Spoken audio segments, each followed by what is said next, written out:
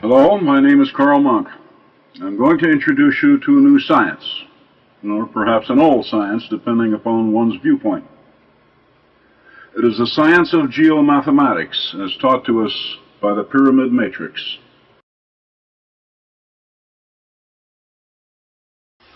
The pyramids, an unsolved mystery until now. The prevailing methodologies being used to explain them are inadequate. Our search for answers has been centered around the most simplistic of questions: who built them, when, how, and why.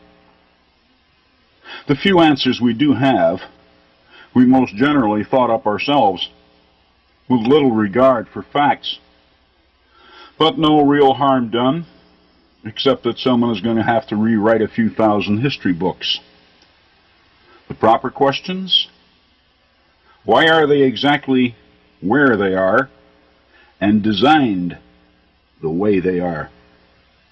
Ask these questions and answers begin to flow.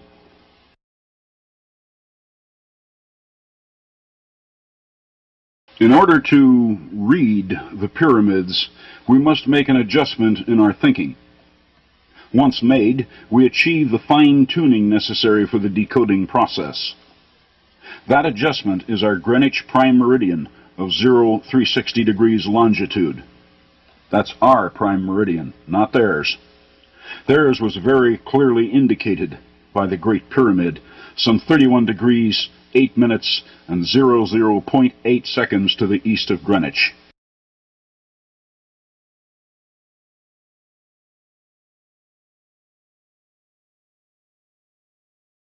This, of course, means that when reckoning the longitudes of their global matrix array, we must correct them to Giza.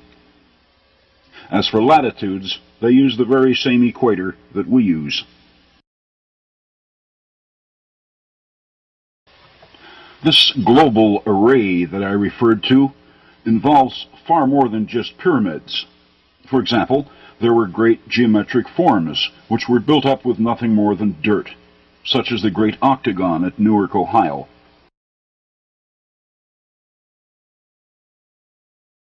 And great earth circles, such as the fort, about a mile to the southeast of the Octagon.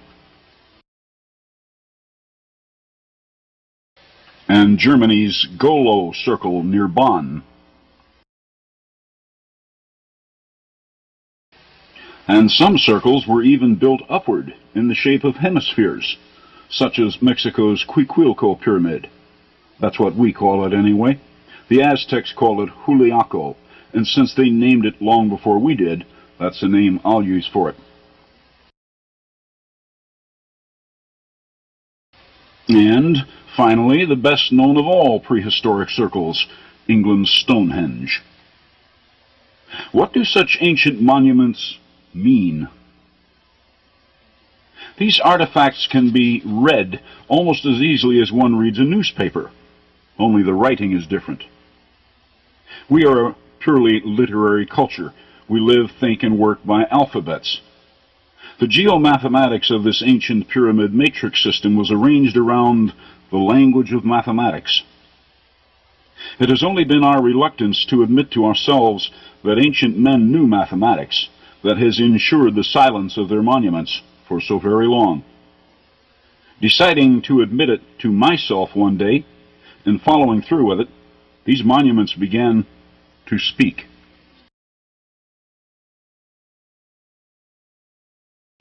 British archaeologists have verified that before Stonehenge fell into ruins, it comprised an outer circle of 60 stones, 30 lintels held aloft by 30 supporting stones. The inner display, in the shape of a horseshoe, had 5 lintels held aloft by 10 stones, 15. Let's take these one at a time. What do the 60 stones of the perimeter have to say? They are arranged in a perfect 360-degree circle.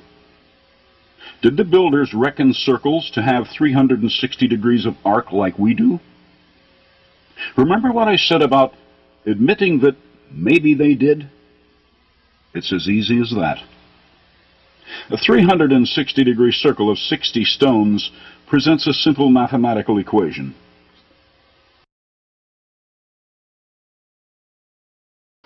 "60 times 360 is 21,600.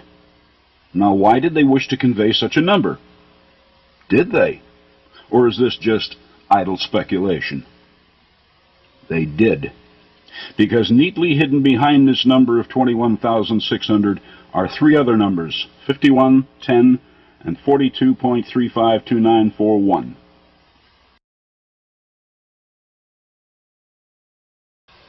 And when seen as 51 degrees, 10 minutes, and 42.35 seconds of latitude, we find that this is the dead center position of Stonehenge on our modern maps.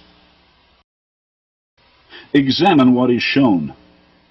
Count the numbers shown and multiply, and Stonehenge, in absolute silence, explains to anyone precisely where it is. With this discovery now affirmed, we know that they used our present-day 360-degree system when working with circles. Another well-known system used today is the base 10 system. 10 cents is a dime, 10 dimes is a dollar, and so on. Did they also have a base 10 system?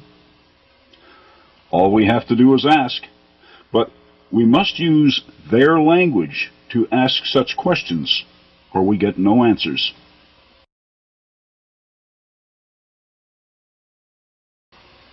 Stonehenge has already shown us this number 21,600 in its actual latitude north of the equator, a single number which encodes 51 degrees, 10 minutes, 42.35 seconds. Let's call 21,600 its grid latitude. Now, if they wish to explain a base 10 system to us, all they'd have to have done is to build other circles at grid latitudes or longitudes of 2,160 or 216,000.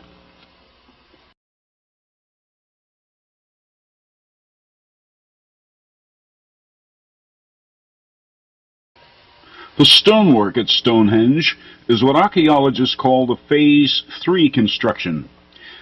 It dates to 1,750 years before Christ. The first phase, dating 1,000 years earlier, was a simple circular earthworks with a diameter of roughly 228 feet.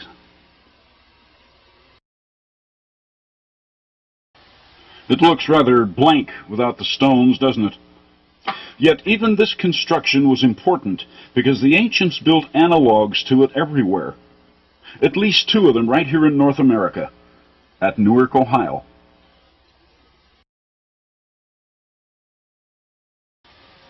Almost a carbon copy, isn't it? Except this one has a diameter of 1,056 feet, 1/5 of a mile. Its original name lost in time, we call it a fort, built by the Hopewell Indians. But that defies logic. Indians never built forts, they attacked them.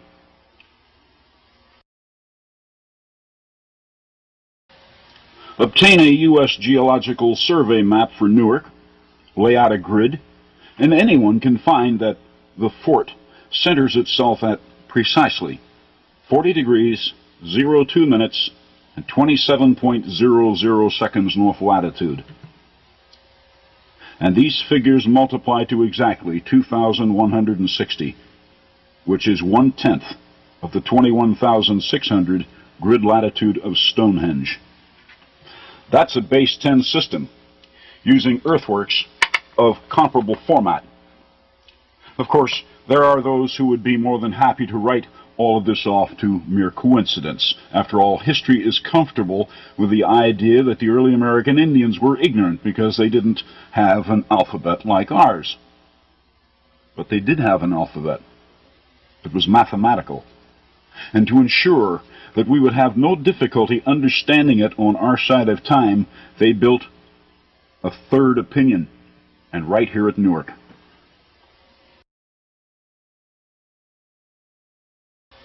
Remember now, we must reckon their longitudes from Giza, not our modern Greenwich. Well, this circle on the octagon is centered at 82 degrees 26 minutes 55.4 seconds west of Greenwich today. It was originally 113 degrees, 34 minutes 56.22 seconds west of Giza's Great Pyramid, the individual numbers of which multiply to 216,000. The fort at grid latitude 2,160, Stonehenge at 21,600, and now the circle in the octagon at its grid longitude of 216,000. No question about it. They also knew our base 10 system, and they proved it to us through their geomathematics. But what about the octagon itself? What was its function in this incredible system of geomathematical order? Examine it closely. Notice that its 8 sides are opened 8 times. In other words, its 8 sides are divided by 8. Okay, what are we supposed to divide by 8? The attached circle, of course.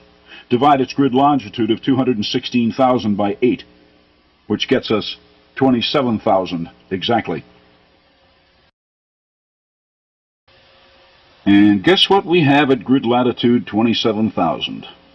Germany's Golo circle, neatly centered upon the Earth at exactly 50 degrees, 20 minutes, 27 seconds, said numbers of which multiply to 27,000, and found from 8 divisions in an octagon 1/3 of a world away.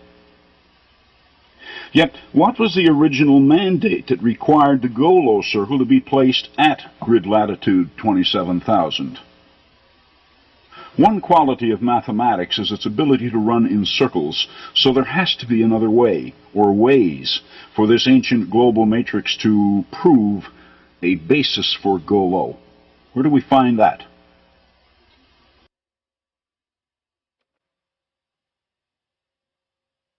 Before it fell into ruins, when a visitor approached Stonehenge, what was the first number to come to mind?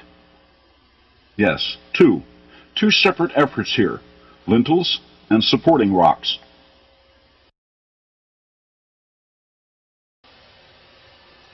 Then, once inside, the observer finds the 15 inner and 60 outer stones. 3 base numbers here, 2, 15, and 60. And when multiplied, they become 1,800. Now then, take this 1,800 and multiply it by the 15 inner stones to find 27,000, the grid latitude of Golo. The outer circle of stones at Stonehenge was complete, unbroken, but the inner display was divided into 5 separate units. Dividing 1,800 by 5, we return to the base, 360. When they tell us to do something like this, they had to have left us a monument which answers their matrix at 360. Did they leave us something at 360? Sure. Marking their prime meridian as it did, Giza's Great Pyramid centers itself on 360 degrees of longitude. But that's a pyramid, a squared monument involving the pi ratio, and a different aspect of this matrix. What we're looking for has to be round, like Stonehenge. Mexico's Juliaco is round. It says 360 degrees, and that is exactly where it is.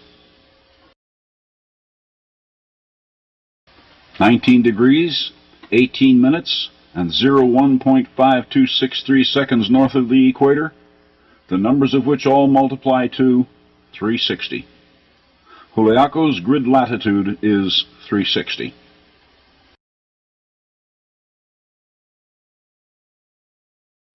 See, anyone can read this matrix.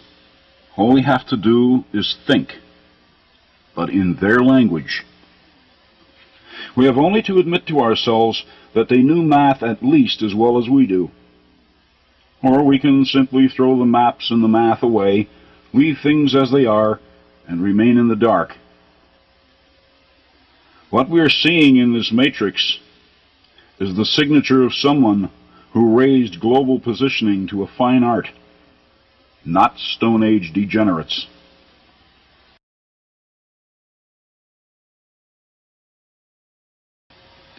Why does Juliaco have 4 terraces on it? To explain how they did their spherical computations. You see, like Stonehenge, Juliaco is an equation. It shows us how to perform spherical calculations without using the pi ratio. But that's for another time. Thank you.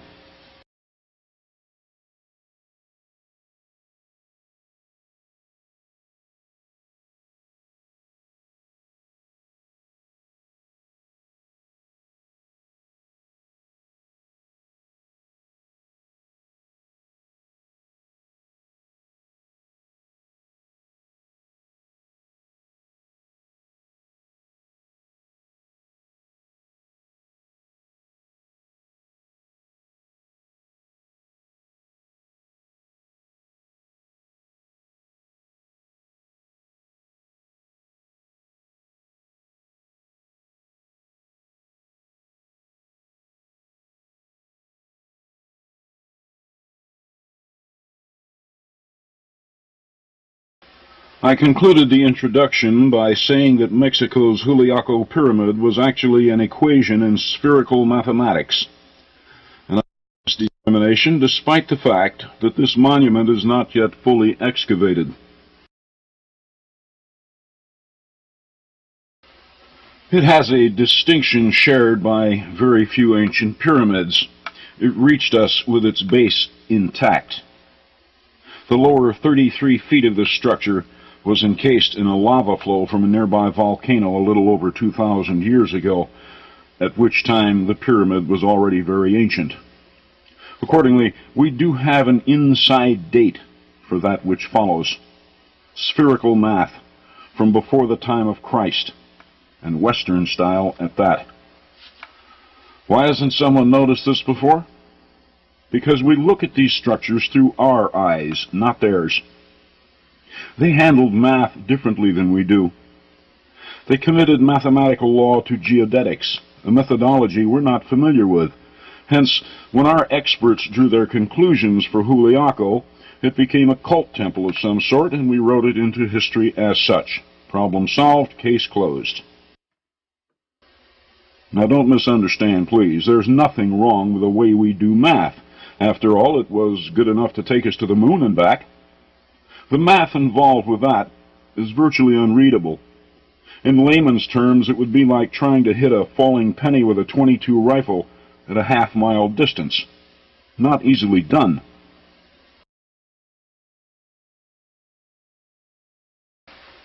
Our modern game rules for math are very simple.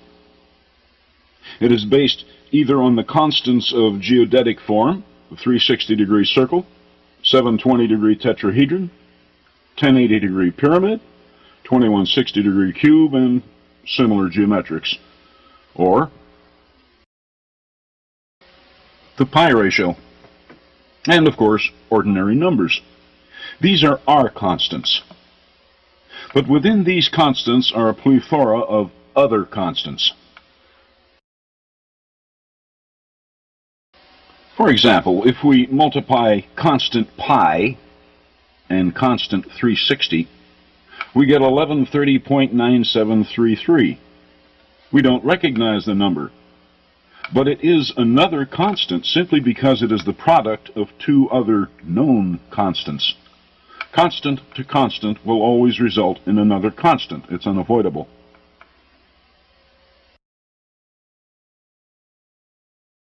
But not being used to recognizing constants which derive from the multiplying or dividing of 2 or more constants, when we look at something like Juliaco, all we see is 4 360-degree circles.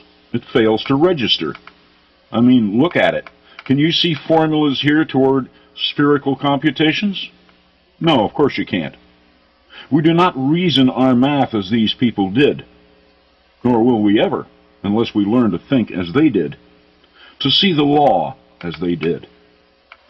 As good as we are with math, we are actually running in low gear. Math has a second gear, a third, and even overdrive, levels we have not yet achieved. But how does one look for these higher speeds when the best tools we have are those which hold us in low gear? It means starting over. Forget everything we know about math, except the constants, and go back to square one. Take the numbers and constants, mix them up, run them through the mill again, and look for new constants. Things we might have missed the first time around. Math is a rigid realm. Its laws are firm, at least to our way of thinking. But that doesn't mean that other deliveries are not possible. To us, the common circle exists to specific proportions. We see a circle, we've just got to measure it. We must have its radius, diameter, circumference, area, and so on. But suppose its measurements are not important. Suppose the language of the circle is the same from one to another, and irregardless of their measurements. These would be circles involving the so-called radian. In that consciousness, all circles have 360 degrees of arc. Their radians, obtained by dividing 360 by double pi, would always be exactly 57.2957 degrees. And it would make absolutely no difference what the circle's proportions actually are, whether 10 feet wide, 100, or even 1,000. It's a 360-degree circle, and its radius, the radian, will always be 57.295 degrees. End of matter. If these ancient builders thought in such terms, then we will never answer Juliaco by measuring it. Measurements would be irrelevant. So what is Juliaco's communication to us? What did its builders know that we do not? How are we to see through their eyes? We have already substantiated at Stonehenge that they knew and used the very same 360-degree reasoning system that we do when dealing with circles. And they certainly knew our base 10 system.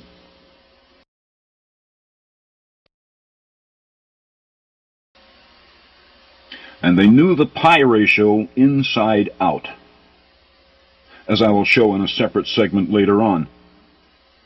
And given the fact that the Great Pyramid, the tallest one ever built, shows it to us so abundantly,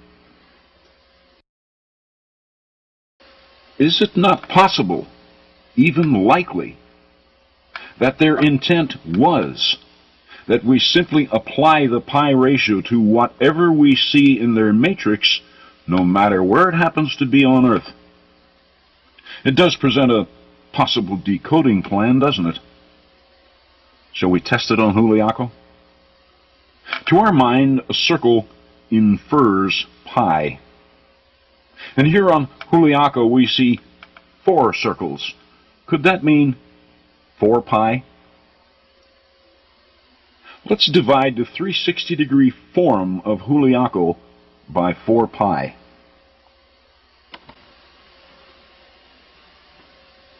Their logic lies exposed after 2,000 plus years of silence.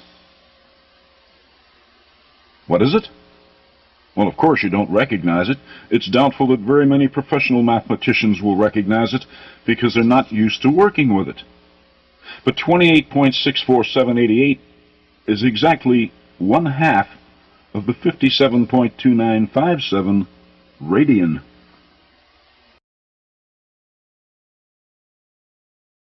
Okay, fine. But what are we to do with it? Give it back to 360.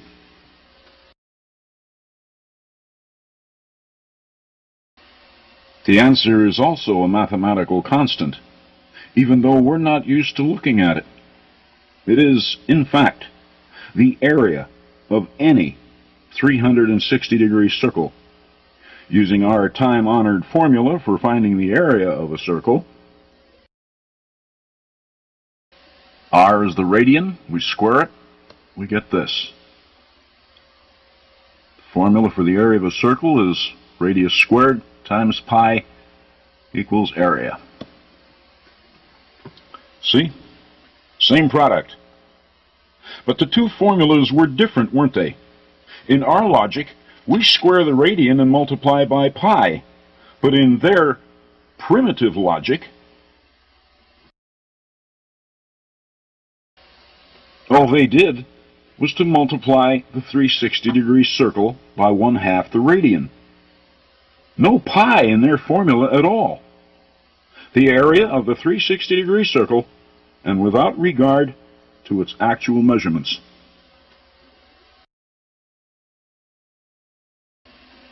And that's not all it is.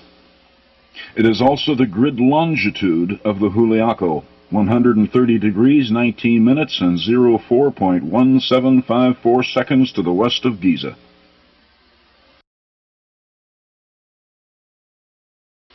Juliaco's basic message, then, is the generic circle.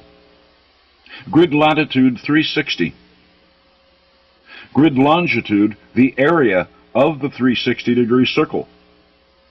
And grid vector, 1/2 of the radian. An equation. Have we solved the puzzle? No. What we have so far is just the introduction. We still have those 4 terraces to explain. Never leave until the work is finished.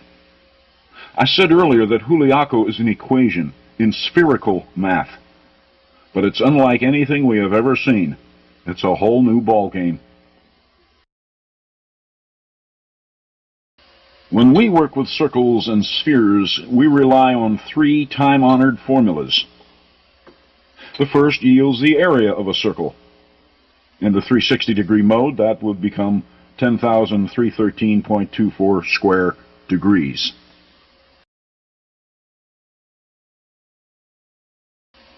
This one finds us the surface area of a sphere. For the 360-degree sphere, it finds 41,252.96 square degrees.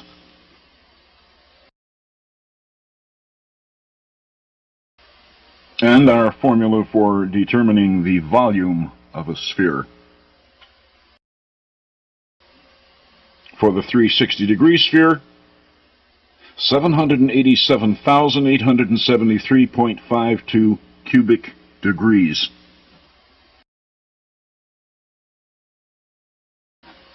Three separate formulas. And just look how often we have to call upon the pi ratio, like it's some kind of a crutch. Well, we all know what crutches are for, but to ancient thought they were things to be rid of.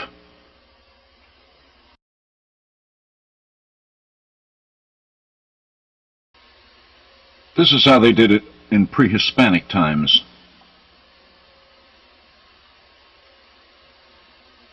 And Juliaco explains the formula to us, step by step.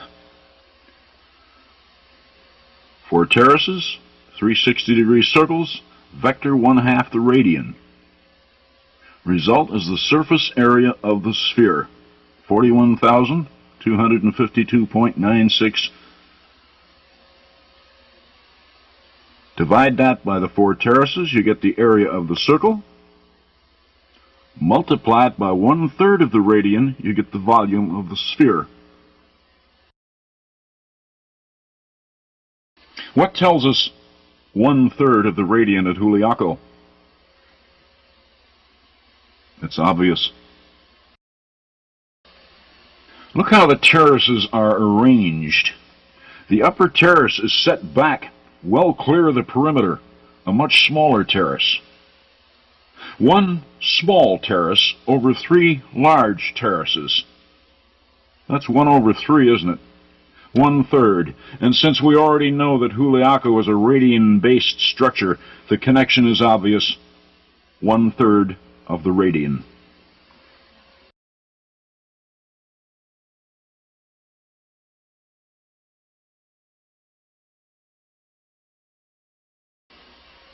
As I said, Juliaco is a formula in circular and spherical math, and in one fell swoop, it obsoletes all three of our time-honored formulas in that realm. A single, all-encompassing formula, and one which ignores our favorite crutch, the pi ratio. And history calls these people primitive? Never call primitive primitive without taking a good long look in a mirror. It just might backfire. Is this an entirely pre-Hispanic thing we see at Juliaco?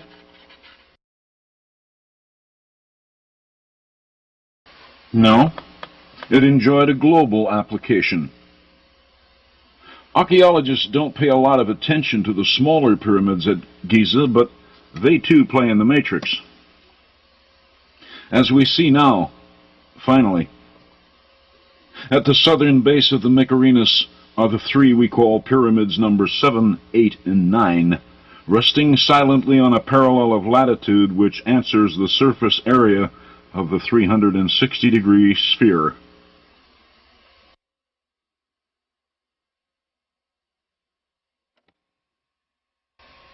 Radian-based mathematics, not pi.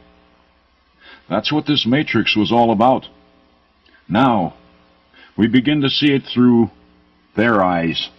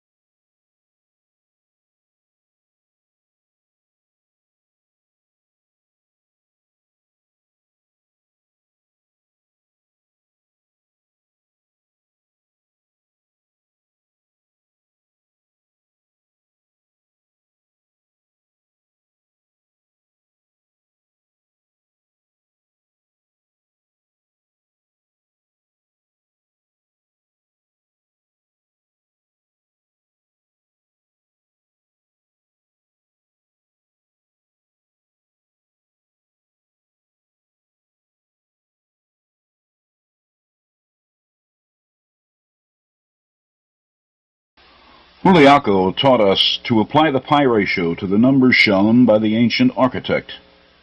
When we saw the 4 terraces and gave them the value of 4 pi, we were immediately equipped to decode its position in the matrix. Now let's take this primitive logic back to Stonehenge and apply it to what we see over there.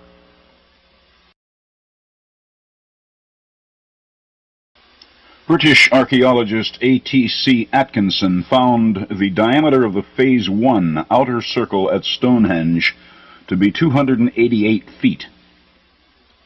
Following Juliaco's directions, that becomes 288 pi.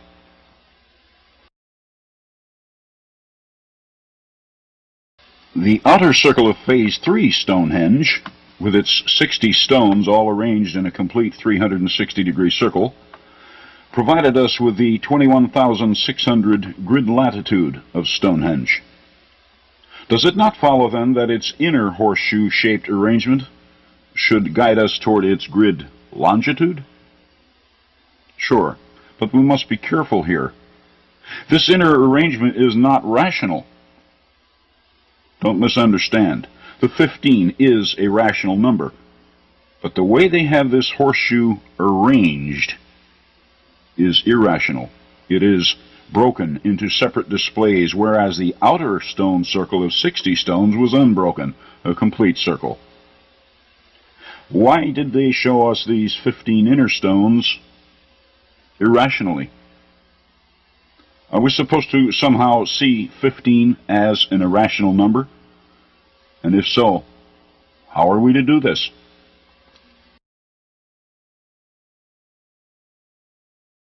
Let's go back to square one for a moment. What does Stonehenge show?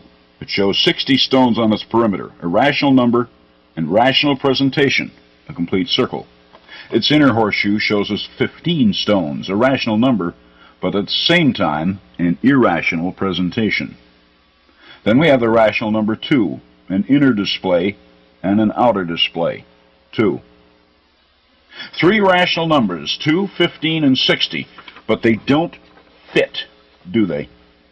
15 times 2 is not 60, yet the 15 stones of the horseshoe are inside the unbroken outer stone display. These numbers must somehow go together. How are we to make them speak logically? There's only one way. By reducing both its 15 and its 60 to their own square roots. Only in so doing can we build a functional link between all 3 numbers.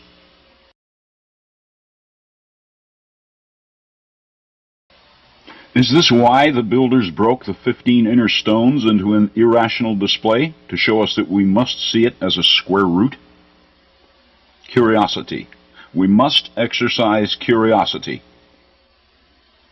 So let's take our 288 pi off phase 1, 15, and the square root of 15 and see what they say.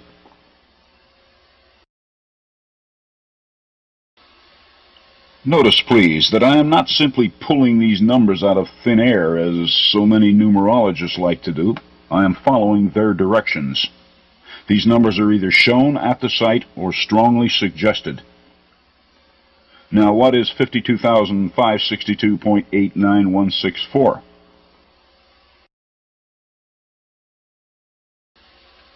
It's the figure which encodes the actual West Giza longitude of Stonehenge, 32 degrees, 57 minutes, 28.817 seconds.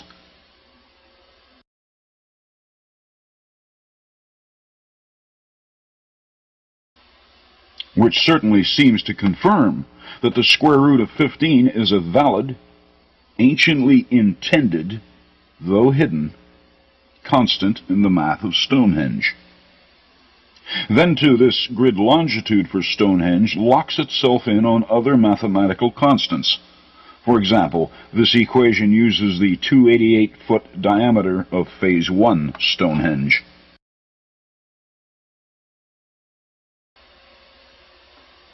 We do know that the circumference of Stonehenge 3 is about 305 3/4 feet, but about is not adequate here. The only thing we can be sure of at this time is that it has a circumference of 360 degrees. After all, that's what Juliaco taught us about circles. So 360 becomes 360 pi. Divide our suspect grid longitude of Stonehenge by 360 pi and we find the square root of another mathematical constant, 2160, the number of angular degrees in the geometric cube.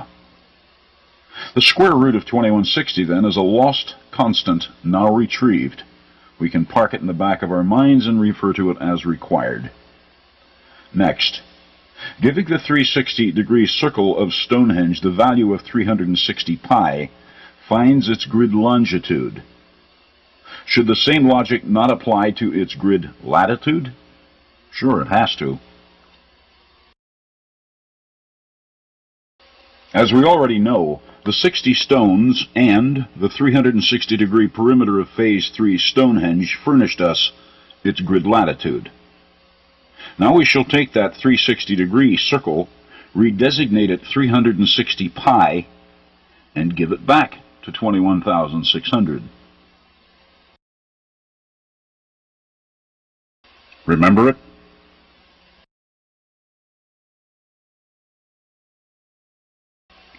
It's 1/3 of the 360-degree radian. The ratio between the volume and surface area of the 360-degree sphere, as explained by the Juliaco pyramid back in the previous segment. Solid stuff. 360 pi from the grid latitude of Stonehenge shows us 1/3 of the radian. 360 pi from its grid longitude shows us the square root of 2160. Let's combine these results, just to see if any other lost constants turn up.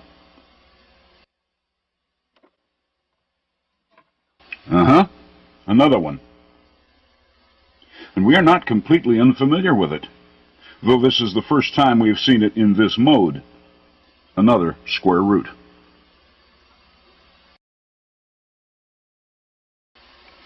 The square root of the volume of the 360-degree sphere. They sure used a lot of constants we're not familiar with, didn't they? The radian, 1/2 and 1/3 of it. The square roots of 15, 60, 21, 60, and the volume of the 360-degree sphere. Is that all of them? I wish it was, but there are more. It was well over a century ago now that Englishman John Taylor advanced his theory that Egypt's Great Pyramid was a model of the mathematical constant double pi, 6.28318, in that when its base perimeter was multiplied by double pi, the answer in British feet came in fairly close to the pyramid's actual height. Unfortunately, several centuries before, the Arabs tore all the facing stones off the Great Pyramid, thereby erasing its original measurements. Without them, he could not prove his theory. Well, Mr. Taylor was right on the money, as I will demonstrate somewhat later on, and it makes perfect sense. These people worked with the 360-degree radian, and to get it, 360 has to be divided by double pi, not pi. Double pi, then, was another of the curious constants in the matrix, so let's see how it reacts to some of the others, like maybe the square root of 2160.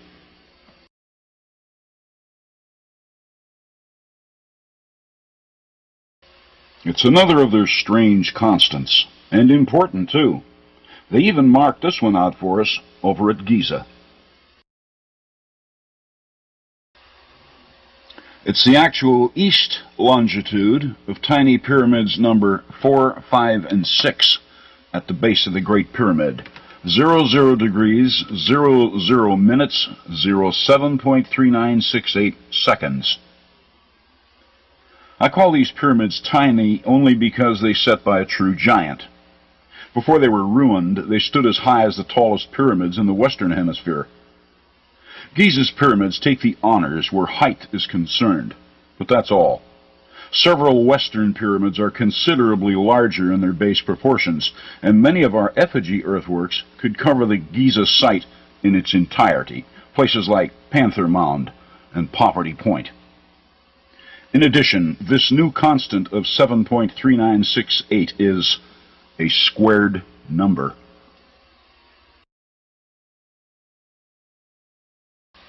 Its square root will be quickly recognized by British antiquarians as a direct hit, with a 2.719-foot megalithic yard as refined by Alexander Thom, though it is better known as 2.72 feet. Could it be that the megalithic yard is only a square root? Whatever the case, this squared number 7.396 was widely applied to this ancient matrix system. Indeed, it even speaks to Stonehenge.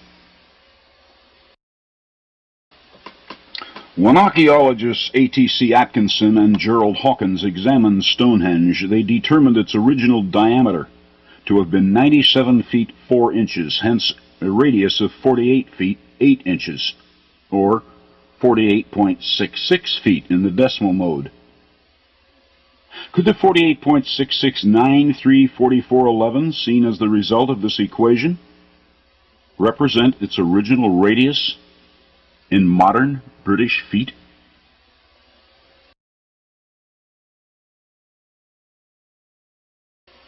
One of the exquisite aspects of this ancient matrix is its built-in set of checks and balances. For example, when we take the grid longitude of Stonehenge and divide it by all the numbers it shows us, 2, 15, 60, square root 15, and square root 60, we are left with this. The decimal place is off, but the numbers are exactly twice those of 48.66934411 seen in the previous formula.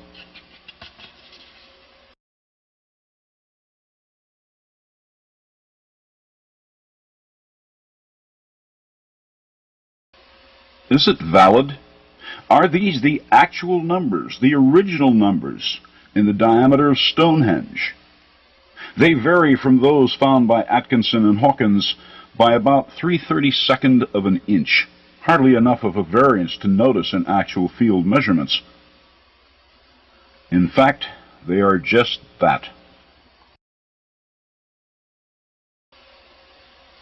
And this figure will be found extensively in the matrix, very extensively. It was heavily favored in Western monuments. Now, having it once again, it is a simple matter to log all of the vital measurements at Stonehenge.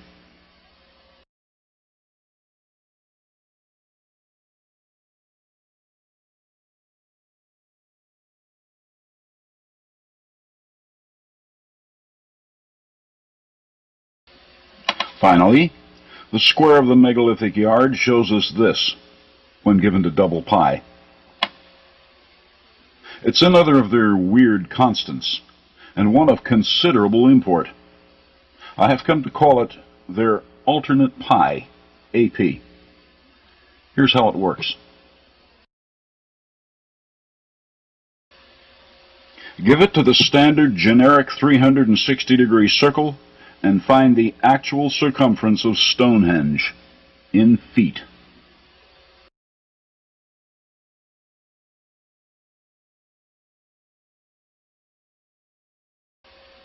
It works just as well off the 360-degree radian to find, once again, the radius of Stonehenge. It's why I call it their alternate pi. It's the constant they employed to explain the relationship of their 12-inch metrological unit to their radian-based matrix. I even prefer it to the pi ratio we use, 1177245771. 1177245771. It's poetic. Say it twice and it's memorized. It sure beats trying to memorize pi out to 8 or 9 decimal places.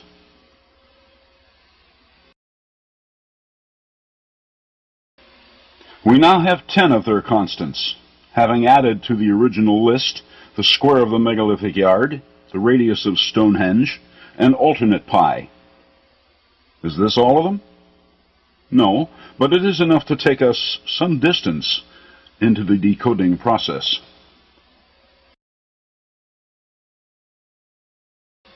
And we found most of them right here at Stonehenge. The outer stone circle of Phase 3 conveys its latitude, while the inner display, in conjunction with its 288-foot wide Phase 1 Earth circle, convey its West Giza longitude. Now we know why Phase 1 was necessary. Then Stonehenge goes on to explain several mathematical constants in use at the time of its construction. The decoding is what tripped us up. Who would have thought that it was entirely restricted to maps and mathematics? Stonehenge, a magnificent calculator rendered in rock. Batteries not included or required. The access key is curiosity.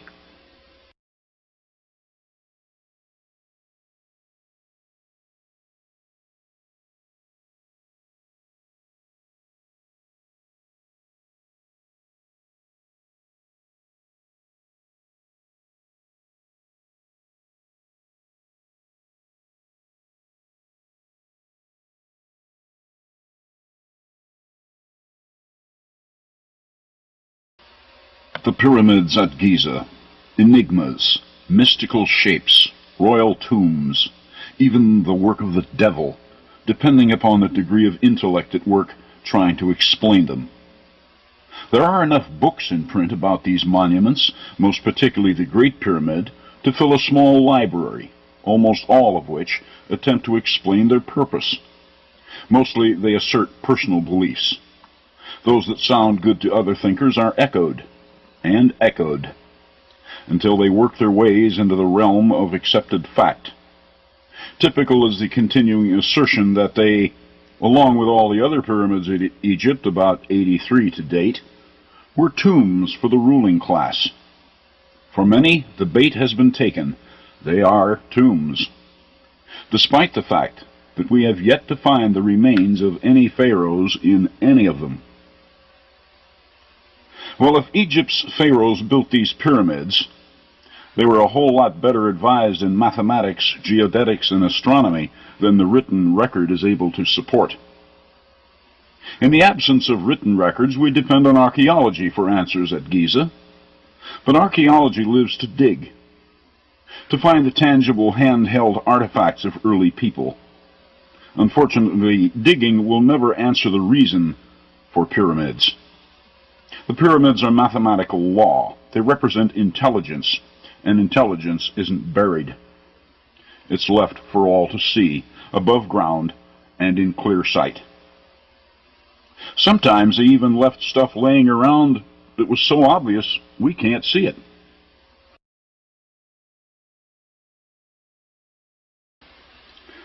For example, matrix vector GV, my code for Giza vector. The two sets of smaller pyramids, 4, 5, and 6, and 7, 8, 9, were aligned to point right at it, an intersection of azimuths. But the builders left nothing, no pyramid, no stakes, nothing at vector GV. Now, why'd they do that?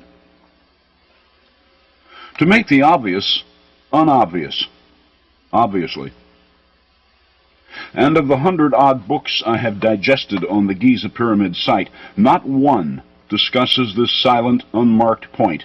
Indeed, they fail to even speculate on why the small pyramids were laid out in straight lines. It went right by everyone. We already have the grid figures for these two azimuths. 41,252.96 comes from Mexico's Juliaco, the surface area of a 360-degree sphere, and the square of the megalithic yard, 7.39685. Dividing the two figures, we are left with GV's value, 5,577.096018. It will serve to demonstrate that we can get something from nothing, GV, if we know the language. Since Stonehenge explained the language, there's nothing holding us back. So let's go for it.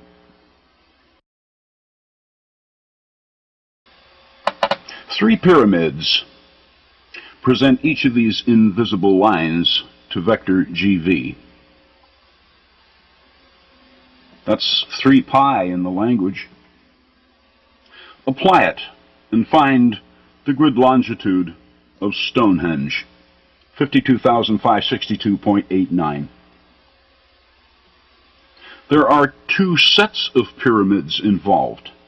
That's 2 pi, which finds us the square root of the volume of the 360-degree sphere exactly. Or we can drop pi and divide by the double radian to retrieve the exact radius of Stonehenge in feet. We also have the option of applying the square root of 15 from Stonehenge, from which prints out the grid latitude of same. In all, 6 small pyramids point to GV. That's 6 pi. Testing, we find the grid longitude of the Tzintzuntzan pyramid in Mexico, the 3,100-foot-long Tzintzuntzan, the world's longest pyramid.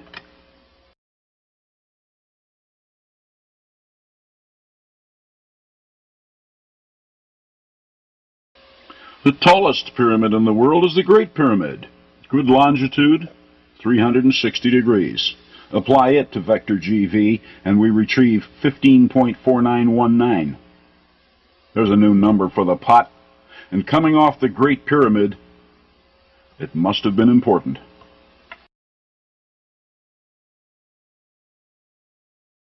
It was 13 square miles of importance.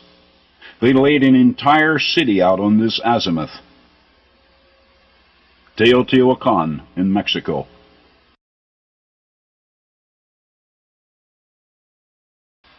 Math can be used either extensively or expansively. We have seen how 3 pi responds to vector GV. Now let's turn it around and raise pi to its 3rd power, the cube of pi. Applying it, we find the grid latitude of Munck's Mound at Cahokia, Illinois, North America's largest pyramid.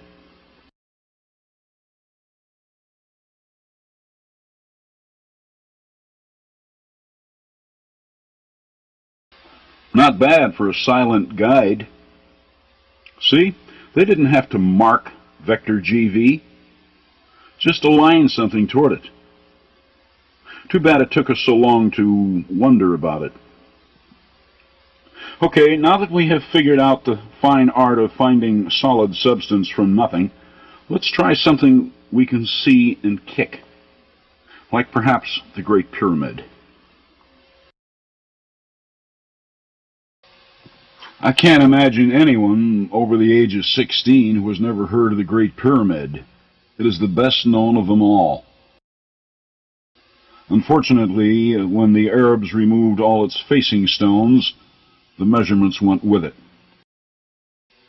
And try as we have, no one has been able to retrieve them. Why? Because those who try don't know the language. Would you like to know what they were? Its measurements are not lost. They never were. While men might destroy a monument dedicated to math, the math itself is eternal. Like any consciousness, matter is perishable, math is not. Remember Stonehenge? Its stones gave us its original measurements. Even though it is 2/3 destroyed, its measurements and message survive intact. The same is true of the Great Pyramid. Its most important measurement was its height, and retrieving it is quite simple. We already know one of the numbers required for the formula, the Great Pyramid's 360-degree meridian, the prime meridian of remote antiquity.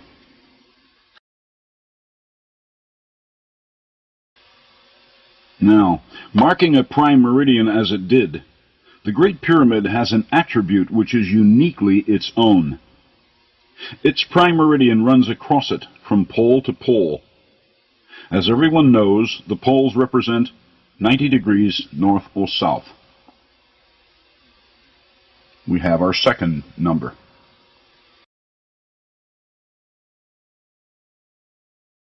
The other numbers we already know. The most important of all numbers in the matrix is the 57.295 degree radian. The next most important is alternate pi, which converts their radian-based system to metrological units of measure, as Stonehenge explained. Simply divide 90 by the radian and alternate pi, and then multiply the result by 360, and voila, the original height of the monument, 480.3471728 feet. And remember, that's feet, not meters, cubits, reeds, or stadiums, but feet. Too easy? Too quick? You were expecting maybe a formula that runs out in the next week? Granted, there are those among us who would prefer that this equation actually be complexity to the 90th power, in order that they alone might understand it. But the pyramids were left for all to see, for all to understand, not just a select few. And in order for that plan to bear fruit, simplicity was essential in the delivery on behalf of the builders.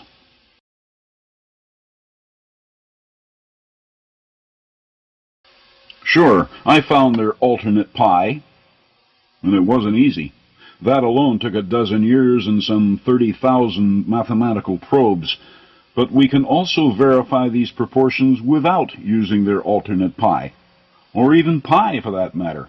All we actually need is the 360-degree longitude of the Great Pyramid and the radian. Remember, their entire matrix was built around these two numbers.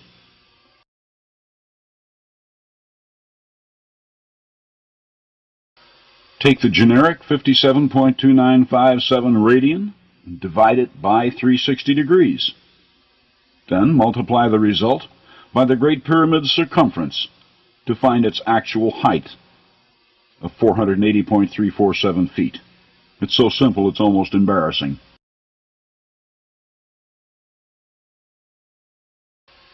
John Taylor could not argue his theory for the Great Pyramid for lack of measurements. And even if he had them available, he probably would not have known what they meant. Nobody was thinking in terms of a radian-based matrix at that time. The time was not right. But now it is. And again, we have the proportions of the Great Pyramid. Here they are, for the first time in 10 or 12,000 years. Its original specs.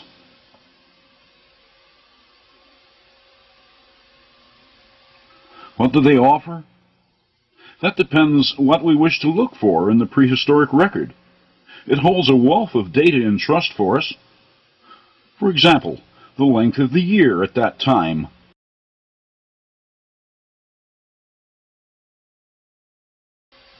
Its volume, divided by its vector in the matrix, the cube of double pi, I'll get to that shortly, divided by its height, divided by its length, multiply the result by 360, its prime meridian. 365.020081. Is that the length of the year?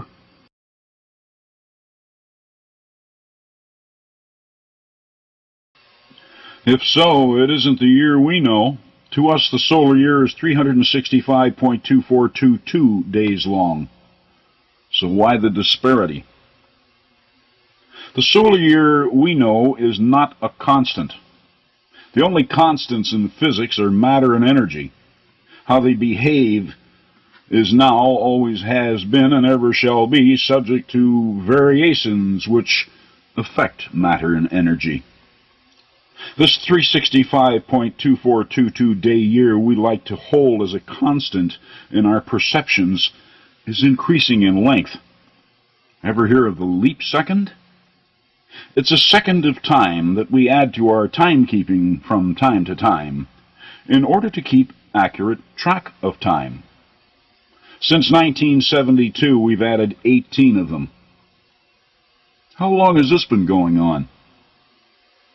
1,500 years ago, the Mayans recorded the length of the year at exactly 365.2420 days. And the further back we study the oldest of calendars, the more they tend to focus on the whole number 365, as if they were trying to follow an earlier mandate of 365.02 that was known much earlier. Frankly, I don't think that the length of the solar year has ever been a constant, but there may once have been an ideal. This may be what we're looking at here. One of the reasons I say this is because this particular figure, which I call the solar year ideal, makes a good showing of itself in the matrix, locking itself on certain constants such as this one.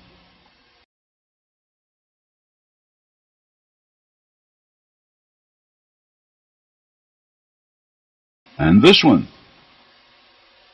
And we will see it again as we move along.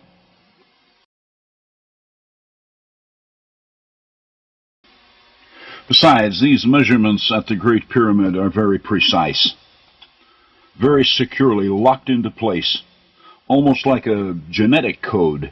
It has to follow preset patterns, such as this one at Stonehenge. We take the smaller figure of its 48.6693-foot radius and divide it by its larger 305.798-foot circumference.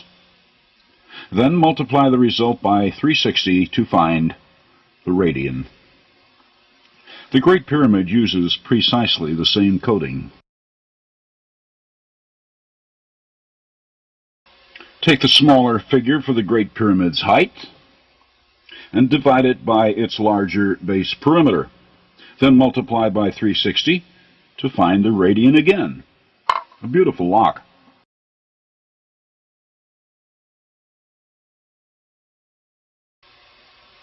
One of the great thrills in the decoding of this prehistoric pyramid matrix are the new discoveries which pop out on occasion. This is one of them, 0.159154943, the reciprocal of double pi.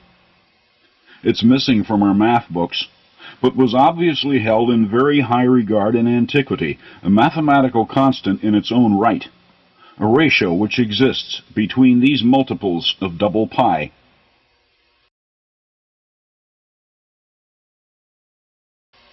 The measurements at Stonehenge,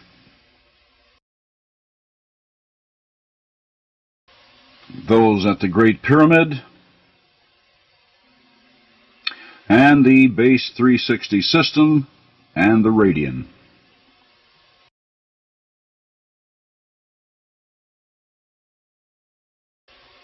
A few years ago, Richard Hoagland told me that he thought the matrix was exquisite. It's all of that, Dick. The descriptive I sense isn't yet in our vernacular. God, what IQs these people must have enjoyed. But it only follows. Genesis tells us that they lived lifetimes of several hundred years. They had the time to learn, the time to understand the importance of knowledge, and the time to hone wisdom. They knew routines we haven't even thought about. And their genius wasn't restricted just to Stonehenge and the Great Pyramid. It reached even into the Western Hemisphere.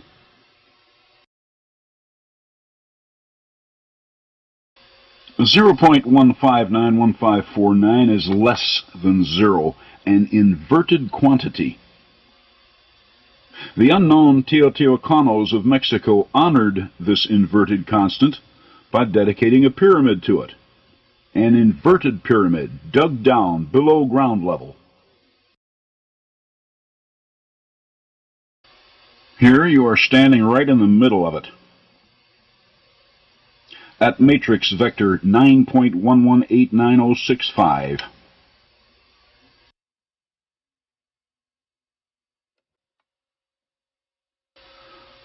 The Quetzalcoatl complex is big. If you'd like to take a hike around it, be sure to bring a lunch. It has a perimeter of a mile. The largest inverted prehistoric monument ever found. 0.1591549 by the radian, 9.118965. That's inverted, of course. On the plus side, multiply it by double pi and get the radian again. Quetzalcoatl's inverted center is 765 feet wide. They could have built the Great Pyramid within its depression. But what about Stonehenge, where this new constant was taught?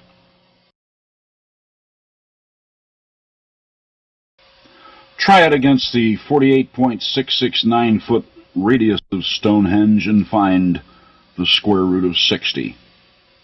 Now we know why they encoded the square roots here.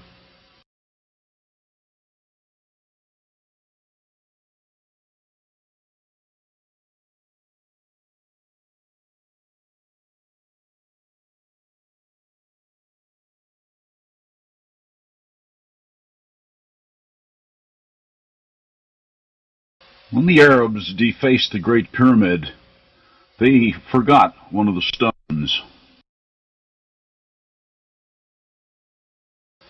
When we found it, it was promptly shipped off to England, where its sloped surface was subjected to some of the finest instruments we have.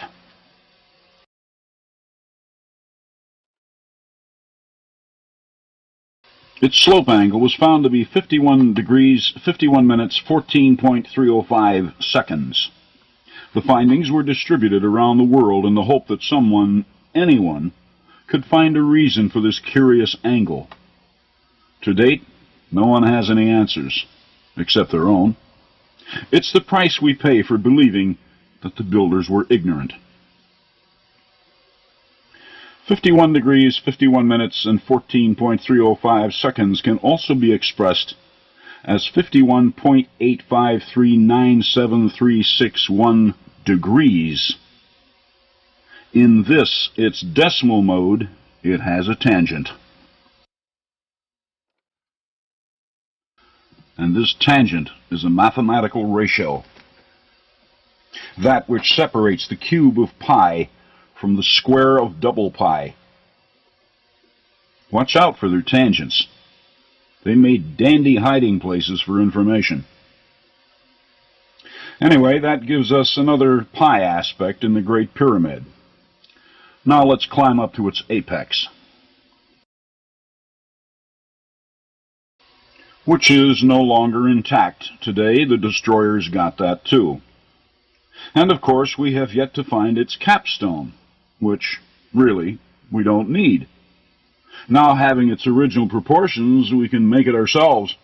It requires only that we be careful to give it the same slope angle as found in the base facing stone, the reciprocal of which, when calculated from the perpendicular, is exactly 38.146063 degrees.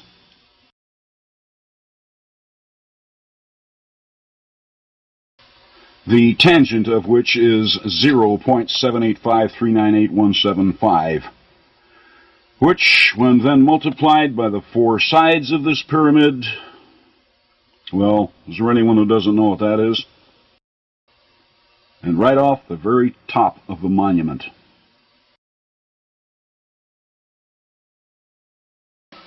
Okay, let's see what we have so far. Pi off its apex. Double pi is the ratio between its height and base perimeter. A three-dimensional model of double pi, which was built on a squared base. That's double pi squared.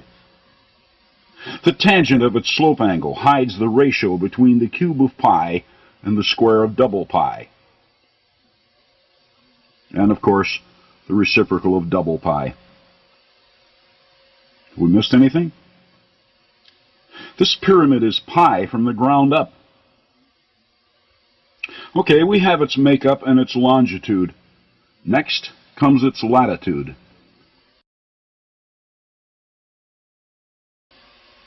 A pyramid which marks the location of a prime meridian running north and south from pole to pole should likewise address latitude, should it not?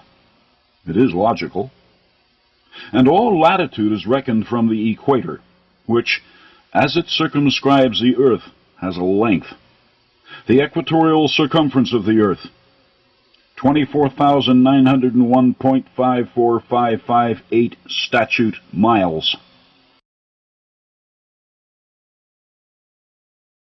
24,901.54558 has a tangent too, 1.845270149. Again, only the mathematician can recognize it for what it is, the cube root of double pi. Double pi. Does the tangent of the Earth's equatorial circumference have something to do with the double pi Great Pyramid? We have only to ask. Visualize the Great Pyramid in your mind. 4 sides, 4 base corners, and an apex. 9 features. Raise this tangent, this cube root, to its 9th power, and we find the cube of double pi. Of course, all that does is prove the cube of double pi. If it has anything to offer to the matrix, we must test it against something that is in the matrix, like the Great Pyramid, since we did employ its 9 features. The Great Pyramid's longitude was 360 degrees. What might 360 have to say to the cube of double pi? It yields this figure, which encodes a parallel of latitude, which runs right across the north face of the Great Pyramid.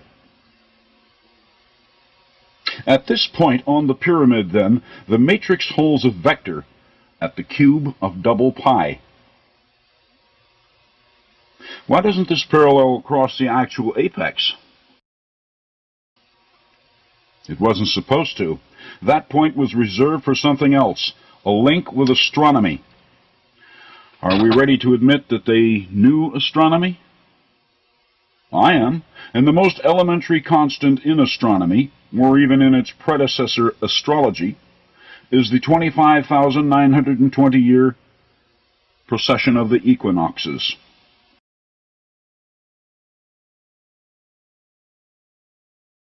The equation appears long, but is actually quite simple. Divide the precession of the equinoxes by the Earth's equatorial circumference. Then divide that figure into the grid latitude on the north face of the Great Pyramid. This yields the figure which encodes the actual apex latitude of the Great Pyramid. 29 degrees, 58 minutes, 51.00 seconds north, dead center on the apex. Linked between astronomy and terrestrial geodetics. The apex latitude of the Great Pyramid is special, having little to do with the global pyramid matrix. The matrix vector in the north face was reserved for those probes.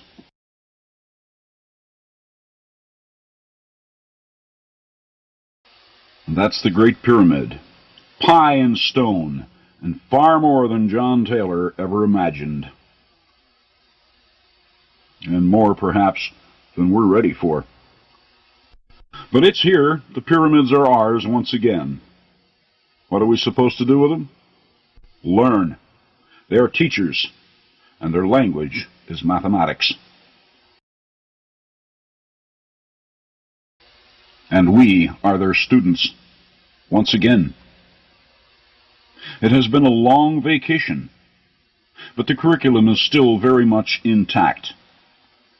No college registration necessary, no books required. Bring only maps, mathematics, curiosity, and a willingness to learn.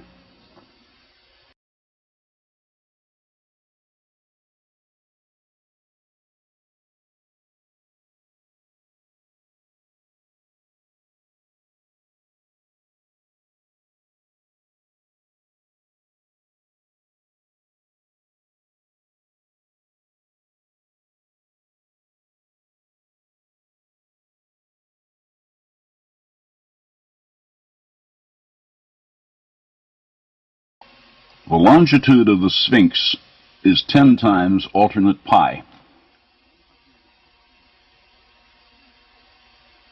The Khafre Pyramid's longitude is its echo, to the west of the Great Pyramid, also 10 times alternate pi.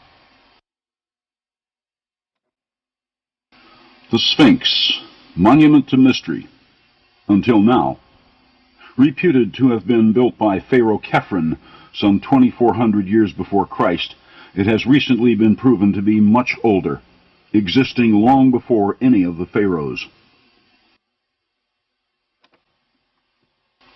It was difficult working with the Sphinx. The experts have all their site maps screwed up. They show it facing in different directions. Some due east, some just north of east, and still others just south of east. If you have such maps, pay no attention to them. Get an overhead aerial photograph. Only they show it like it is. The Sphinx faces just south of east, on an azimuth of 94.247 degrees, 30 pi. How do I know this? Because I asked its mother. You see, the Sphinx is only a kitten. Its mother is over in Florida. Mama Cat is so big, 5,500 feet long, that we could park a dozen of Giza's sphinxes upon it. One of them could even fit on its tail. This effigy mound, located in the Everglades, is so large that the U.S. Geological Survey named one of their maps after it, Panther Mound. The panther's vector in the matrix is exactly 30 pi, dead center.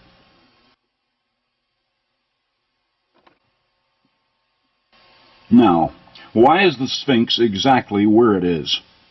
What constants will explain it to us?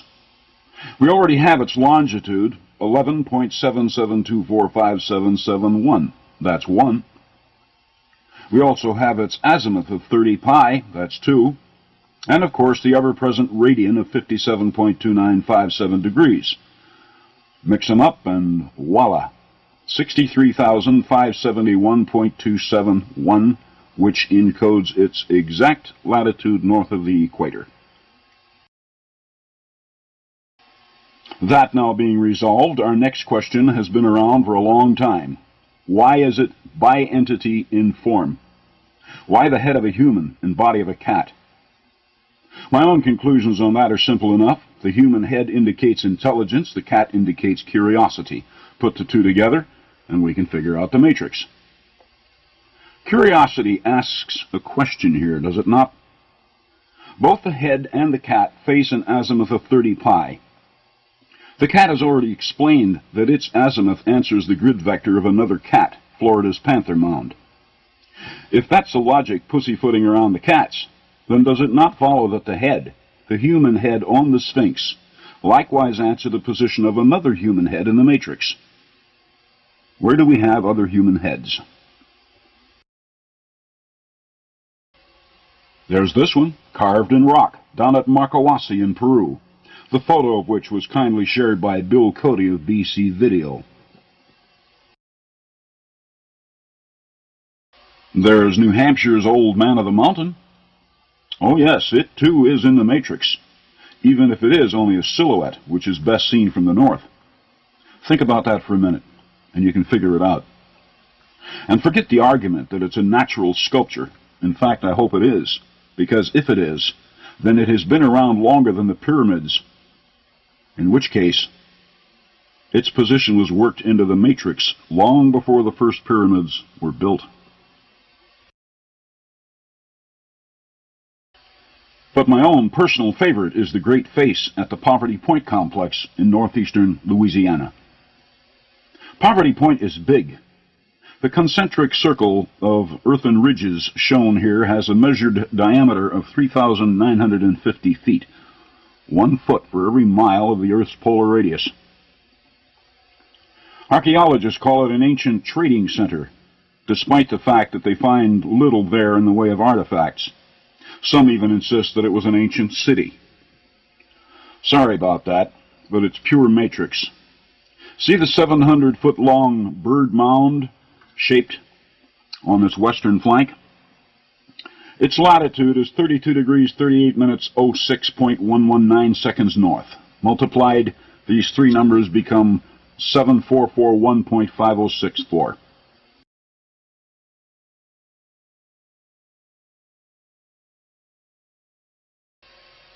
The area of Stonehenge at Poverty Point.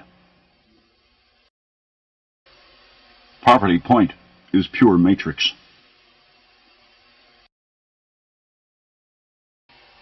There's another large mound about a mile to the north.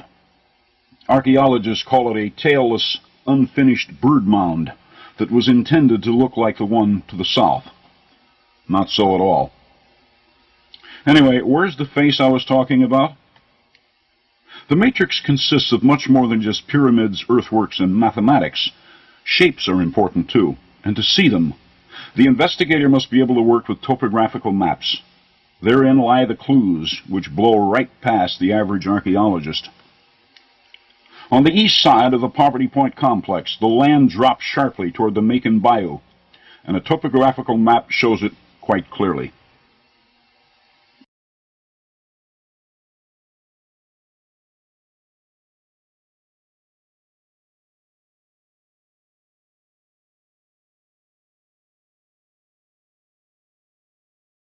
The outline of a human face, a mile-long human face. The unfinished bird mound, called the Motley Mound, takes on a very clear meaning now, doesn't it? It is an eye. Its grid latitude is 32,400, 32 degrees, 39 minutes, 25.96 seconds north, and its dead center vector in the matrix is 1.909859, 1/30th of the radian. Okay, now let's test the eye's vector against the vector on the human-headed Sphinx at Giza, 5400, and see what the two faces talk about.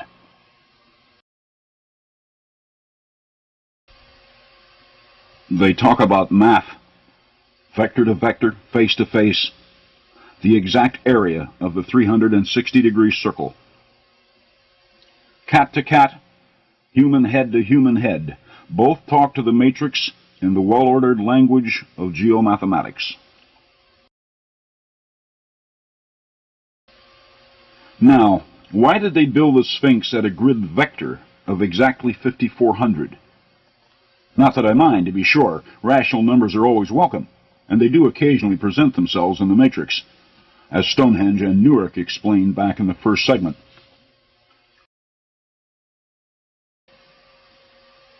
The Sphinx has the ability to address the matrix by way of common rational numbers and the irrational constants.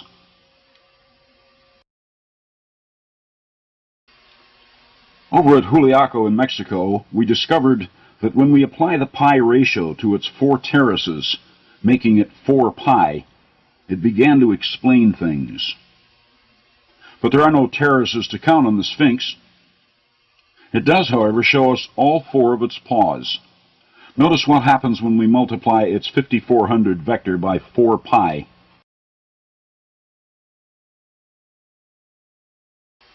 It furnishes the figure which encodes the grid latitude of Giza's Great Pyramid, the one which shares the same longitude as the Sphinx.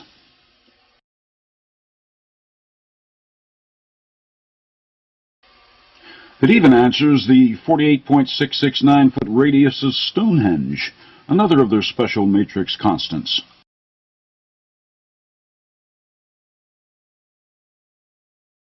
Multiplied by the 5400 vector of the Sphinx, we get this, which encodes the West Giza longitude of the tallest pyramid ever built by the Mayans, Temple 4. The temple of the double-headed serpent at Tikal in Guatemala, 228 feet high. And do notice the final element in its actual longitude. Perfect match to the radius of Stonehenge. Not bad for primitives.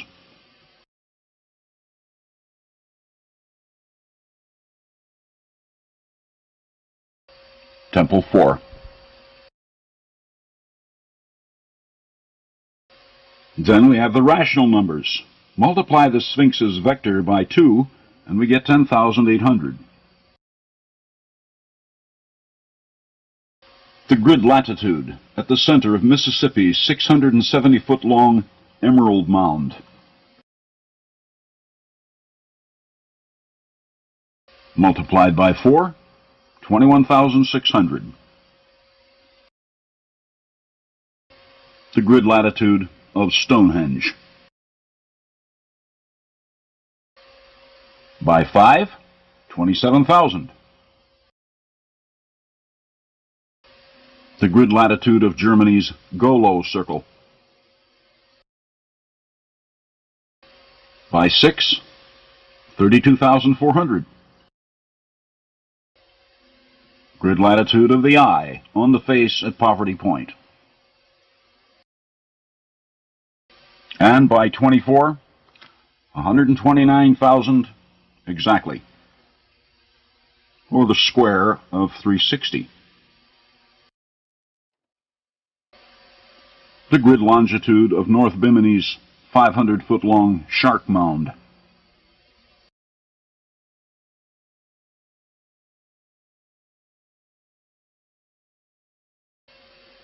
See, that wasn't so difficult.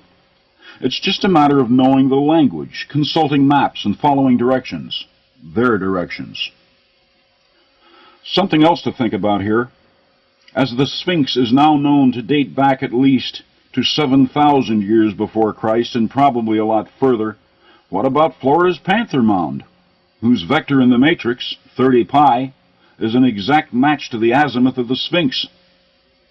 And its 4 paws show us the grid latitude of the Great Pyramid. To me, that says it loudly. Same age. In which case, even Khephrun's pyramid isn't Khephrun's. But it wouldn't be fair to assert something like that. What I will assert, since I can prove it, is that the matrix plan is at least as ancient as the Sphinx. On that, there is no further question, because the only way this finding can be effectively challenged is to remove such things as the Khephrun Pyramid, Panther Mound, Emerald, Poverty Point, Golo, and the others from the face of the earth, in order that they no longer address our maps, and of course the mathematical guidance they provide. And even if we somehow manage to obliterate all of these monuments, don't laugh, we've wrecked hundreds of them already, and burned all of our maps, the matrix would survive anyway, because there are some things in it we cannot get our hands on just yet. Let's go back to the Great Pyramid for a few moments. I want to show you something. Here we are running the Great Pyramid's data once again.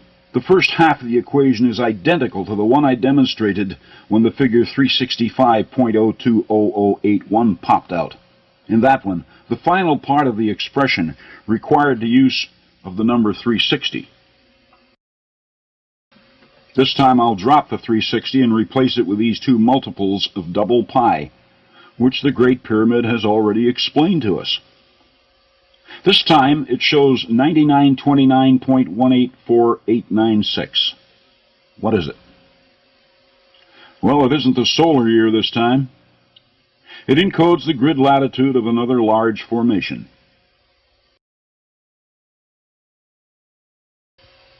A gigantic five-sided monster at 40 degrees 52 minutes 04.773 seconds north latitude. Why is this one safe from any potential destruction? Because it's not here. It's over on Mars.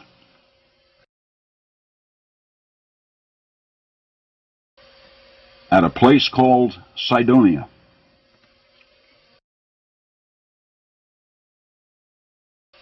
At grid latitude 9929.184896. Now what's this Martian formation doing locked in on our terrestrial matrix system, as if the planners at Giza knew about it? No, this is no joke. When the Viking photos were found showing this region of Mars, Richard Hoagland, with the help of Errol Turin of the U.S. Defense Mapping Agency, laid out a precise grid for the site. And this is where this 1.6-mile-long monster pyramid, called the D&M Pyramid, just happens to center itself. Richard and Errol were already convinced that the D&M was an intelligently rendered formation several years before I ever saw their Cydonia grid, and long before they ever knew about my research. But if the D&M was intelligently rendered, who did it? There's nobody home over on Mars today. At least, that's what we're told.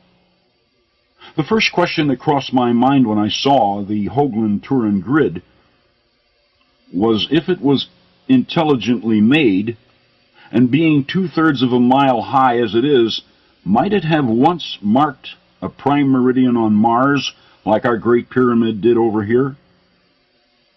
D&M's latitude rolls right off the Martian equator, but its longitude failed the matrix. But then its prime meridian is arbitrary, based on nothing in particular, like our own Greenwich. So I decided to move it over and center it on the D&M, just out of curiosity.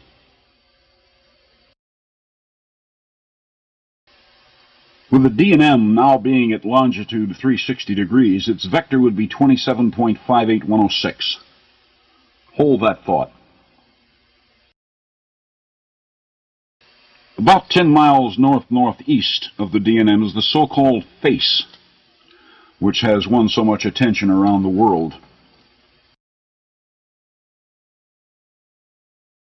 Tricks of light and shadow, the scientists tell us.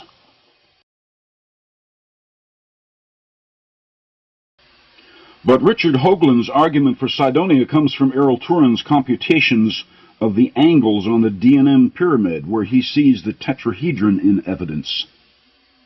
The tetrahedron is a three-cornered pyramid, and in Richard's presentation on Cydonia, he explains the importance of the tetrahedron in spherical physics, that being, that for some unknown reason, if we place a tetrahedron inside a sphere, its corners, at its base, will always strike the outer surface of the sphere at about 19.5 degrees north or south of the equator. And that it is at these latitudes where energies appear to manifest themselves on all planets in our solar system. The so-called storms on Jupiter follow a latitude of 19.5 degrees. The volcanoes that have been cooking off in Hawaii for the past dozen years are also at 19.5 degrees north of the equator. The 5-mile-high Olympus Mons, an inactive volcano on Mars, locates at 19.5 degrees. It's all quite real. Natural energies appear to focus themselves at this latitude on the spinning bodies of the solar system. Well, I'm not an astronomer or physicist, but I am familiar with the tetrahedron. Each side of the tetrahedron contains 3 60-degree corners. In all 4 surfaces, we have a grand total of 720 degrees. In the language of the matrix, the tetrahedron is 720. Well, activity on the surface of planets seems to indicate that nature knows about the tetrahedron. I'll give her that. But does she know about other mathematical constants, like maybe double pi, the 3D form of Giza's Great Pyramid? 720 and double pi. The result divides down through 41 degrees and 11 minutes to wind up at 10.0308 seconds. And guess what's there? The face. Okay, back to the drawing board. If nature shaped this humanoid face on Mars from double pi and the tetrahedron, then she must have built our Great Pyramid as well. She's a builder as well as a thinker. Man, that'll do a job on prevailing thought. Okay, let's see how sharp she really is. The matrix employs a lot of constants that we're not used to seeing. Let's try a tough one on her, like the square root of 2160.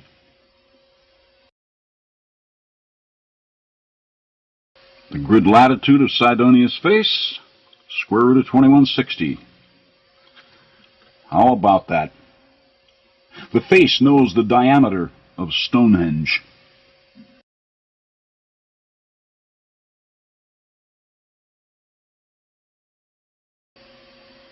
Can Cydonia's face see all the way to Stonehenge? This is most embarrassing. Well, if it can see Stonehenge from Mars, maybe it can also see the global matrix itself. Let's check it out. Let's run the pi fractionals by it.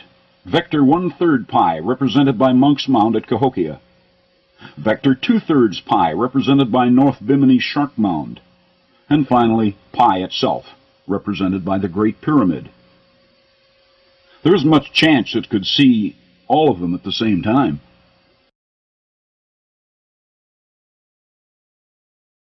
Could this low number stump it?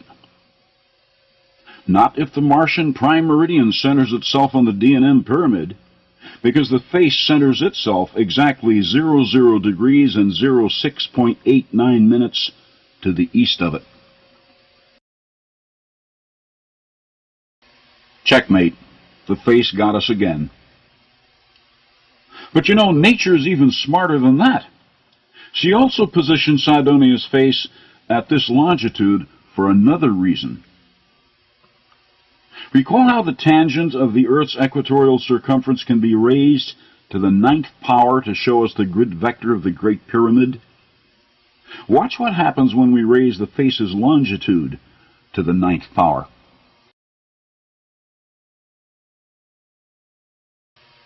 I have 3 almanacs here in my study. And all three show the distance from the Earth over to Mars as 35 million statute miles. We do like to round off large numbers, but this figure is so close it's laughable.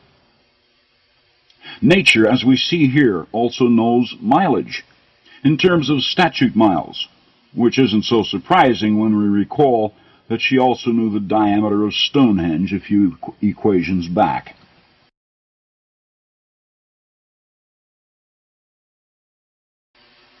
The grid vector on the face is 656.5612703.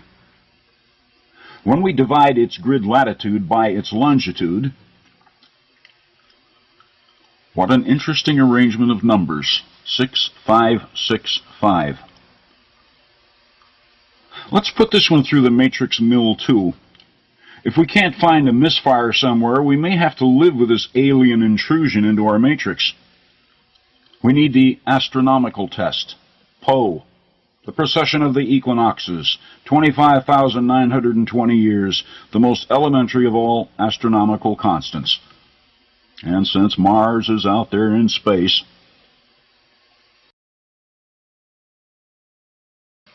and again, Sidonia's face answers with a constant right off the Great Pyramid at Giza, the square of double pi. We can't seem to trip her up. Maybe if we tried a different approach. Mercury, Venus, Earth, Moon, and Mars. Mars is the fifth body out from the Sun. That's 5 pi in the language of the matrix.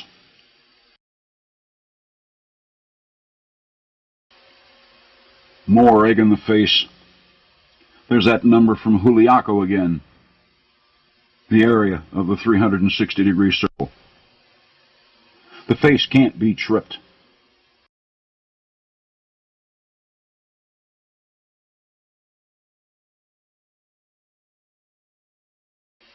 Mother Nature, the artist, couldn't have picked a more sobering spot for this face. And quite safe, too. There isn't much chance of our trucking it off for road fill.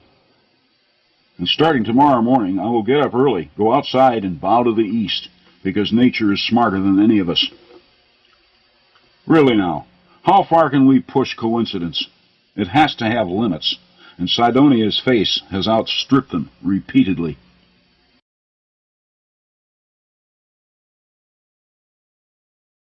One more test is in order. Let's see how the Martian face speaks to one of our terrestrial faces. Remembering that the human face on the Sphinx faces an azimuth of 30 pi, and when we divide its 5400 vector by 30 pi, we found the exact value of the radian. Let's see if Sidonia's mile-long face can talk to our mile-long face at Poverty Point. Sidonia's face has an azimuth too. It looks straight up at 90 degrees. Poverty Point's face also looks 90 degrees east. Take the Sidonian face's vector of 656.56 and divide it by 90 degrees. Call the result x. Then take Poverty Point's I, grid vector of 1/30th of the radian, and divide it by 90. Call that result y. Then divide x by y to find the exact value of 6 radian. The radian, the basic language of the matrix.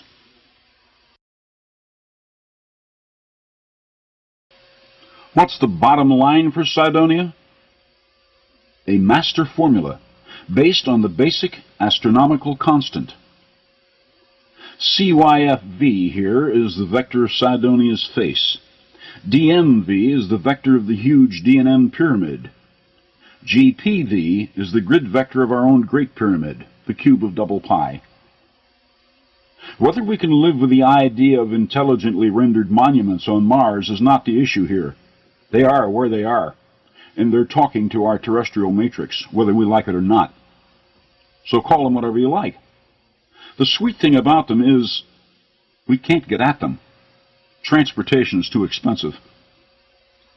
And by the way, if we should someday decide to destroy our Great Pyramid in some stupid nuclear war, fret not. The mandate for its 480.347-foot height is safely stored away on Mars, 35 million miles away. All we have to do is put a 360-degree prime meridian on its D&M pyramid, like someone did in our Great Pyramid, and the work order remains intact. Because the law is universal.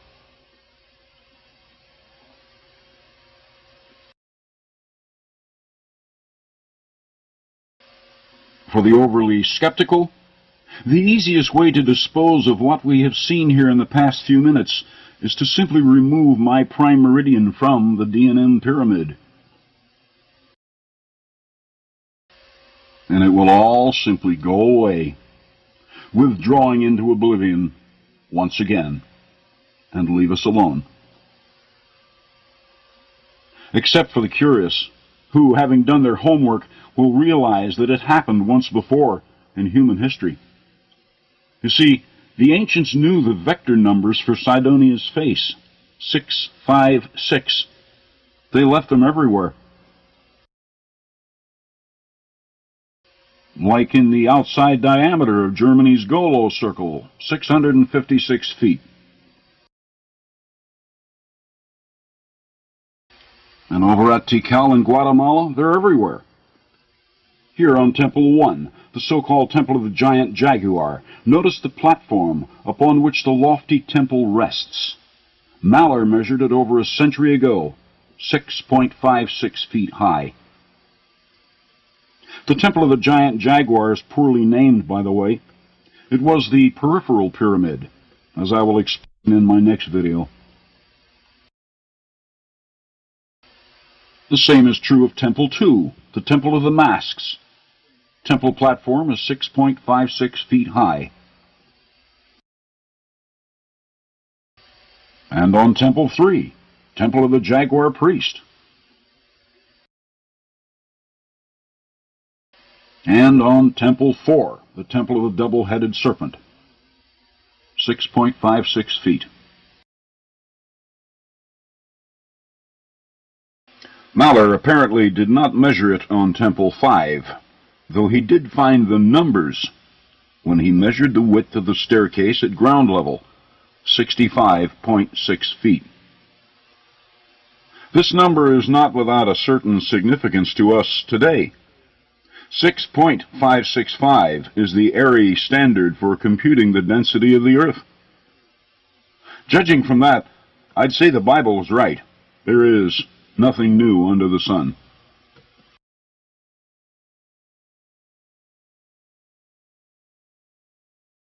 It's easy for us to believe that the Egyptians built their pyramids, that the Celts raised Stonehenge, and that the Maya and Toltecs built their monuments in Central America, all independent of each other.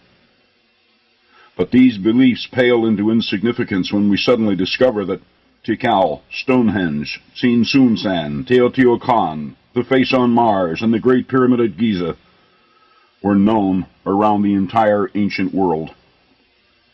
It is the helm of this ancient order which must be identified, a body of genius which prized knowledge above all else, and whose determination it was to ensure its survival through a dark period in human history, by way of a pyramid matrix system which still defies time itself, a communication clear and direct, which we moderns lack the courage to even think about.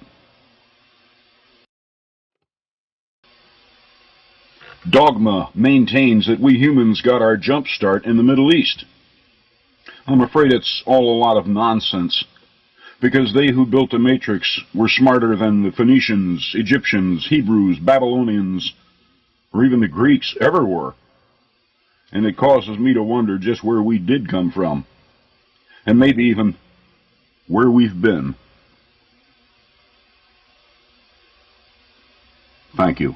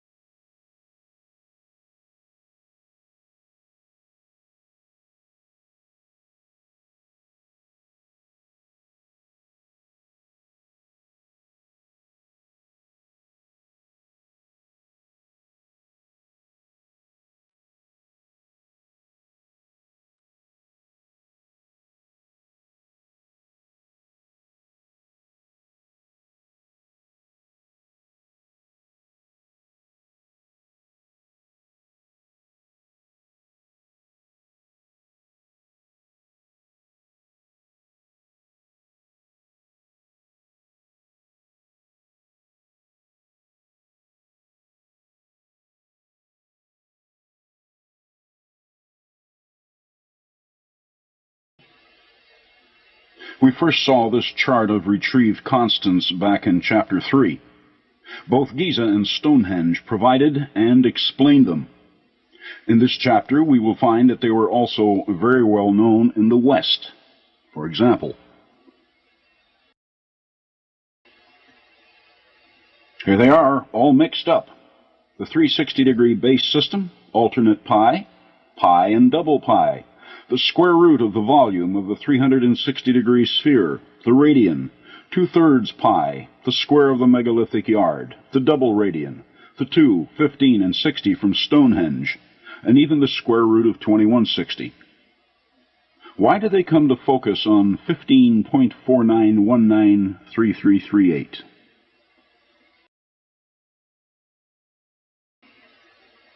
The prehistoric city of Teotihuacan in Mexico, all of it, buildings, plazas, terraced platforms, streets, and even its pyramids, everything laid out on an exact azimuth of 15.49193 degrees.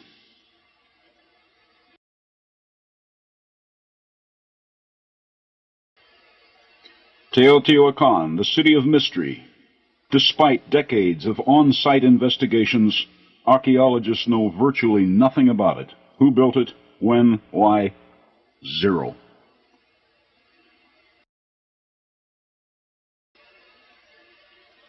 Even the Aztecs had no answers for the place.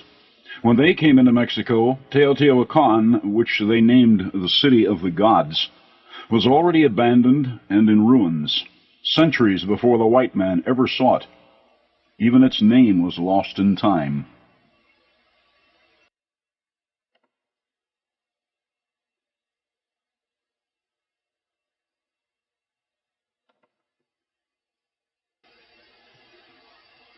Its largest pyramid is this one, the Pyramid of the Sun. Its original corners lost in decay. Its original baseline measurement is unknown to archaeologists. Further, some 25 to 30 feet of its outer veneer was removed in the early part of the 20th century when an archaeologist sought to find a better defined interior, which he did. That's the Sun Pyramid we see today, about 730 feet square. But Hugh Harleston went after its original footing in order to find a better picture of its original state. He found that the Sun was once some 750.8 feet square at its base, said position being 7,508 feet above sea level today, another base 10 reference, and in feet. If this was its baseline length, then the Sun's base was only a few feet shorter than that of Giza's Great Pyramid. But being only half as high and terraced, it has never received the attention it so richly deserves. That will change in the next few minutes.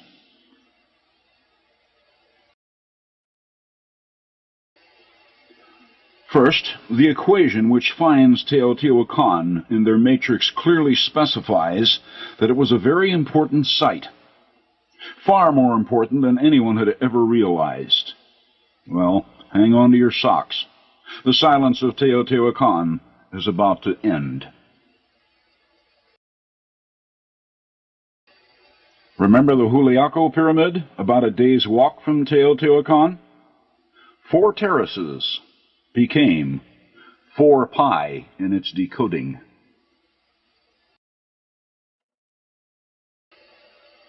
Five terraces here on the Sun, right?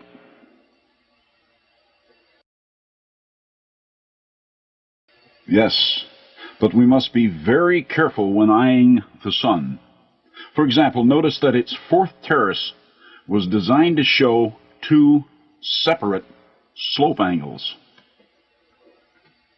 Hence, while the Sun actually has 5 terraces, it likewise has 6 separate faces. That's 5 pi and 6 pi. Then, too, we have this. Seen in its side elevation as drawn by the University of Rochester following its 1973 site survey, Dr. Druitt of the University of Toronto was kind enough to send this along. Notice that the upper terraces of the Sun were deliberately built off-center. Working as I have with this matrix system since 1982, I have found that matrix coordinates always bear on the center of a monument's base, not its summit. Accordingly, the lower two faces are distinctly separate from the upper four. That's 2 pi and 4 pi. In all, then, we have 2 pi, 4 pi, 5 pi, and 6 pi, speaking from the Sun Pyramid. These present a simple pi multiplex. Resulting in the value of 23,378.18184, a number which exactly encodes the Sun's latitude upon the Earth.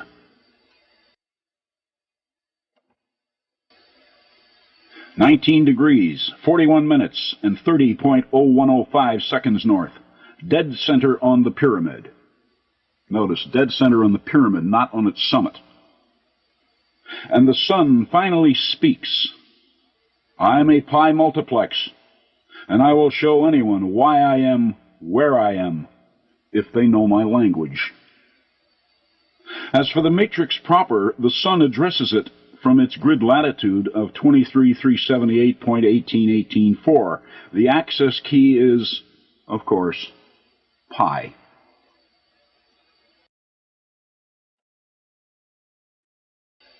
Divide it by pi itself, and we find the 7441.506 square foot area of Stonehenge.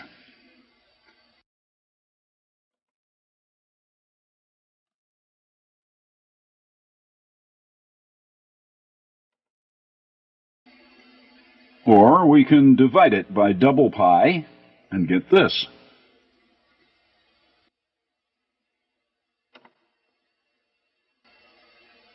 The grid latitude of another major pyramid of the matrix, one whose grid longitude we already know.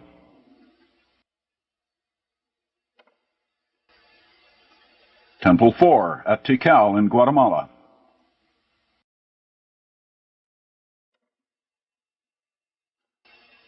The Temple of the Double-Headed Serpent, its frontal elevation.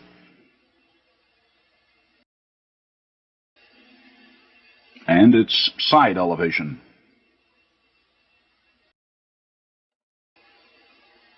The Sun shows us many multiples of the pi ratio. We could even use 5 pi. To find this, the grid latitude of still another giant.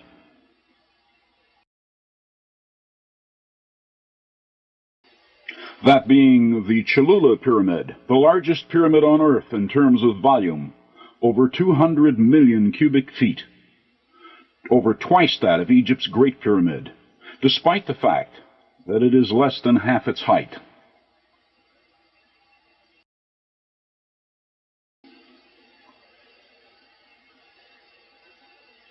In the matrix, then, the Sun Pyramid was one of considerable significance. It was not a temple to some ancient pagan religion, as we have been led to believe.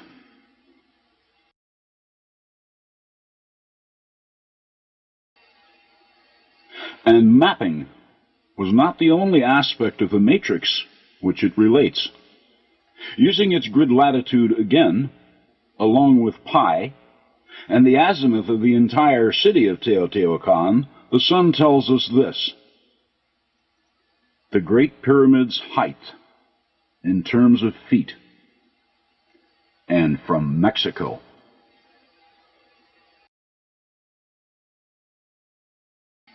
From its grid latitude, pi reflects the area of Stonehenge in square feet. This equation is the same, except that we also include the azimuth of the city. It only follows, then, that this new figure is also a unit of measurement in feet.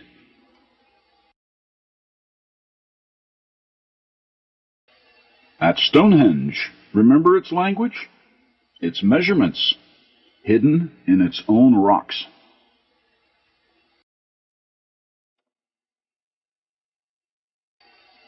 And there's another example here at Tikal in Guatemala.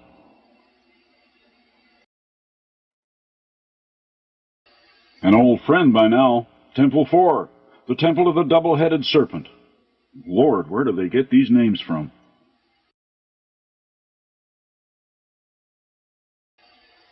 As we recall, the grid latitude of Temple 4 was 3720.75, coming from the Sun Pyramid by way of double pi.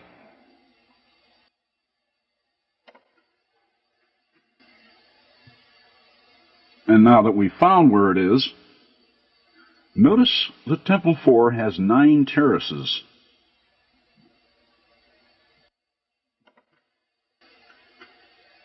Which feeds a simple equation.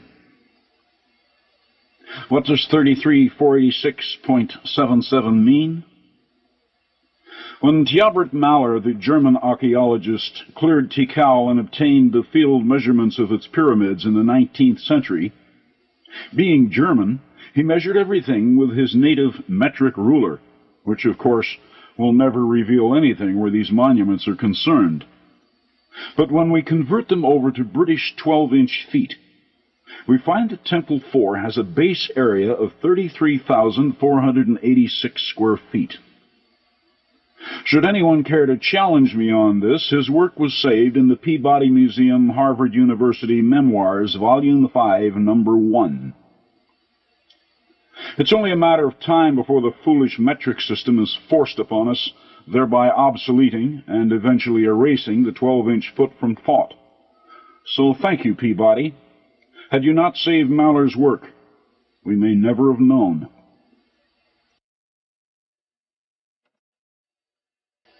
Look upon me, count what I show, then measure my base, and I will tell you why I am where I am. Digest the logic carefully. It works either way. We can also work from its grid latitude, multiply by the 9 terraces, and find its base area. It's how they hid actual measurements.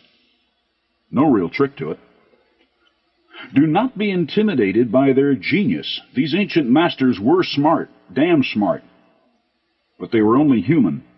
And anything a human can encode, another human can decode.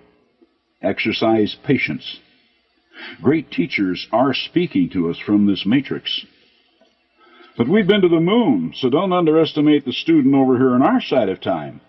We too can learn new languages.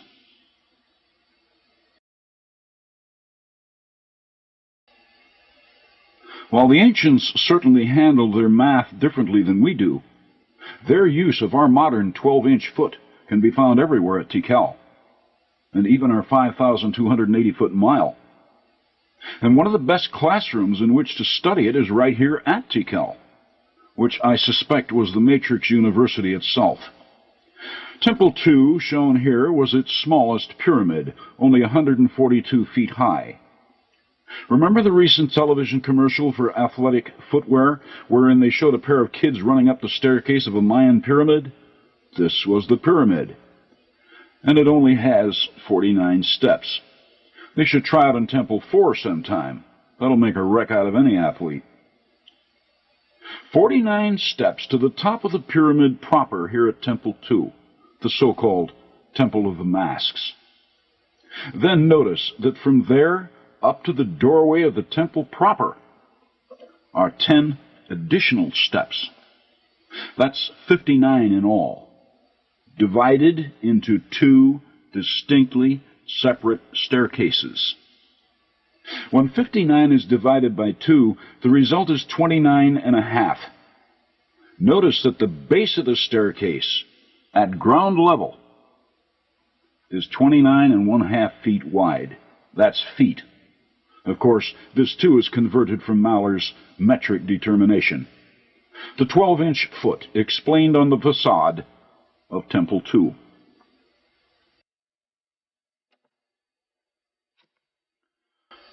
Temple 2 faces a larger pyramid across a plaza, Temple 1. The Temple of the Giant Jaguar. Colorful names.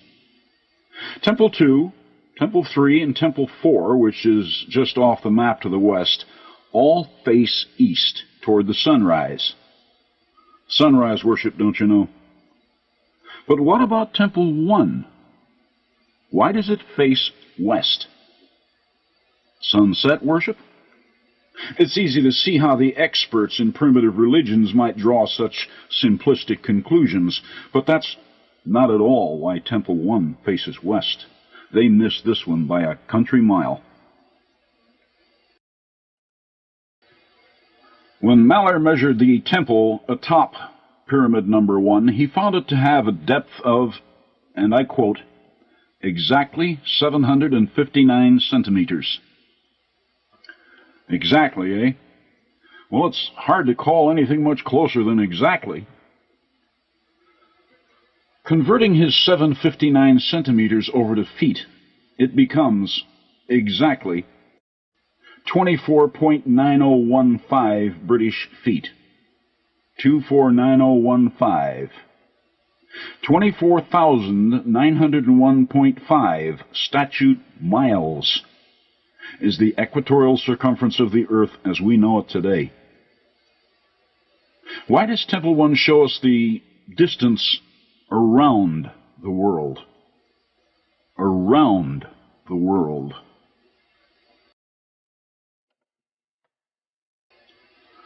There are several dozen ways of pulling Temple 1's coordinates from the matrix, but I'll cut through all that and get right down to the heart of it.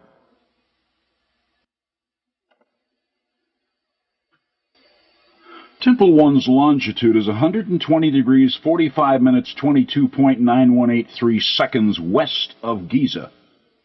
And to the east of Giza, the long way around the world across Asia and the Pacifics, it is 239 degrees 14 minutes 36.98 seconds. Notice that its actual longitude in either direction presents exactly the same grid longitude.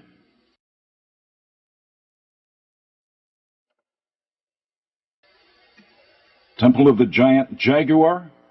Sorry. Temple 1 is the peripheral pyramid, and that's why it faces to the west. As the peripheral pyramid, it addresses the global matrix in both directions, east and west. It therefore looks around the world, like the Earth's equatorial circumference.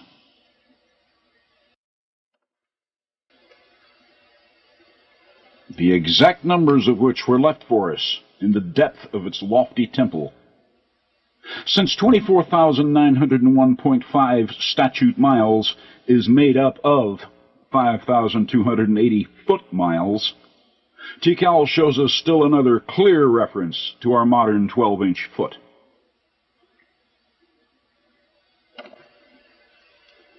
Moving over to the west of Temple 1, we have Temple 4, by now quite familiar, via its grid latitude, 9 terraces, area formula, which shows us its 33,486 square feet area. The height of its individual terraces is 15.5 feet.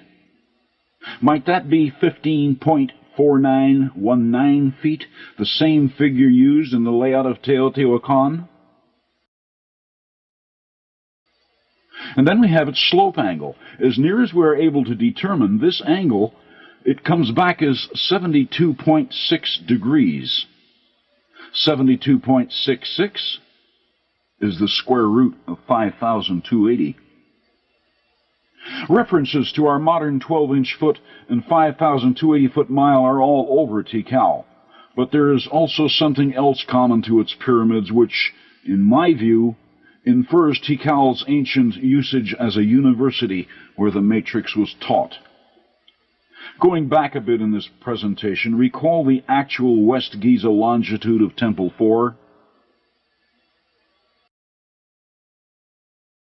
The final element, seconds of longitude, was the exact radius of Stonehenge, 48.66934411 feet. This particular delivery was common, and indeed still is common, to all of Tikal's pyramids. The final element of their actual longitudes are recognizable mathematical constants.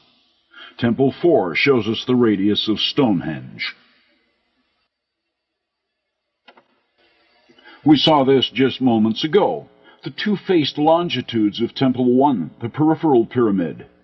Notice that the final element of its West Giza longitude is 22.918311 seconds. 22.918311 is also exactly 2/5 of the 57.2957 radian constants in the tailings of Tikal's pyramids.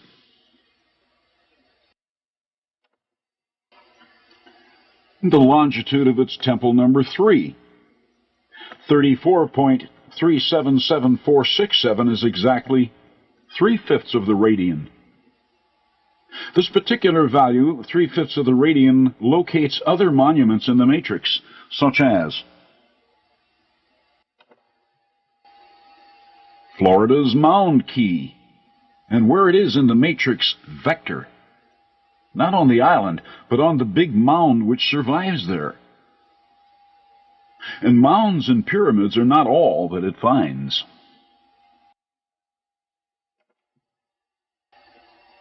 It likewise vectors on this. Florida's warm mineral springs, the waters of which are reputed to have certain beneficial, even healing properties.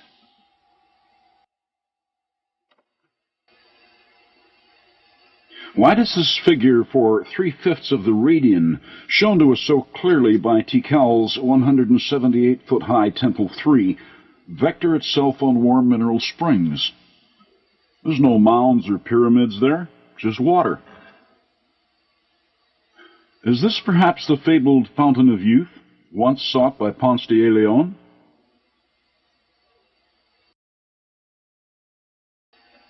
There are thousands of springs in Florida, so when warm mineral springs answered the matrix, I wasn't particularly moved by it, probably just coincidence. To be sure, I ran the constants in the matrix over the coordinates of several dozen other randomly selected springs. Of the lot, only one answered. The Little Salt Spring, a few miles north of WMS. And of all the constants available in the matrix, Little Salt answered at 4/5 of the radian. Another radian fractional on a Floridian spring. What is this ancient matrix trying to tell us here? Well, we are not entirely without answers of our own.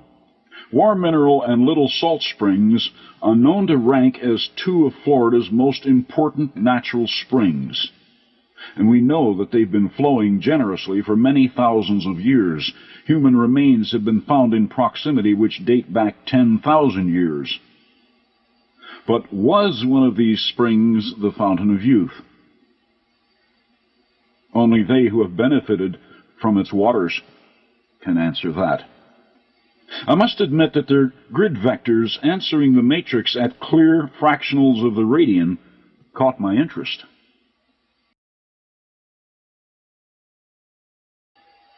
It also caught the imaginations of Floridian spring buffs, and soon other maps showing the state's springs were flowing my way. I ran their coordinates too, but they ignored the math. Until the day when the map for Mudhole Spring arrived. Mudhole is offshore, off the west coast of Florida, under 40 feet of ocean. Yet its upward flow of water is so powerful that its position is actually marked on NOAA's map of the region. The site is well known by local fishermen, too. I ran its coordinates. Mudhole Spring answered the probe at a grid vector of 5.72957. That's 1/10 of the radian. And we have a third major spring vectoring the matrix at a radian fractional. But Fountain of Youth? I don't know. But I am drawing a theory that there is something remarkable about these watering spots, something the ancient cartographers deemed important enough to encode in their pyramid matrix system.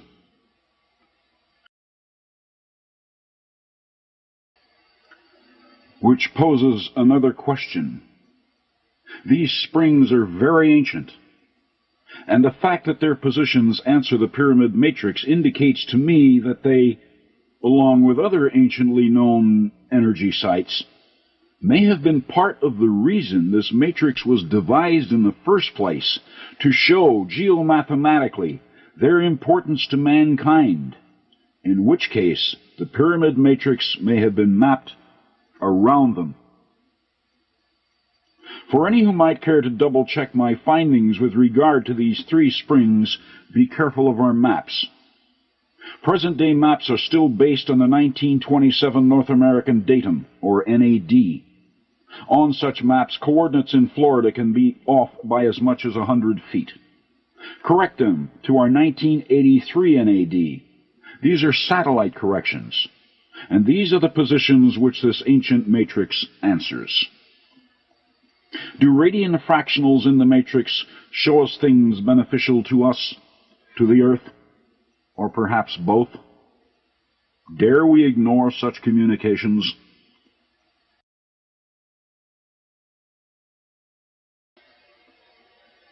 The ancients clearly understood. Now it's our turn.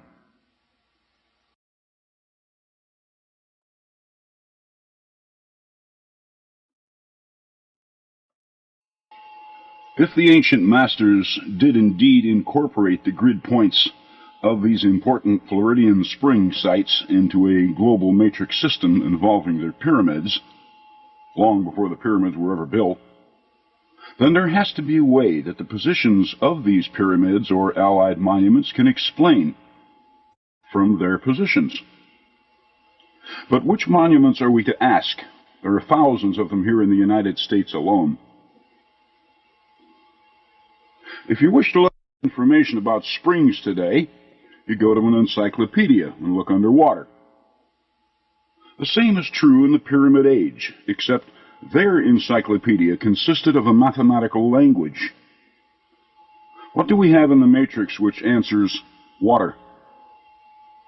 How about a mound which is surrounded by water, like this one, the Shark Mound on North Bimini Island just east of Florida? It's called a shark because it resembles a lemon shark. The shark is made entirely of sand and is only a few feet high. But it is also 500 feet long, hence is of a respectable size. It is also surrounded by water, and as it is water we are trying to understand, let's begin with this artifact. Here we have its latitude and longitude, the longitude being reckoned from Greenwich and therefore quite useless. Adjusting its longitude over to the Great Pyramid, we find it to be centered at 110 degrees, 22 minutes, and 53.55 seconds, thereby providing it with a grid longitude of 129,600, or, in the language of the period, a square of 360 degrees. This, along with its grid latitude, gives the shark a grid point value or vector of 2/3 of pi. And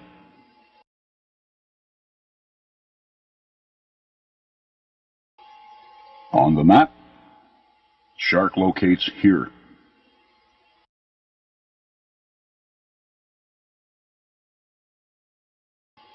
On the continent proper, one of America's largest effigy earthworks is this, whatever it is, at Portsmouth, Kentucky. Yeah, what is it?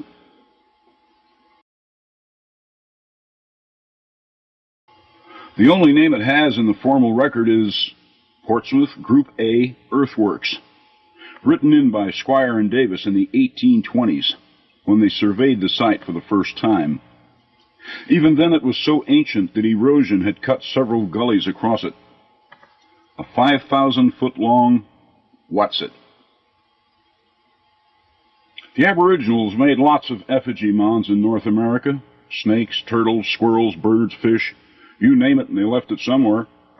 But this thing, I have hiked and fished through the wilds of North America from the Catskills of New York to the White Mountains of Alaska, and I can assure one and all that I have never seen anything walking, crawling, swimming, or flying that looks even remotely like this. And look, atop its central box section, it has a handle. Clearly, this effigy represents something that was anciently manufactured, perhaps a weapon of some sort. It even shows a curved indentation at its right end, as if designed to fit the shoulder of a hunter. Whatever it is, or was, this earthworks is worthy of suspicion. Why? Because it is only about 1,500 feet from a large river, the Ohio. Water again, and major water. So let's call this thing the device.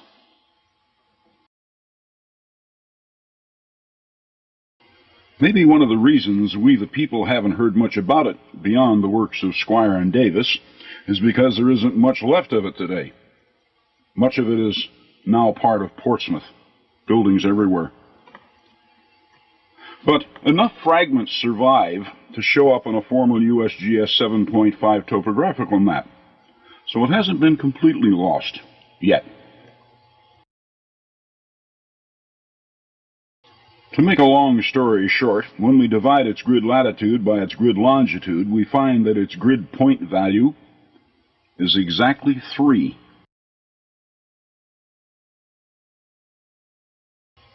Having that, we add the device to our map.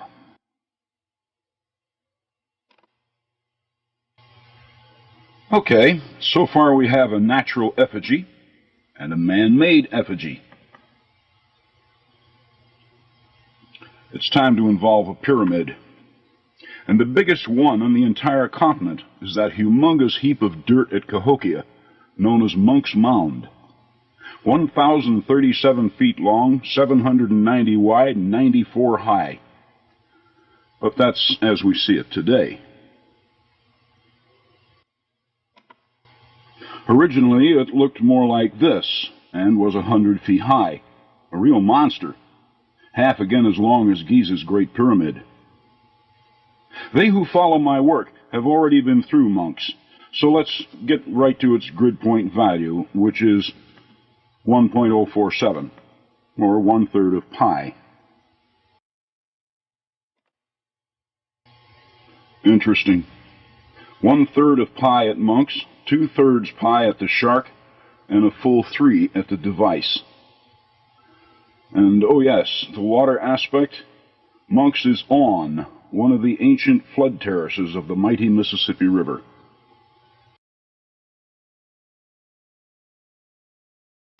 Okay, we add Munck's to our map. Good. 2 effigies in a pyramid. What shall we involve next? How about the face? No, not the one over on Mars. Ours. The mile-long face at Poverty Point. After all, faces know things. We have covered Poverty Point in the original video, so let's get right to the point. Its grid point. The eye on the face, the misnamed Motley Mound, which also resides near water.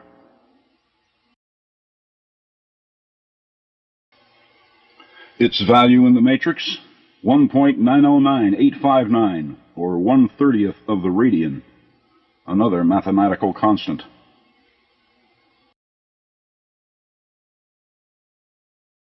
Now, when we add the eye to our map, then join the lines from major monument to major monument, and then multiply their grid point values, 1/3 pi, 2/3 pi, 1/30th of the radian, and 3, we find the constant 4 pi, 12.56637.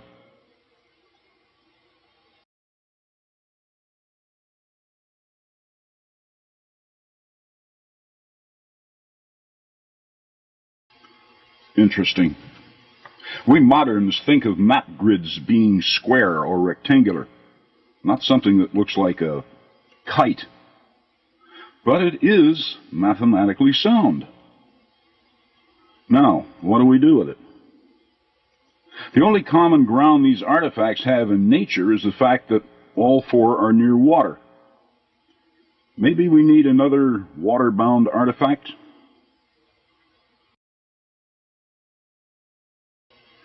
And I can't think of a bigger one anywhere than Florida's 5,500-foot-long Panther Mound in the Everglades. Remember it from the previous video? The mother of Giza's Sphinx? North Bimini's Shark Mound was completely surrounded by Atlantic Ocean. Florida's Panther Mound is completely surrounded by the waters of the Everglades. What we do next is to switch mounds in the kite. We will dispose of the Shark Mound and replace it with Florida's Panther Mound. The other grid points of the kite remain the same. This, of course, changes the values in the kite. We drop the Shark, whose grid point value was 2/3 of pi, and are replacing it with a Panther Mound, grid point value 30 pi.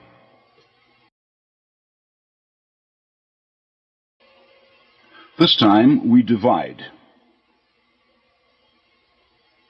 to find that putting the panther on the tail of the kite changes the overall value to 5 pi.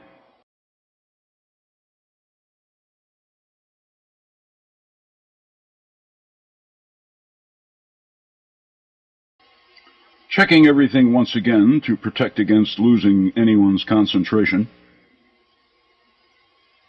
North America's largest Aboriginal monuments, bar none. Another mathematical constant. Okay, so far we have 4 pi and 5 pi kite grids.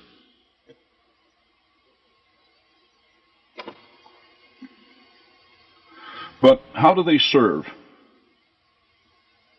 Maybe we can someday swing the tail of the kite eastward to 3 pi and find some sunken Atlantean pyramid, or westward to 6 pi for something the Mayans lost in the Caribbean. Maybe. But the logic being conveyed here by these ancient builders says two things to me very clearly. First, water. Remember, both the shark and the panther are surrounded by it. And two, swing the tail of the kite. But to what?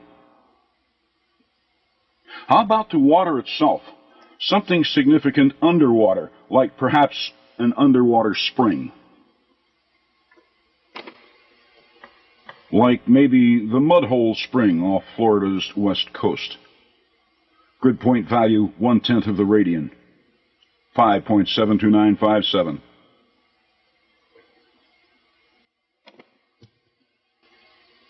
The top of the kite holding its corners on the eye, Munck's, and the device as usual.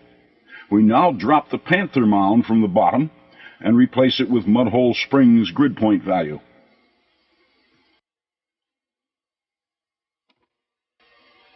Then multiply and voila. Instant recognition. The value of 3/5 of the radian. And, as we already know, it's the grid point of warm mineral spring in the global matrix, and found by mathematically oriented swinging kites.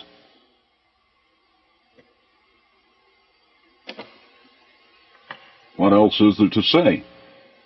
The water mounds found major water sources, and when they wrote their final equation, the answer came out right on warm mineral springs.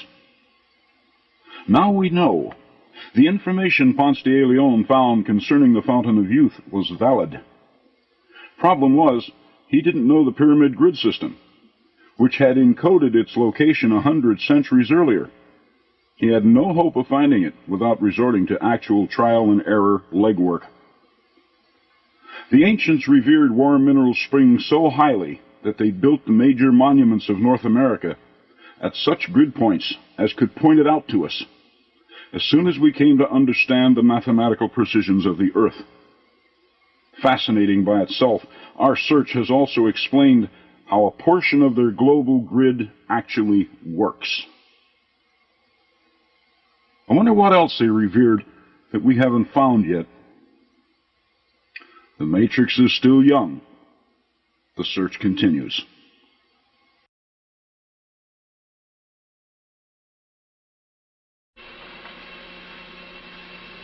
This is the ground plan of the Acapana Pyramid at Tiwanaku, Bolivia. It contains part of a message explaining why it is where it is. Some of you know how to do this. For those who do not, it's really quite simple.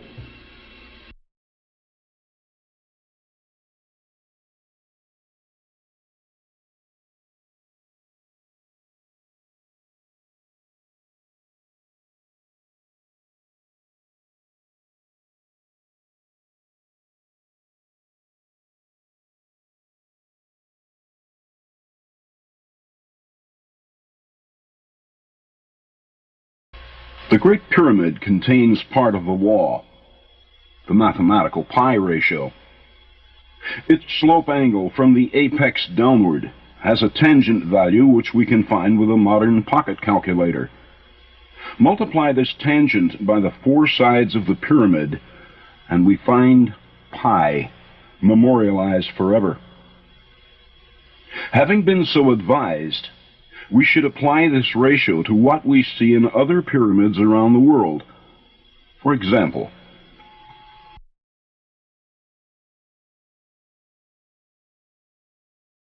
Mexico's Pyramid of the Sun.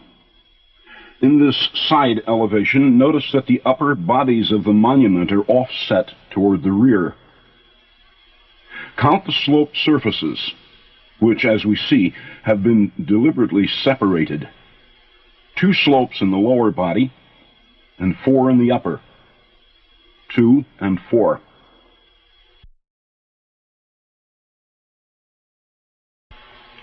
From the front, the sun appears uniform in its presentation. Now we see 6 slopes on 5 terraces. That's 5 and 6.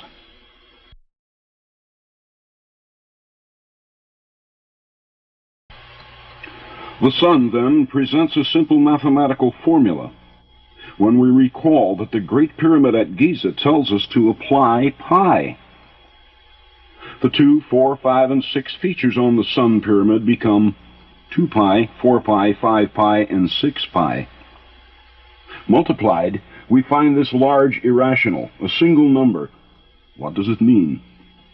Nothing at all, unless one is careful to notice that there are 3 other numbers which also multiply to meet it. The numbers 19, 41, and 30.0105. In these we find unquestionable meaning, because at 19 degrees, 41 minutes, and 30.0105 seconds, in the language of mapping, it is precisely where the sun pyramid situates on our maps. 19 degrees, 41 minutes, 30.0105 seconds north of the equator. That's not bad for the alleged savages that are supposed to have built this pyramid. Did they really know where the equator was? 2, 4, 5, and 6. Yeah, they knew. And they also knew about the pi ratio, having been memorialized over at Giza. In fact, they knew every bit as much about global mapping as we do, if not more.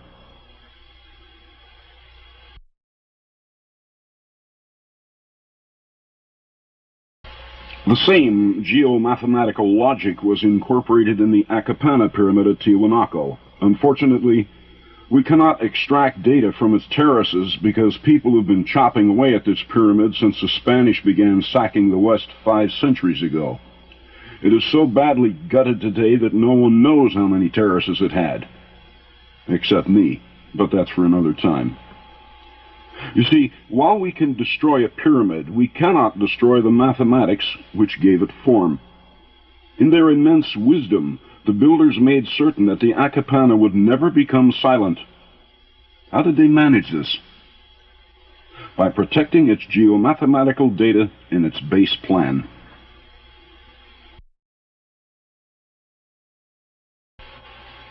Proceed in much the same way we did at Teotihuacan's Pyramid of the Sun. Pay close attention to what we see. The emphasis here was on the 90-degree corner angle, of which there were exactly 16. 16 and 90. Then simply apply pi to the formula and find.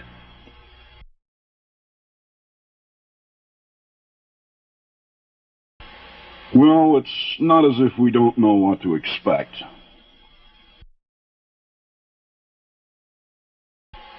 "16 degrees, 33 minutes, 08.567 seconds south of the equator." Even the pre-Inca knew where the equator was. The next question is, how old is Tiwanaku's Acapana? Is there a way to demonstrate its age? Possibly so. All we have to do is match its position against the oldest monument known. What might that be? The very same number that encodes the latitude of the Acapana Pyramid at Tiwanaku encodes the actual latitude of Sidonia's face, north of the Martian equator. Geomathematical correlation. Now then, which came first? Sidonia's face or the Acapana Pyramid?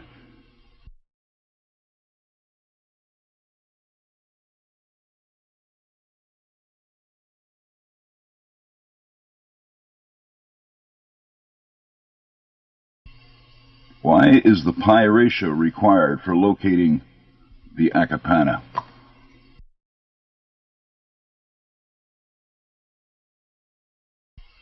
In my initial presentation, we found that England's Stonehenge provided the keys to one level of this magnificent coded system, and pi was not required.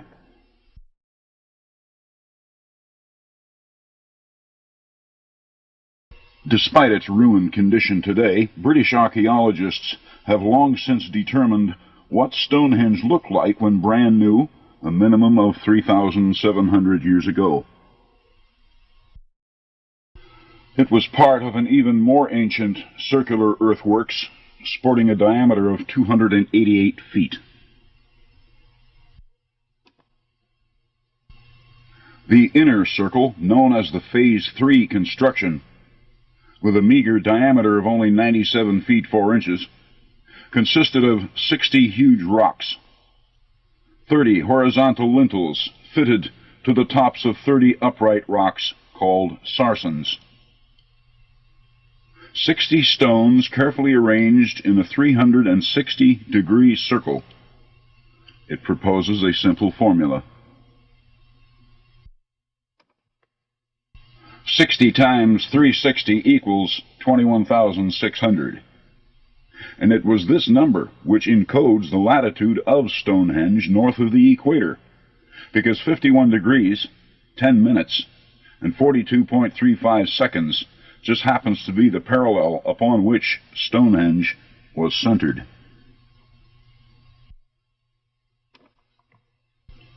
That discovery advised us rather quickly that the builders not only knew multiplication and numbers, but also that they knew the common circle to have a 360 degrees of arc. Hence, they knew math and simple geometry as well as we do, and in our terms, 3,700 years ago. Even more surprising, the location of Stonehenge proves beyond any question that their mapping skills were at least on a par with our own. They were not the dim-minded semi-savages that contemporary history insists they were.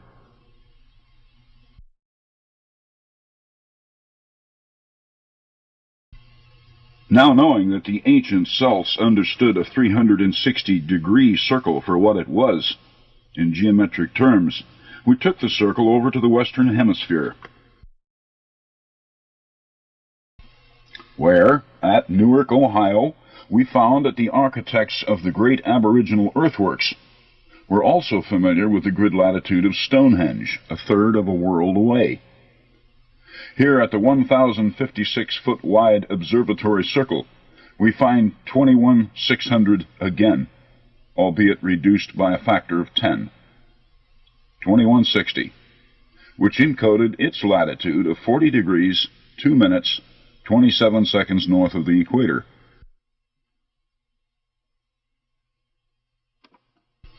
Then we walked over to Newark's Great Octagon, a little over a mile to the northwest, only to find that these very same numbers were used again as 216,000, which encodes the longitude, not latitude, of the huge Earth circle which attaches itself to the octagon. 2160 at the observatory circle, 21,600 at Stonehenge, and 216,000 at the octagon. Proof by way of our own maps that the ancients knew and used a base 10 system as we do.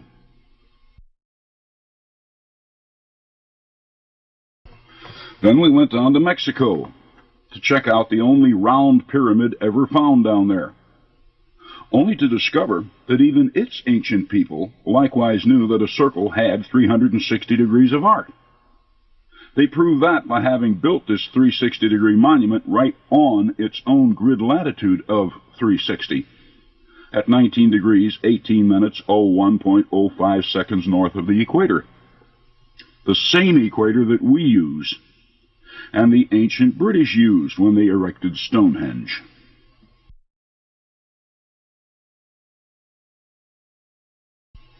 Then we have the stretched circle, the oval-shaped Motley Mound at Poverty Point, Louisiana, which the archaeologists misnamed because they favored digging in the ground rather than looking down from above.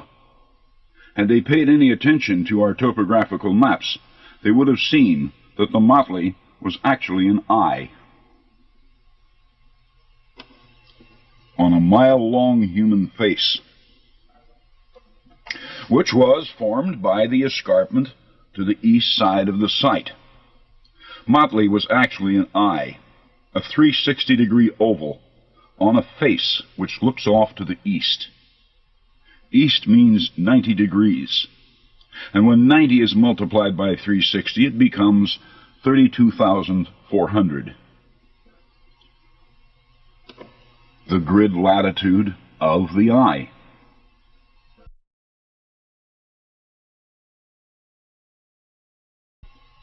Then we have Mississippi's Emerald Mound, with its 5 corners, and 6 surfaces, comprising a corrupted 360-degree form. 5 times 6 times 360 becomes 10,800, the figure which encodes its latitude of 31 degrees, 38 minutes, 09.16 seconds north.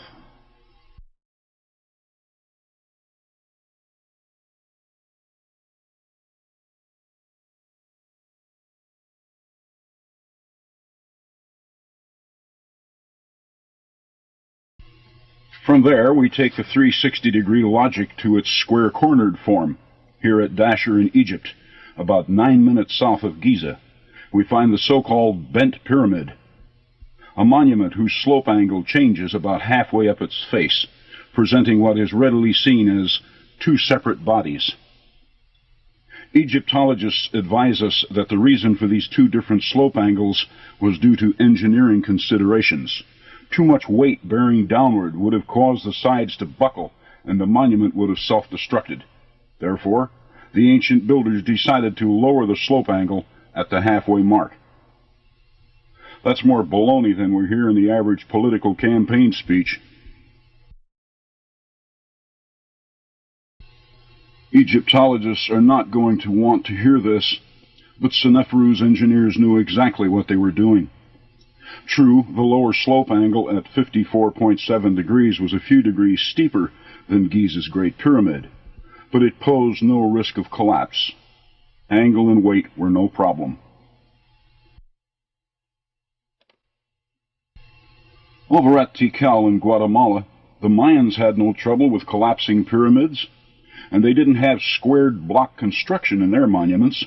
Here, pyramid interiors were rubble, and the outer veneer merely cemented fieldstone.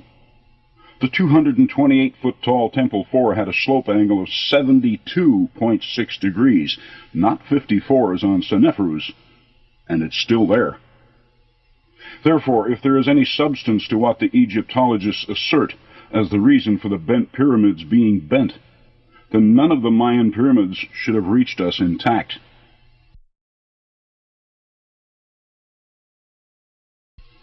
This design affords an observer the opportunity to see additional numbers beyond those available from a true pyramid design. Here, instead of only 4 sides, we see 8. And rather than seeing 4 base corners and an apex, we see 8 corners and an apex. That's 9. 360 degrees times 8 times 9, 25,920.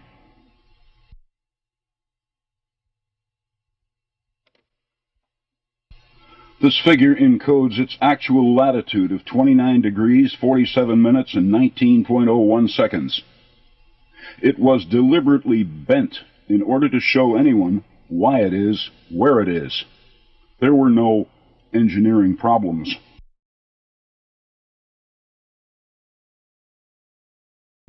A second reason for breaking an otherwise perfect 360-degree base design was to reveal 2 bodies of 360 degrees.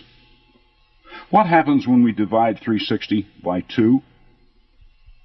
180, of course, which answers its longitude nicely.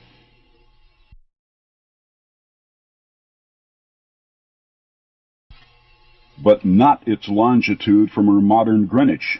The prime meridian of the Pyramid Age was predicated on the position of the Great Pyramid, from which the bent pyramid lies to the east. These pyramids are points in a remarkable global matrix which explains a global positioning system involving the mathematical precisions of the Earth. Why haven't we seen this before? Because the questions we have been asking of the pyramids are inadequate. Who built them, when, and how are irrelevant. We should have been asking why they are where they are, and why they were built the way they were built. And they made it so easy for us.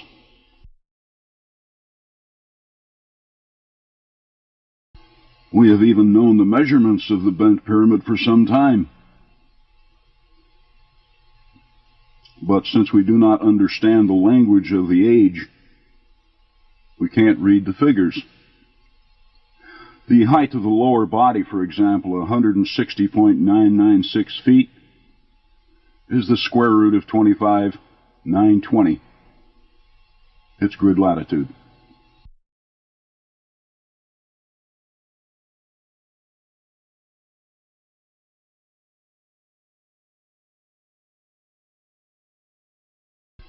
Another classic example of this simplicity is found in Mexico at the well-known Chichen Itza site, home of the celebrated Kukulkan Pyramid, long famous for its 365 steps.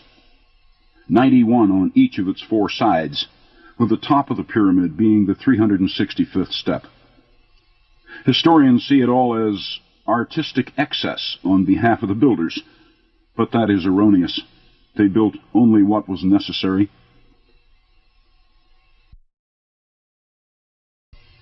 Study Kukulkan from above. What do we see? Do we not see a 4-sided pyramid with 4 staircases, 9 terraces, and 365 steps? Basically, that's all we need to explain why it is where it is. Simply multiply the numbers shown to find its grid longitude to the west of the Great Pyramid.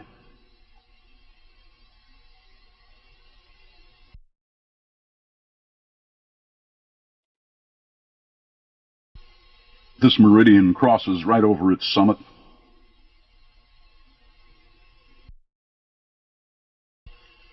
And only about an inch from the grid longitude mandated by the code.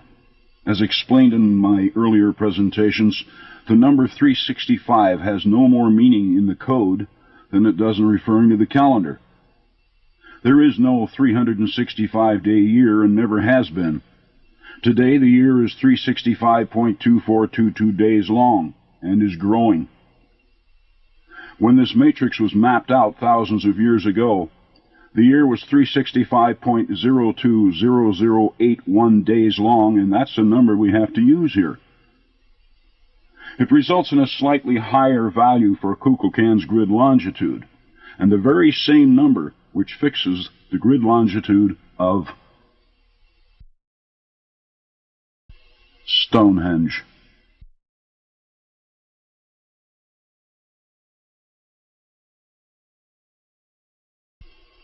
But be that as it may, either figure, 52,560 or 52,562.8, keys the actual West Giza longitude of the Kukulkan. Here again, the monument shows us where it is on our maps. The same can be said of another pre-Hispanic monument, which shows an observer the number 365.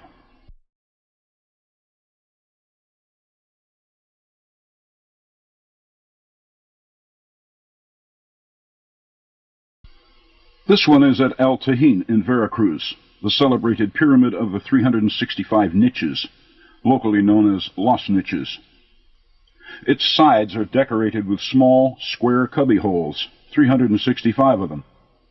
Again, they are thought to have had a ceremonial significance, one niche for each day of the year. Can Los Niches speak like Kukulkan did?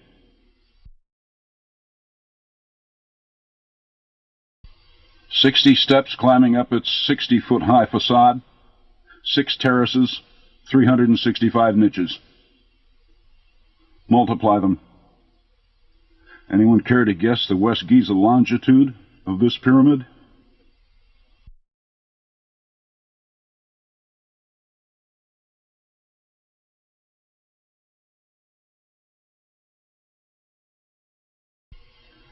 Then we have this one, the so-called Pyramid of the Magicians at Uxmal in Mexico.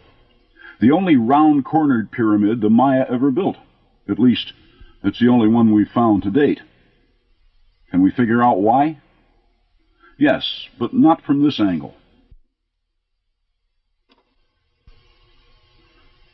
It has to be done from above, looking down, in order that we may appreciate its base plan. A square with rounded corners.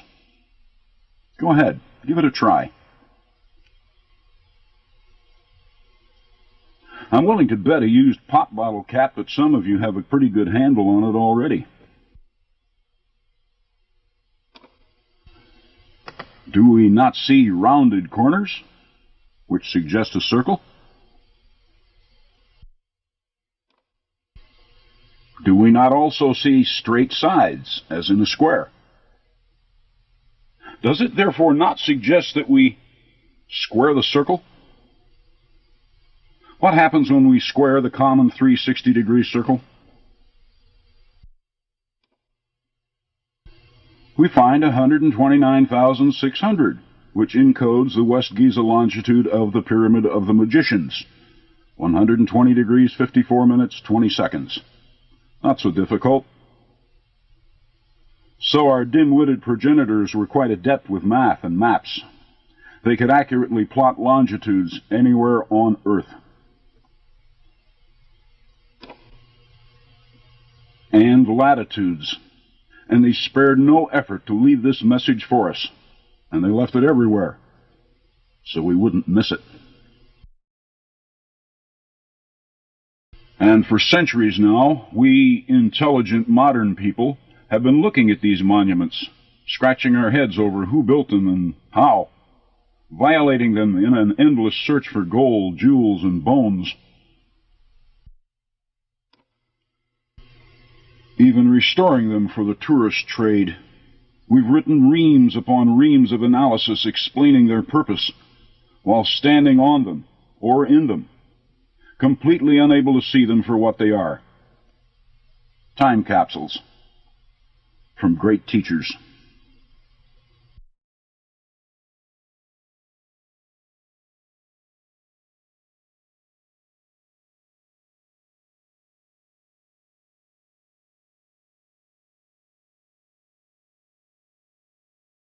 Those monuments serve to introduce us, to alert us to the presence of knowledge in remote antiquity, and they did so by showing us simple numbers and geometric constants. The use of the pi ratio wasn't once involved, but that was level 1 of their matrix. Now we go to the next level.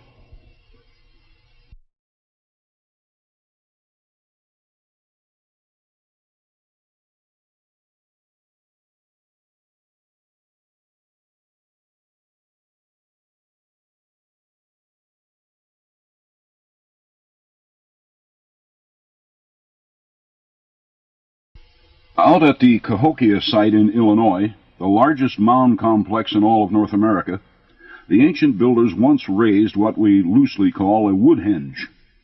Located some 3,000 feet to the west of Munck's mound, woodhenge consisted of huge logs some 2 feet in diameter, all raised and stood on end. In all, the builders placed a total of 48 of these hernia-sized logs in a circle 410 feet in diameter, or about 4 times wider than England's Stonehenge. While they may have preferred logs at Cahokia over the 20-ton stone blocks used at Stonehenge, be assured you have not suffered true fatigue until you've tried to shoulder a log 2 feet in diameter and 20 to 30 feet long. They take 5 men and a dog just to roll, let alone lift. Anyway, someone, Hopewells or whomever, somehow managed to manhandle 48 of these logs into an impressive circle. Why 48? 48 posts, a 360-degree circle, yeah, they knew degrees, and pi. And we find that figure which actually shows us Woodhenge's latitude north of the equator.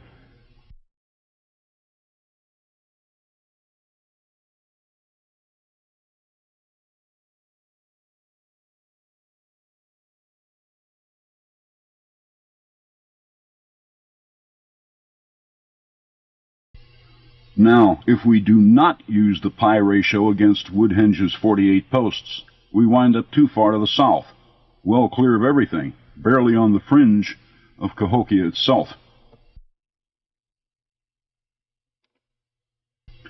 But add in pi, and our parallel crosses right over the center of Woodhenge.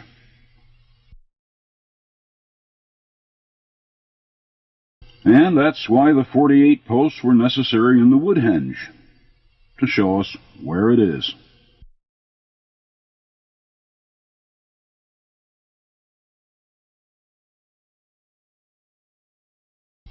Another circular monument whose position was oriented to both its form and the pi ratio is England's Silbury Mound, or Silbury Hill, the largest man-made mound in Europe.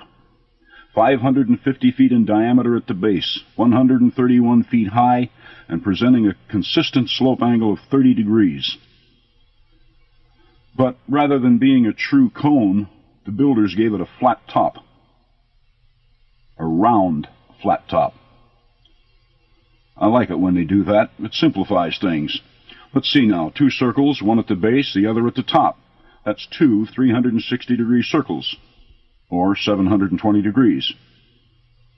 Consistent slope angle of 30 degrees. And pi. A parallel of latitude drawn at precisely 51 degrees 24 minutes and 55.43 seconds crosses right over the center of Silbury. Again, the pi ratio was required in addition to its visual message. Code buffs will recognize this figure, 67858.4, which encodes the latitude of Silbury because they've seen it before.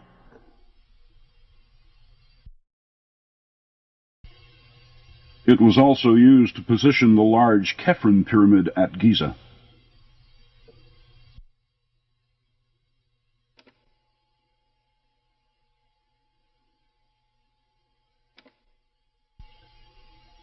The British have been looking at the Silbury a lot longer than we Americans have been looking at our mounds. Why have they not explained Silbury by now? Why did this colonial have to do it? I'd much rather go fishing. They seem content only to measure it, or dig holes in it in a search for whatever. Well, listen up, blokes. Dig all you want, because you won't find anything in it. Silbury falls under the category of a significant mound. What does that mean? As we already know, Silbury is the largest mound anywhere in Europe. Significant. Let me show you what that means to the global matrix system. When we divide Silbury's grid latitude by its grid longitude, we get the value of its coordinate intersect, or CI.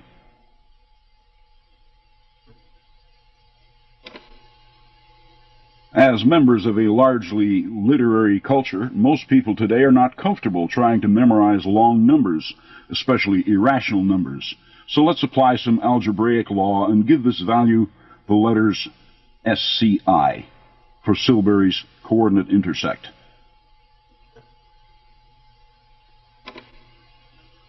SCI, 720 degrees and 30 degrees. The product shows a number which encodes still another set of coordinates, which are easily memorized. 38, 39, 37. Almost poetic.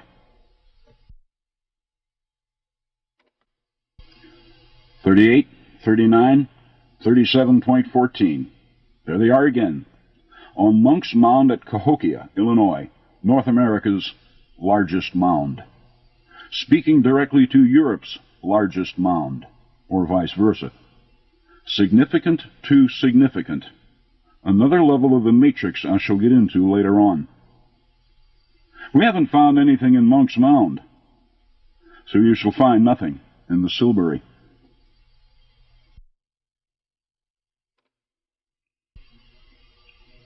Something else I should point out while we are back here at Cahokia.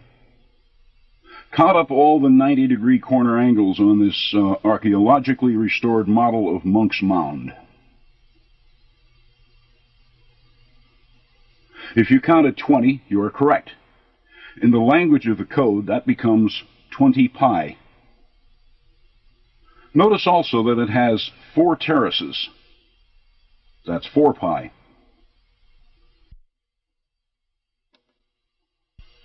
Multiplied, 20 pi and 4 pi become 789.568, or 789 and a half.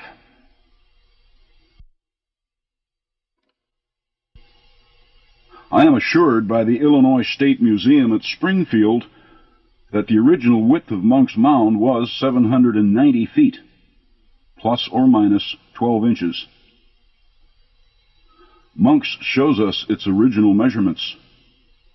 Who needs rulers? Thank you, Silbury.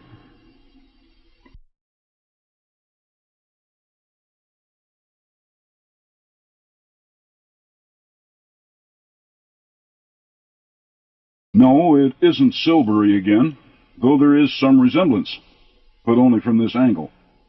Flat-topped, 30-degree slope. The difference is that this mound is in Mexico, at a place called La Venta.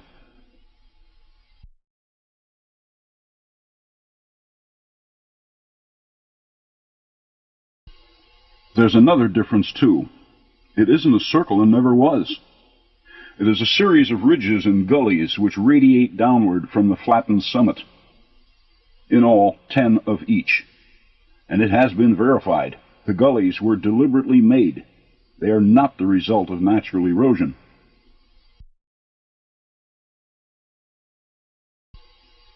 Ten ridges, 10 gullies, 30-degree slope.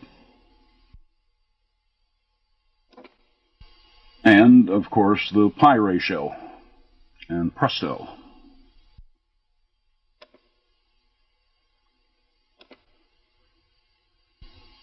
Its latitude north of the equator.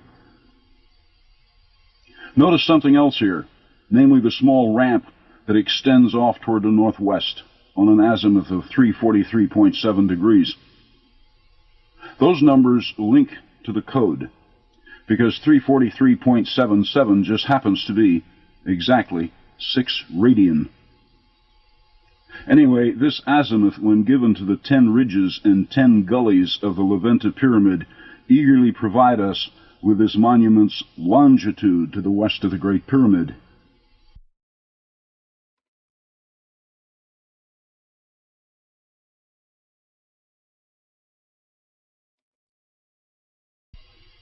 Its CI, or grid point, then, has a value of 36.475626.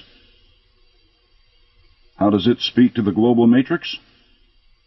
When we take the time to multiply it by the grid latitude of Stonehenge, 21,600 as shown earlier, it becomes the volume of the 360-degree sphere. 787,873.524 cubic degrees. For any who might like to check it, the formula is in red at the bottom. The value for R is the radian from the 360-degree circle.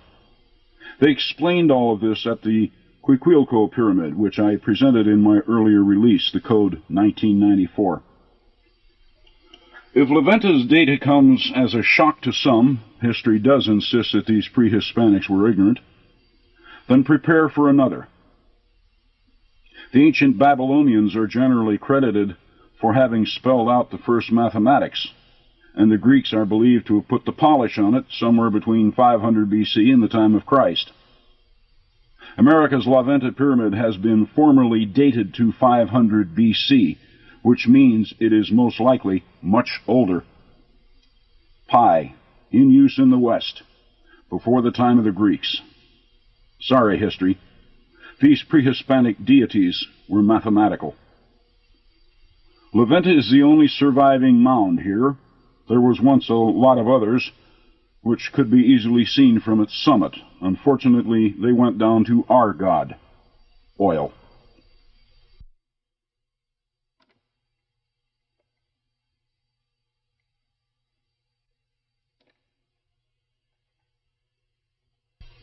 Our next Pi-oriented mound is in Georgia. It goes by the name Etowah.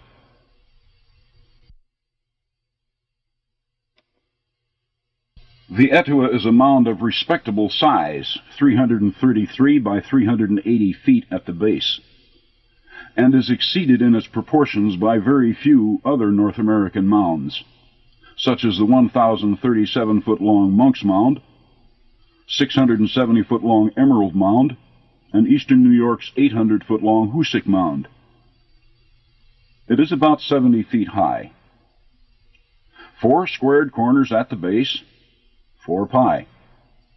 2 ramps, 2 pi. And 90-degree corners everywhere, 90.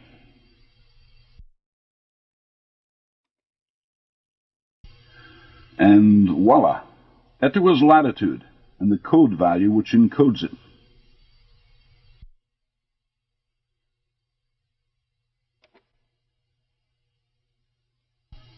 A word of caution if you visit the Etowah site. Stay on the paths. Do not wander off into grassy areas. The rattlesnakes are everywhere. And speaking of snakes, guess what happens when we divide Etowah's grid latitude of 7106.11 by 5? We are left with exactly 1421.223, the number which encodes the latitude of Ohio's Serpent Mound. And notice, please, that it has 5 coils. Now that we have all had our basic training on observations and the use of pi in finding things, we're ready for some graduate work. For this, we return to Guatemala, to a place called Tikal.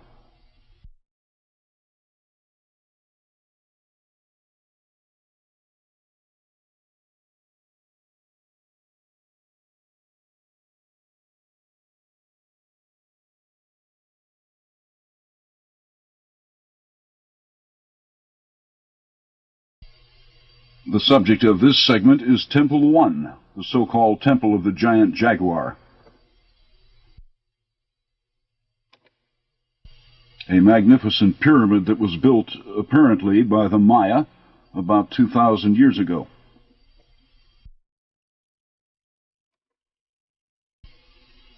Much taller than it is wide, Temple 1 is 154 feet high. but only 128 feet wide. And would you look at all the numbers it shows? Well, it looks like we shall be here for a while. I discussed the peripheral pyramid's position in the matrix, in my previous video entitled Matrix West, but I did not explain how to find its position in the grid. That time has now come.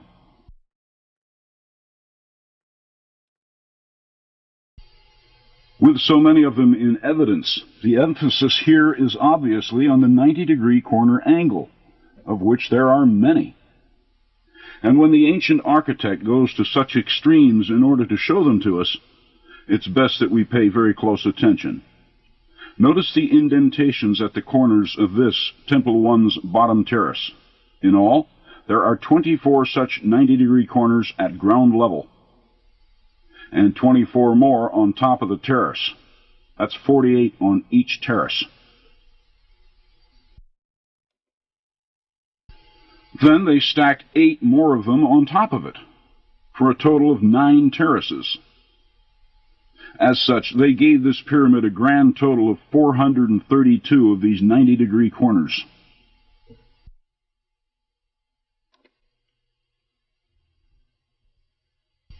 .432 by 90 makes Temple 1's corners worth 38,880.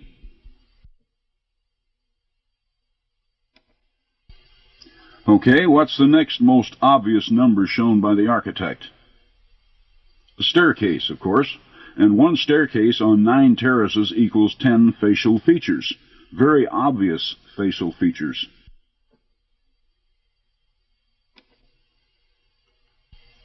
Factor that into our formula, and then apply the pi ratio.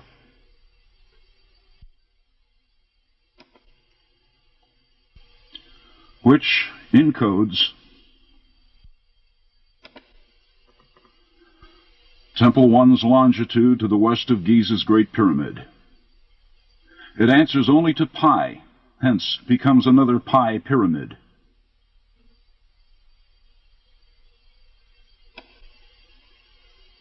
I went on to explain why Temple 1 should be called the peripheral pyramid, because unlike Tikal's other pyramids, this one faces west. To answer the Great Pyramid's prime meridian, the long way around the earth.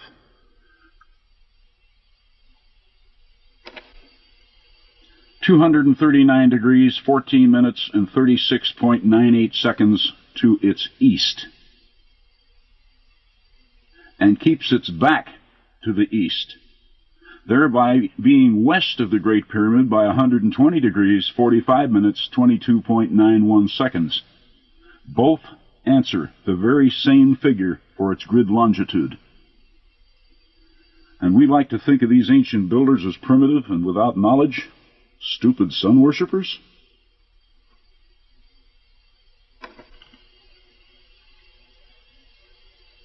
There, history, ethnology, anthropology, archaeology. Checkmate. Let's see you get out of that one. You've been looking for our roots.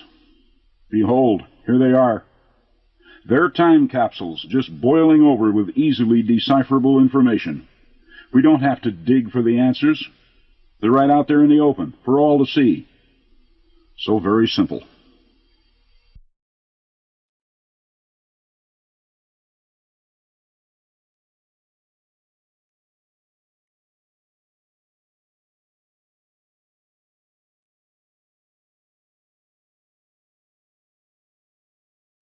When I began searching for the answers as to why the world's pyramids are where they are back in the early 1980s, metrology was the last thing in my mind.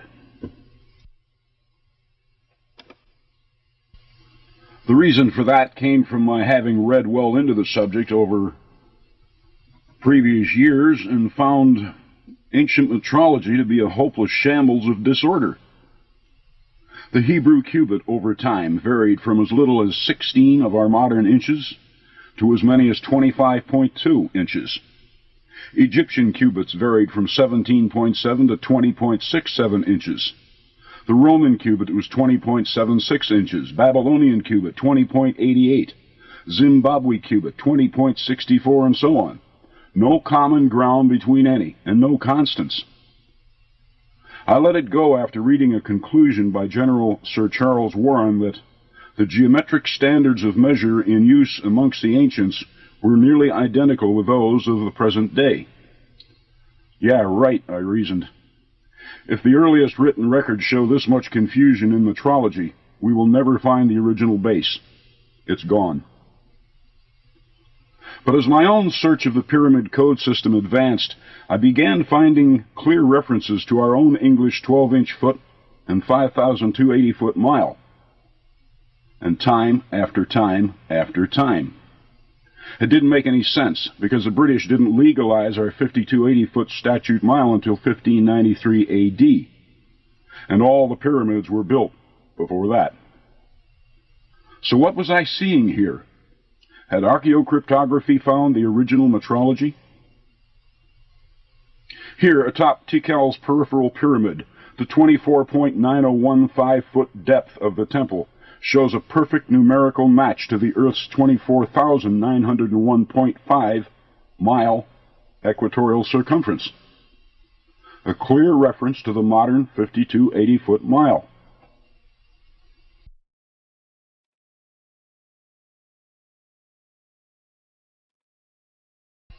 Next, and also presented earlier, is the message from Temple 2 here at Tikal. Its message was encoded in its stairway.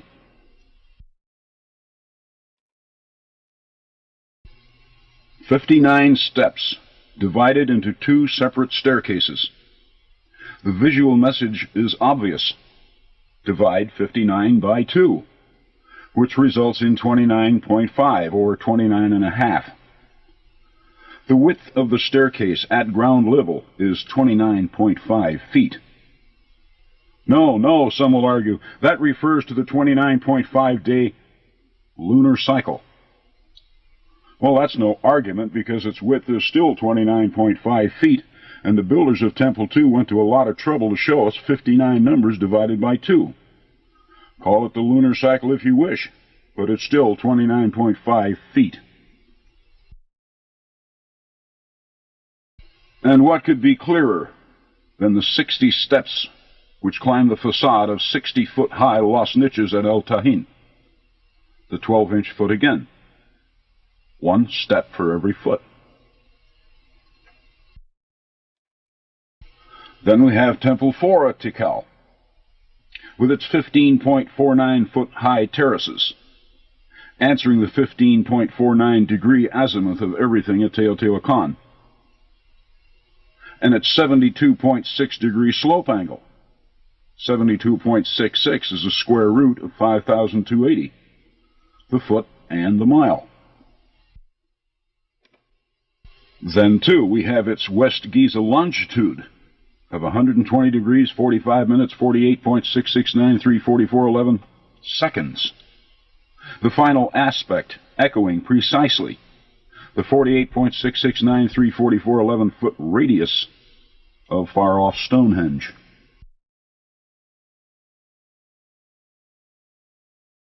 And let's not forget how the grid latitude of the Sun Pyramid at Teotihuacan, when divided by pi, comes back at 7441.506402 feet, the exact area of Stonehenge, in terms of 12-inch feet.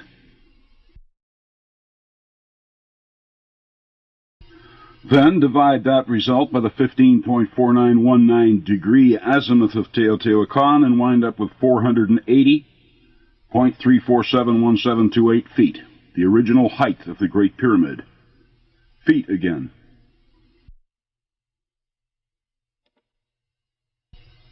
Next we have Poverty Point's huge earthen concentrics, which have shown us a figure for its diameter at 3,950 feet. 1 foot for every mile of the Earth's polar radius. Foot and mile both.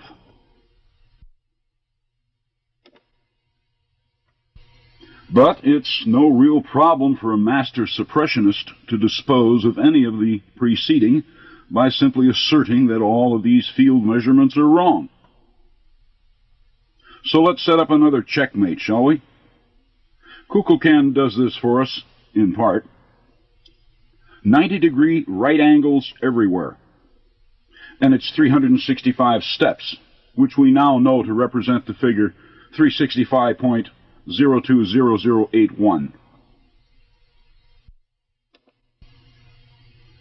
The derivative here is 4.055778, a figure which any better modern calculator can show as being the tangent of 7,123.85068.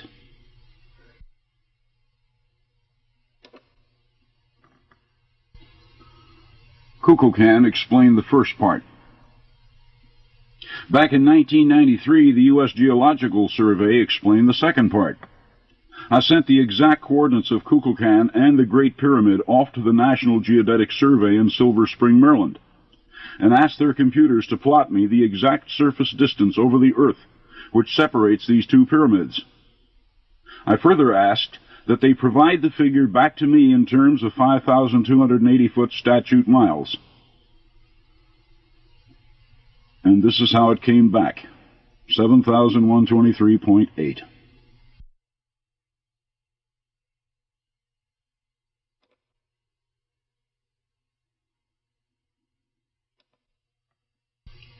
This 7,123.8 mile line from the Kukulkan vectors itself on the Great Pyramid, or vice versa. The tangent to mile message here is so obvious that no further explanation is really necessary.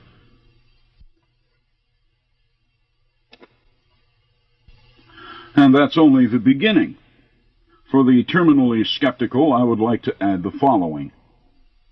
This tangent from the Kukulkan was also utilized as a square root. You see, its square is 16.44934.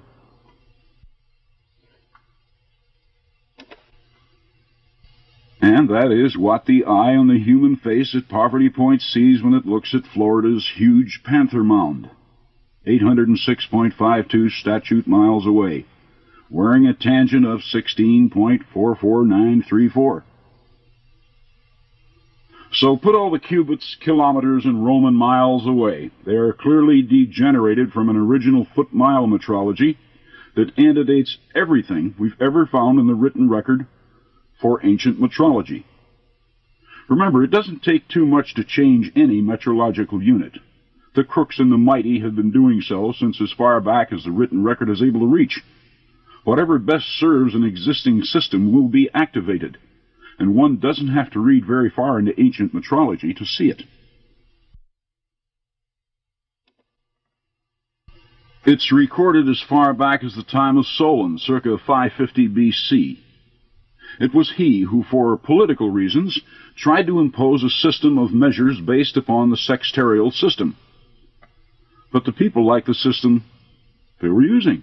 It was working. The battle continued for a few hundred years after Solon went into transition. But the establishment ultimately won when drastic steps were taken to completely eliminate the existing metrological system from the memory of the people. It's been going on ever since and shows no sign of letting up. It's just a matter of time before the foolish metric system is force-fed to the lot of us, and the foot and mile will disappear. And Maller's measurement for Temple 1 will be the only one permitted, 759 centimeters. Temple 1 will go silent again. And the steps on Temple 2 will refer only to the moon. Regrettably, there are those who would dearly love that. Keep the secrets of the pyramids shrouded in mystery. Let no one know truth. So, best we find out what we can while we can.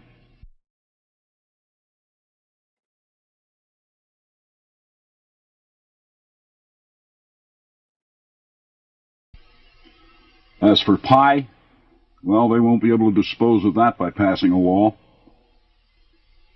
Pi, the key to a higher level in the matrix. Yet how are we to distinguish between the rational pyramid and the irrational pi pyramid? Do we look for summits that were built off-center? Mounds of unusual shape, like this cross mound at Tarleton, Ohio?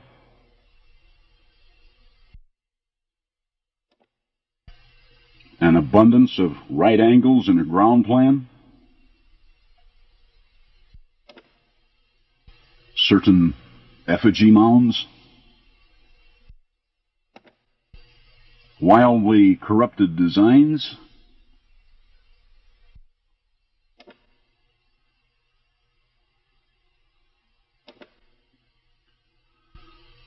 It requires a well-trained eye.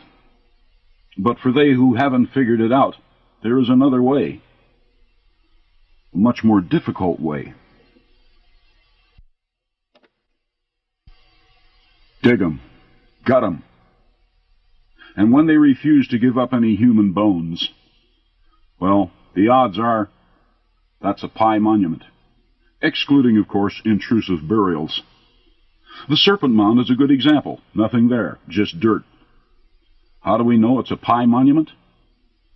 Because of its grid latitude, 1421.223. It's one of those constants they used, but which we have never heard of, a pi multiplex.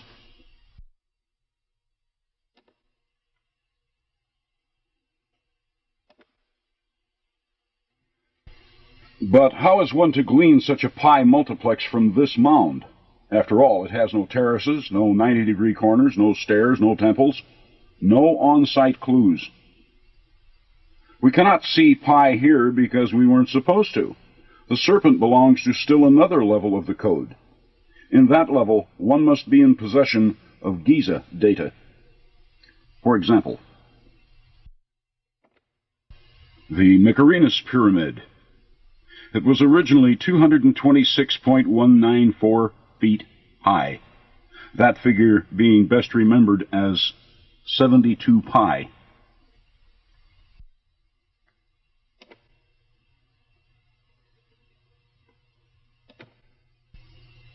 The Egyptologists don't know it yet, and I dare say they will not care to, but the Mycerinus was a true miniature of the Great Pyramid, another 3D model of pi and double pi, which means that when we multiply its 72 pi height by double pi, it will become the length of its perimeter baseline.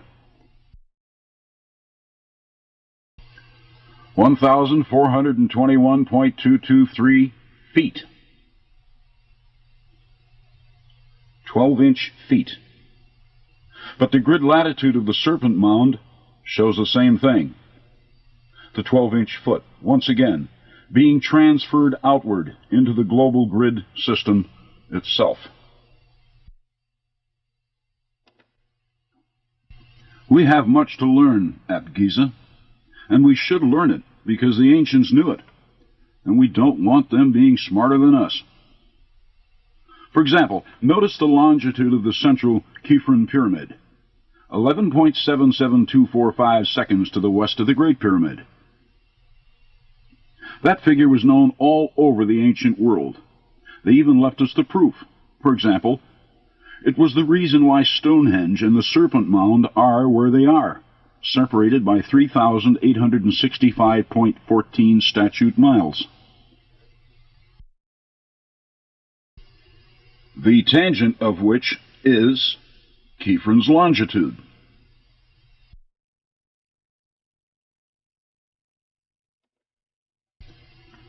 So don't mess with the snakes.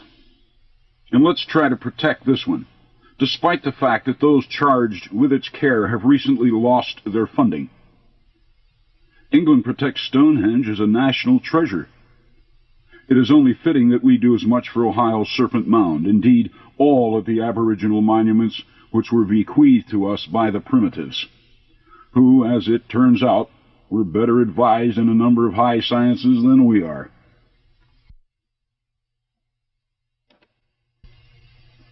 Pi, cryptography, metrology, tangents keyed to distances. and state-of-the-art global positioning.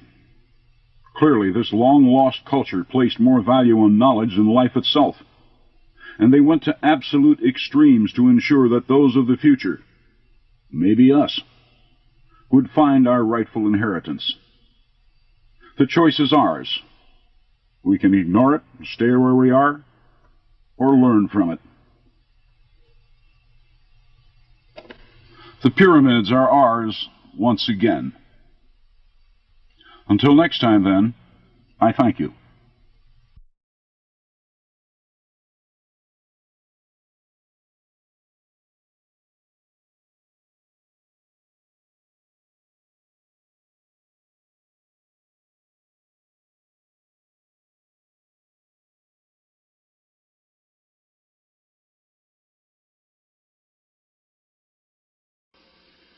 In my previous videos, I introduced the magnificent code system involving the world's pyramids, mounds, maps, and numbers.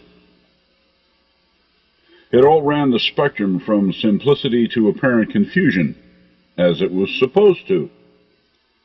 No one can design a top-secret communication system and leave it right out in the open for everyone to see and trip over unless it is carefully arranged to confuse the undisciplined mind.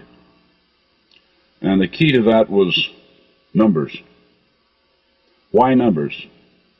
Because most people don't like them and prefer to avoid them. Even worse, the undisciplined mind can assert meanings to numbers that can look logical but be something else. And it does happen. For example, from the ancient science of gematria come a host of well-organized rational numbers, sacred numbers, which few people understand. A few are shown here. For example, 144 and 432. The 432 being 3 times 144. Other of these numbers, such as 54, 96, or 2160, while they are often considered sacred, are not gematrian. But when one looks closely, all of these numbers can be found.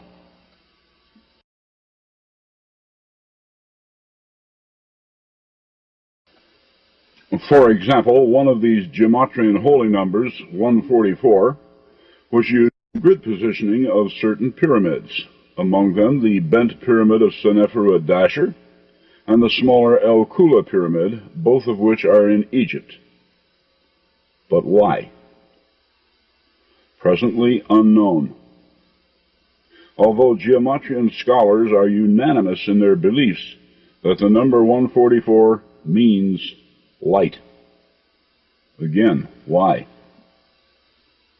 If the El Kula and bent pyramids do represent light, why don't they light up for us, or at least glow? Where's the switch that turns them on? A frequency, perhaps? A musical note? Maybe from a trumpet or a host of trumpets? What will it take to prove the gematrians' theories or belief systems, or to disprove them?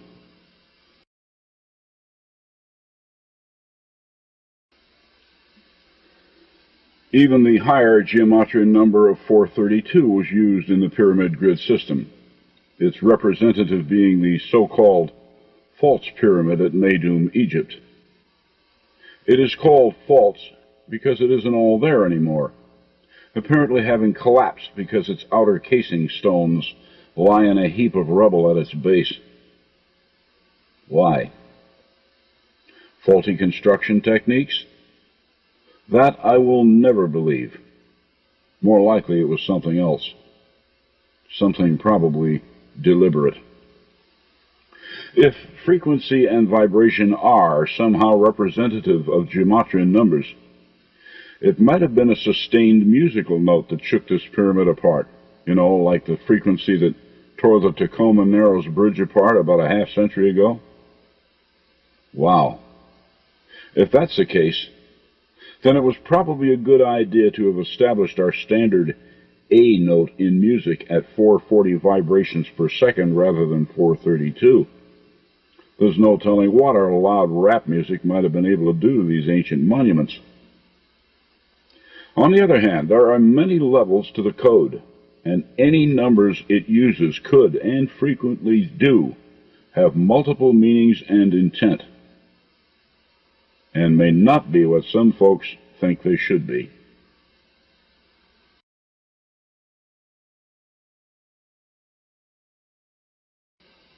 Another anciently used number was 96.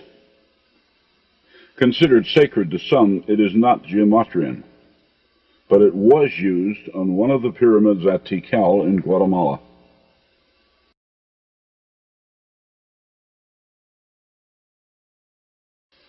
This one is known as Temple 1, the Temple of the Giant Jaguar. It is taller than it is wide at its base. Steeper are its sides than any pyramid ever built in Egypt. And on its face or facade are 96 steps. What do they mean? Nothing apparent, even to a number cruncher, unless multiplied by some other number. Hence they can be made to say almost anything we want them to, according to one's belief system or imagination.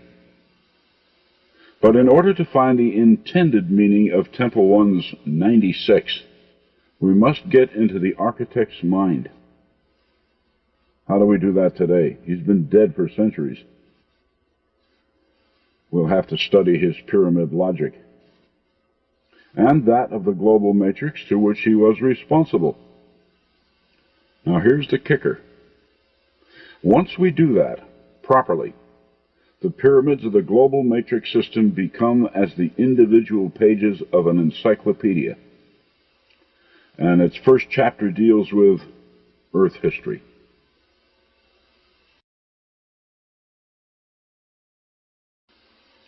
One-third of the way around the Earth, to the west of the Giza Prime Meridian, is the original 120th meridian. Between it and the 121st meridian are a number of aboriginal pyramid sites, ranging from the far north down into Central America. They include Rock Lakes Pyramids in Wisconsin, Uxmal in Mexico, Tikal in Guatemala, Copan in Honduras. Of this group, the largest of the pyramids involved are those at Tikal, including Temple 1. The most unusual site within this narrow band is Rock Lake and its several submerged pyramids. Now, why would anyone, bother building stone pyramids in a natural depression and, upon completing them, deliberately flood the site with the water that makes up modern Rock Lake?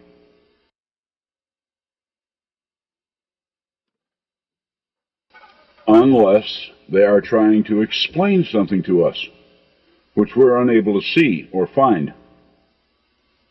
Notice that the code's grid latitudes for both Rock Lake's Delta Mound and Tikal's Temple 1 are identical, 2788.548. Rock Lake's Delta Mound, then, is referring the investigator directly to Temple 1. Something in or on Temple 1 is somehow significant to an as yet unclear scenario. But what is it? Pay close attention to the code's logic here. Rock Lake's pyramids are all submerged and therefore difficult to investigate. Such work requires scuba gear. Tikal, conversely, is high and dry and easily studied. Does this combination of Rock Lake and Tikal provide certain data toward the rediscovery of some other submerged ancient site somewhere? And if so, where is it?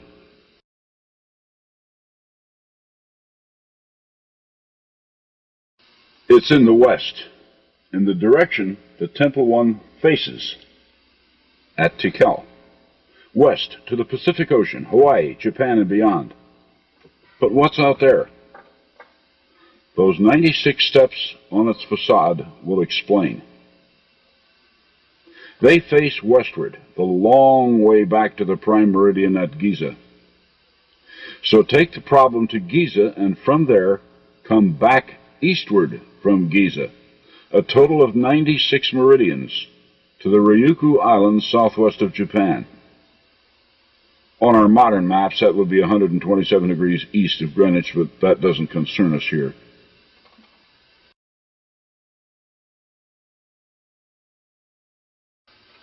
It is right here, at 96 degrees and 45 minutes to the east of Giza, where scuba divers have recently found temples submerged beneath the waters of the Pacific Ocean.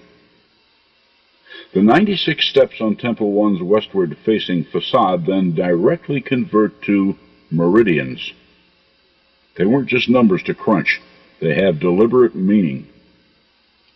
Yet why do these Lemurian ruins go over to 96 degrees 45 minutes? Why not exactly 96 degrees as Temple 1's steps indicate?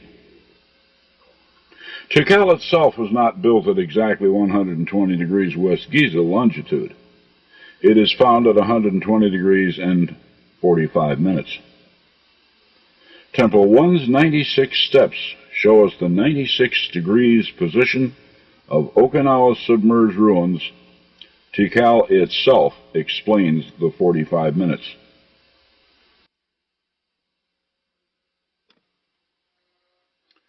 A simple scenario, what? Tikal's Temple 1, high and dry, taps the logic from Rock Lake submerged pyramids and transmits it westward in the direction it faces to explain where to find those submerged ruins off Okinawa. Magnificent.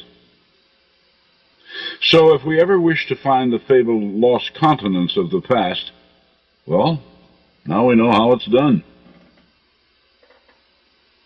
Earth history, and beautifully recorded through numbers and maps, not moldy or flaking charts showing X marks the spot, too primitive in concept. Besides, why should the ancients have written anything to us on parchments of any kind? They were very well aware that such documents would never survive to reach us because time is not kind to mediums of that nature. It was far more logical for them to have used our maps. So always count the steps on Western pyramids. They can be quite informative. And it sure beats excavating ancient sites for broken ceramics and arrowheads and then writing erroneous historical concepts around them.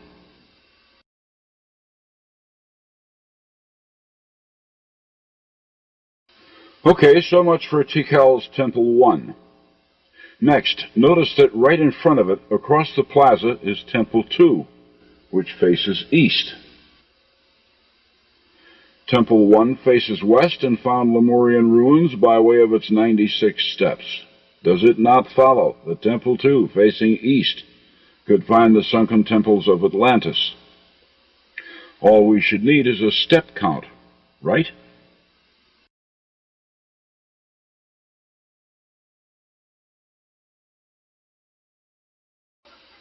Short, squat, east-facing Temple 2, the Temple of the Masks, shows us a total of 59 steps on its facade.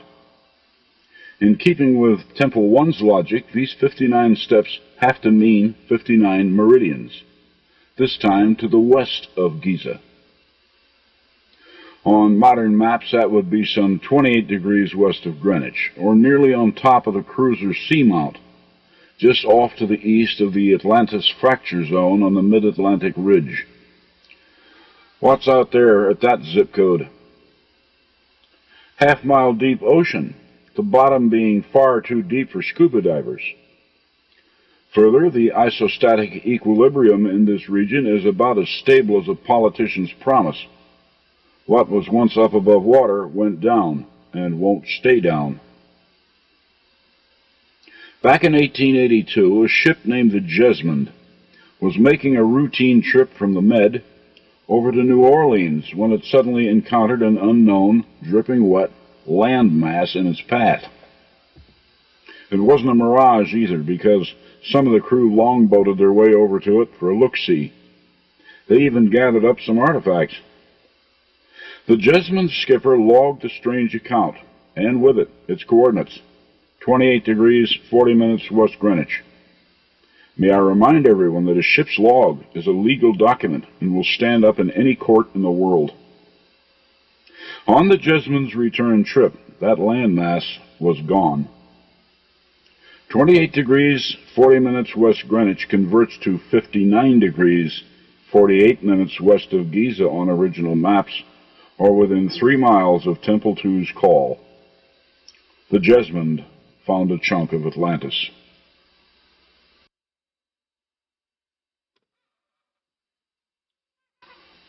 Another of Tikal's pyramids is Temple 5, seen here in a strictly conceptual view because, well, all those steps you see on its facade aren't there anymore. Indeed, they'd been gone since before the 19th century when Mahler first studied Tikal. Somewhere along its trek through time, its staircase let go and collapsed into a heap of rubble at the pyramid's base.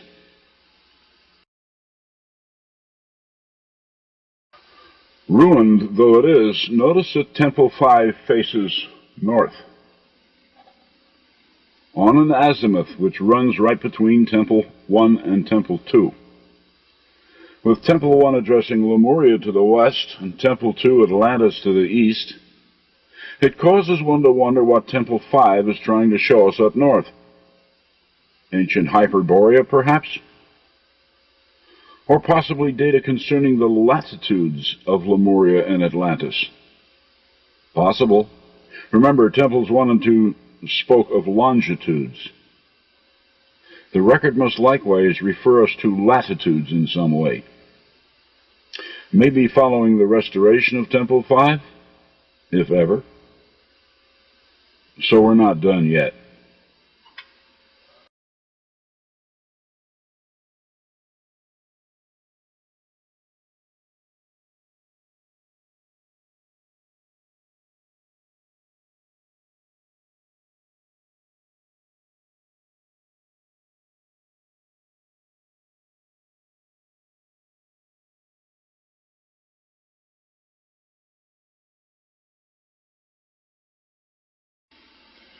How's your knowledge of ancient sites? Want to test it? It is probably the oldest pyramid site on Earth. No one knows when it was built or who built it. And when formal history speaks of it, the more interesting facts are all too frequently omitted. It is known only as pre-Inca in origin, and we're not even sure who they were. 1 culture, 3, 10, going back far beyond time. It is Bolivia's ancient site, Tiwanaku.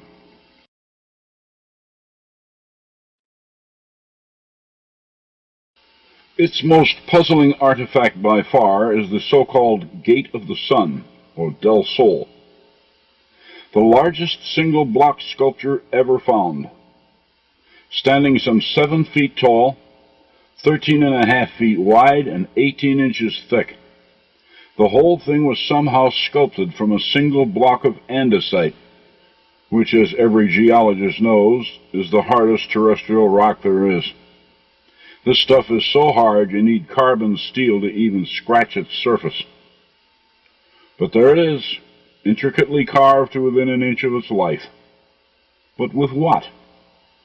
Nobody, Inca or pre-Inca alike, had any steel tools at their disposal, ever, according to history. Copper tools is the limit of Aboriginal technology, and they were definitely not used on this. We moderns can duplicate this kind of fancy art, but we require a laser to do it. So who carved the Gate of the Sun? Why? How? And when?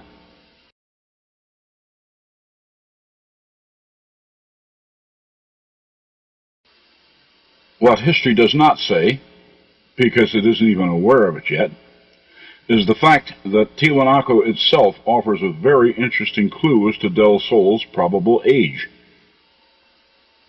Like most pyramids in South America, the Acapana is today a complete wreck, dug into by treasure hunters, and its flanks have had all of their intricately carved facing stones stripped away, broken up, and put to use as roadbed for a railroad.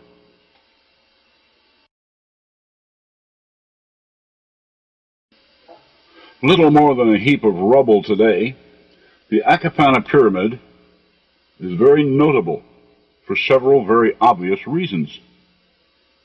First, it is the most easterly of all the super pyramids in the Western Hemisphere.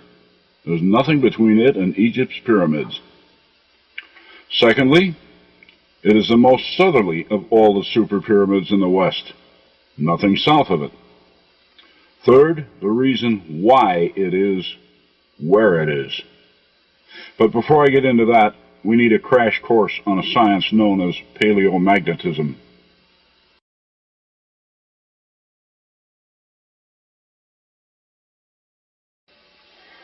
For those unfamiliar with the term, it is the science which studies the intensity and direction of residual magnetism in ancient rock. Through it, we know where the poles used to be and how long they were there. Volcanic lavas exhibit a remnant magnetism in magnetite, which, when cooled and hardened, will indicate polar direction at the time of a volcano's eruption.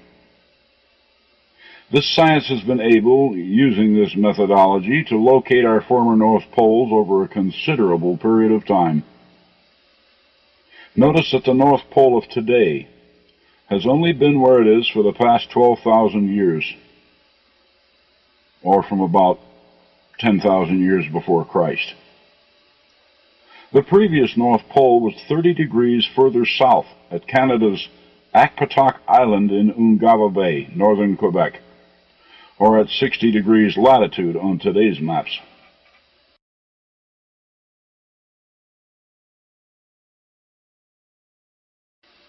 Paleomagnetism is a recent science, not yet a century old, but someone knew it long before we did.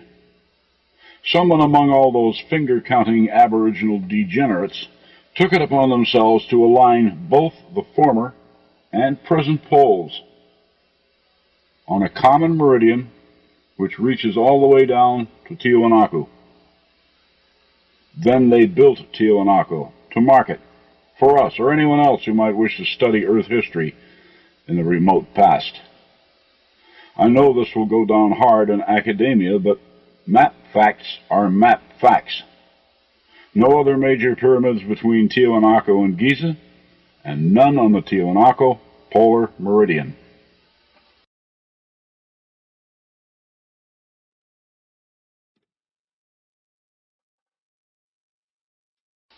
The same may be said for the other side of the Earth. Continuing this meridian from Tiwanaku up across the present and former North Pole, and down the other side of the Earth exactly 180 degrees of longitude away, this opposing meridian crosses down over Siberia and Mongolia, closely following the north-south border between China's Shenxi and Shanxi provinces, right past China's pyramid fields near Sian.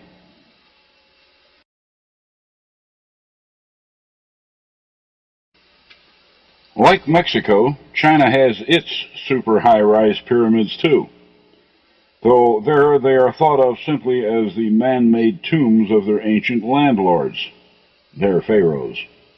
I wonder where they caught that from. This gradually eroding monster is about 200 feet high, like the Sun Pyramid at Teotihuacan in Mexico. Here, as with the other side of the world, no other pyramids are known on this meridian all the way up to the North Pole. With no pyramids on this meridian between Tiwanaku and north, China and north, these two widely separated sites share something in common. China's Sian is very ancient, having been founded 3,200 years ago. How much older it is beyond the reach of records. But we do know that Sian is 3,200 years old, and sharing this common meridian with Tiwanaku, its virtual geographical opposite, does it not follow that Tiwanaku is at least as old? Rather than the 2,000-year age Western historians assert for it. Were Tiwanaku's unknown builders aware of China's pyramids? Were the builders of China's pyramids aware of Tiwanaku? If there is a connection, where do we find it?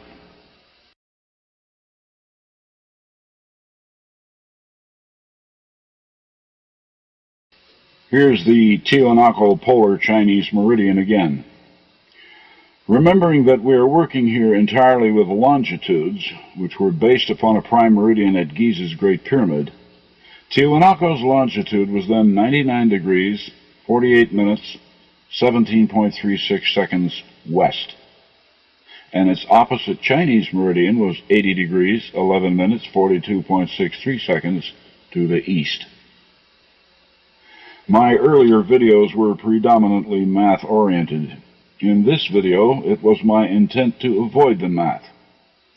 I'm making a necessary exception here because, well, everybody's just got to see this. Reckoning from Siam's pyramids in China, their nearest neighbors off to the east are those recently found Lemurian temples off Okinawa. Earlier, Tikal's Temple 1 gave us their position at 96 degrees, 45 minutes, 03.87 seconds to the east of Giza. By applying this to the Tiwanaku Polar China Meridian seen here, we find a message concerning it from Lemuria. Notice also that I am not working here with grid longitudes, but rather actual longitudes, reckoned from the Great Pyramid's prime meridian. First, we have the meridian northward from Tiwanaku at 99:48:17 west, which, as it reaches the North Pole, becomes 80:11:42 east and drops across China, or that region where the Lemurians migrated to. The arithmetic is 5th grade simple.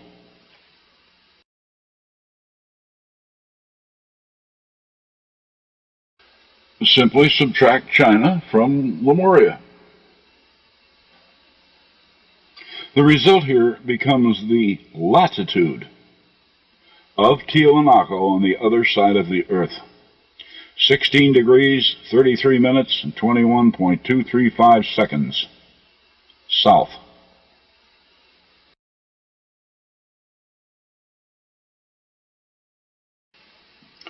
Take the map of Tiwanaku.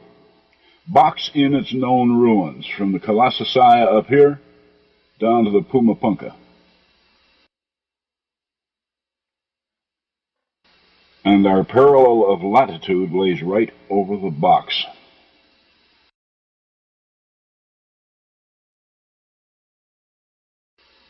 Now then, in keeping the egg before the chicken, which site is known to be older? Those submerged Lemurian ruins off Okinawa, or Tiwanaku? Lemuria existed well back into the Akpatak Ice Age. But when did it fall from accounting?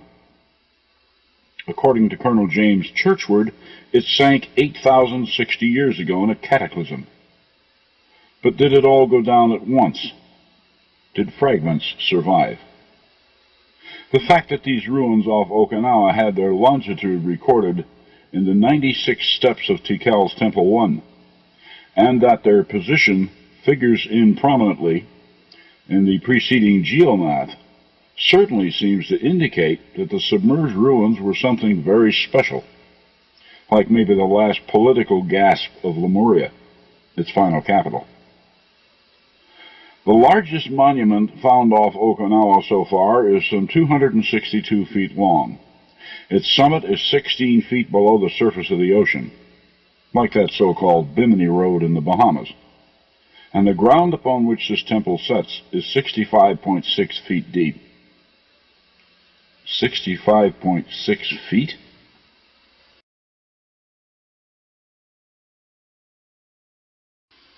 Did the long-lost Lemurians know how deeply this monument would be covered by 65.6 feet of water by the time we got here? Remember Tikal's Temple 5 with its fallen staircase?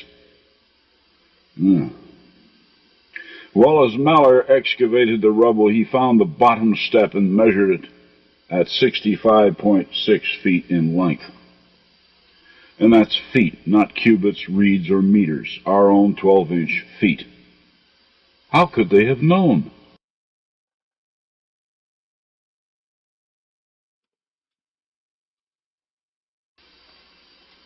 Working only with what is known of this particular temple, and discarding the traditions of cataclysms briefly, what is known of Earth history can be somewhat revealing. During the peak of the Akpatak Ice Age, the world's oceans were some 450 feet lower than they are today. This data, furnished by the Woods Hole Oceanographic Institute, came with a graph showing the speed at which the ocean basins refilled with water as the great glaciers began to melt.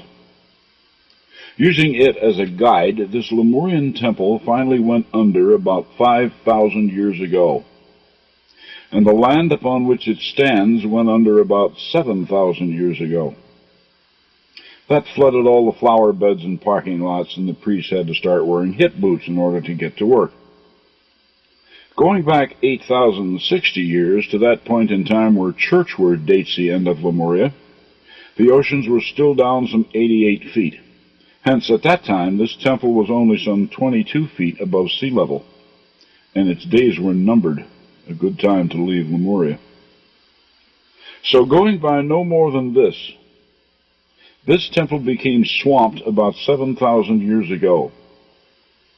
As it is obvious that it was not built as the waves bathed the feet of the builders, the construction itself has to be far older than 7,000 years. Its position was then used to designate the latitude of far-off Tiwanaku, by way of the meridian math already seen here. Hence, Tiwanaku is 1. At least 7,000 years old, and 2. Resulted from a Lemurian mandate, not pre-Incan. Its maximum possible age is easy to call. This Tiwanakan polar China meridian bears upon the locations of both the past and present North Poles. Our present North Pole can be dated by paleomagnetism to no more than 12,000 years. And since this beautiful meridian could not have been laid out without it, Tiwanaku can be no more than 12,000 years old.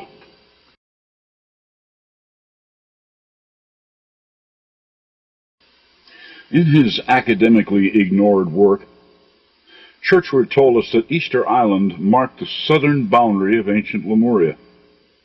Is there a way we can demonstrate this? Sure, several.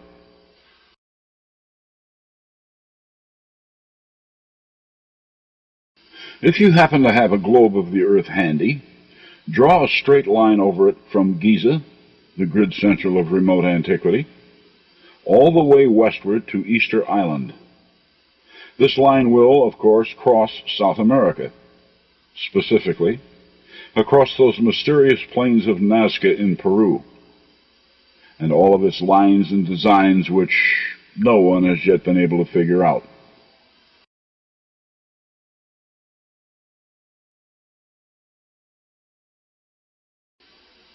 One of the more interesting displays at Nazca is this one, the so-called Great Triangle.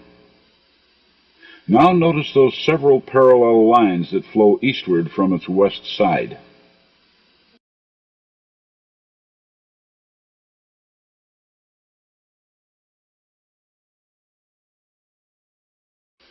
Why do they all point over toward Giza in Egypt?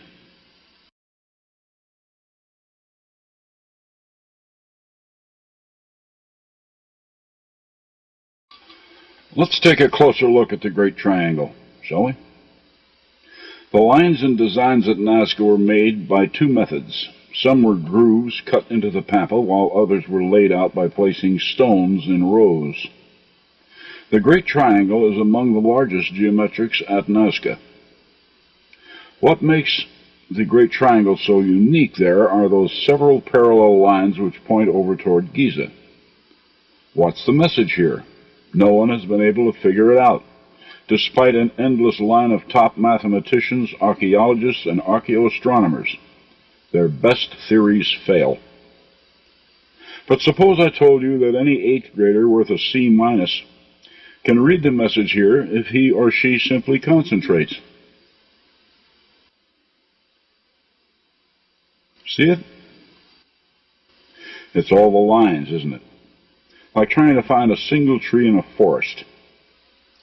Okay, let's dispose of all the lines outside the triangle, except for the two which interrupt all the parallel lines.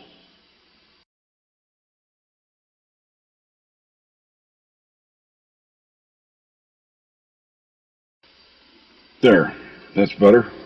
We cut out the rest of the forest. Now the numbers are evident. 8 parallel lines to the west side. Of these 8 parallels, only 2 were allowed to continue eastward, where they meet 5 parallels. 8, 5, and 2, inside the triangle, where they are divided. The instruction then is to divide. 8 divided by 5 divided by 2 is 0.8. Hold that fractional number in your memory briefly. 0.8.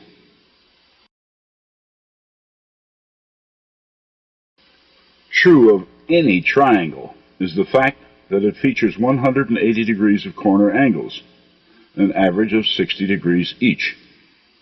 But look again, closely.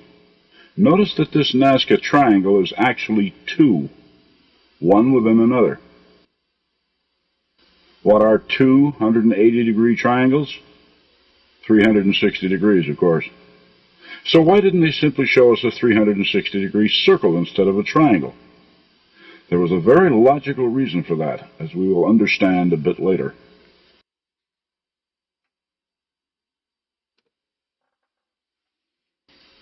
Back into your memory now and retrieve that 0.8 we were just talking about.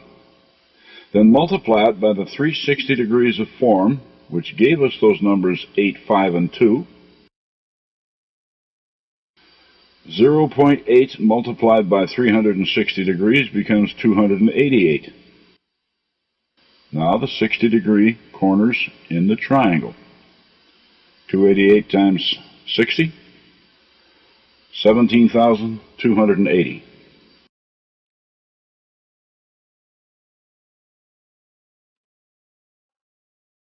The 17,280 encodes the actual latitude of the Great Triangle.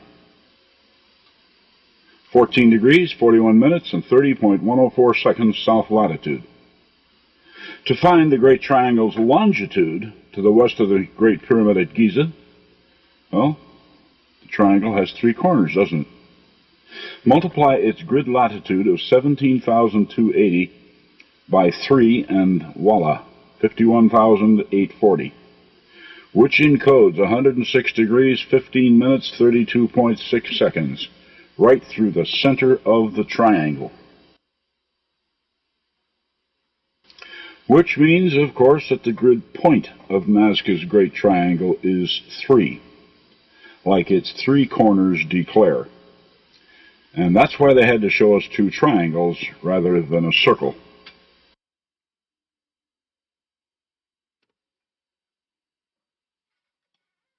See? 8th grader material. Very simple. Nazca, then, was not the ancient astronaut spaceport that Van Daniken thought it was. Nor do its many intersecting lines point to this or that star as archaeoastronomers thought. Nor are they pathways for superstitious Indians to follow in order to avoid contact with evil spirits. Nazca is the Rosetta Stone of the pyramid matrix system, and it speaks not to the stars, but to our own terrestrial ancient history, Earth history.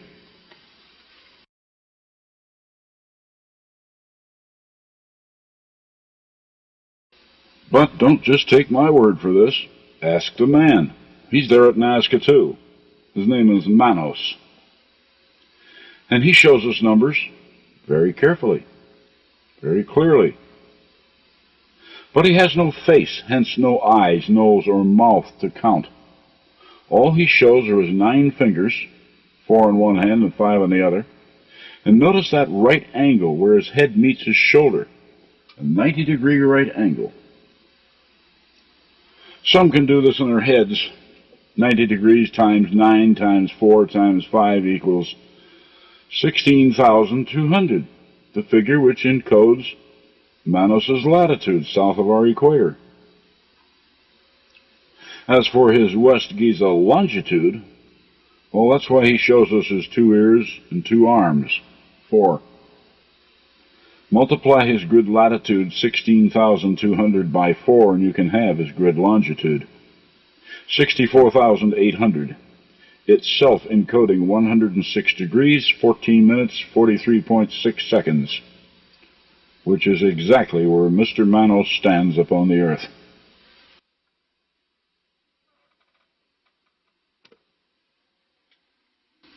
Another of Nazca's curious glyphs is the so-called spiral. This spiral rests on top of a great needle. The bottom of this needle reaches the great rectangle. Rectangle on one end and a spiral on the other, both being obviously connected. What is mathematically true of any rectangle?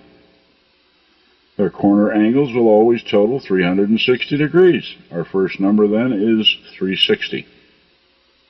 Next, we go up to the spiral on top of the needle. We should enlarge this to have a better look at it.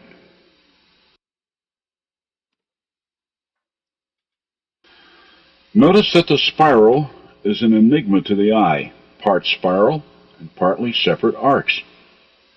I should point out here that most references on Nazca will show this spiral as a true spiral. Why they do so, I can't imagine. But what you see here comes from the top. A topographical map drawn up by the Instituto Geográfico Nacional in Lima, Peru, dated 17 June 1993. As most of you know, I work only from the best data sources. Here we see that our spiral enigma shows 2 separate, incomplete arcs on its outside. In all, 4 arcs terminating abruptly at the top, and 2 others vectoring on top of the needle. The formula can be completed in the mind. 360 degrees times 4 times 2, 2,880. Encoded behind this large rational is the actual south latitude of the spiral, 14 degrees, 40 minutes, and 05.14 seconds.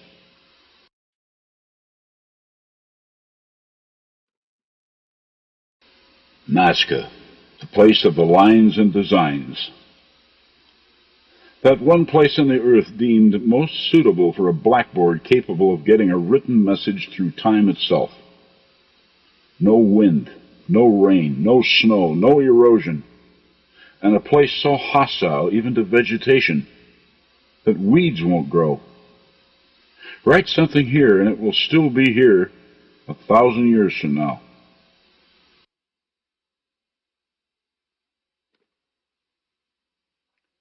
To read the messages at Nazca, one has to pay close attention, as Manos in the Great Triangle explained.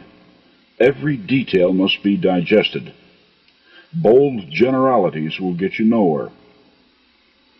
We learned this with a spiral, which upon close examination revealed that it is not.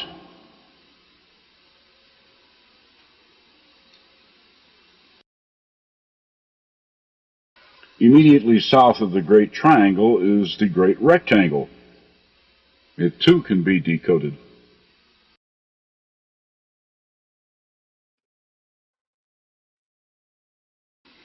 Not all of Nazca's writings are geometrics. There are fish, monkeys, spiders, birds, like the hummingbird here.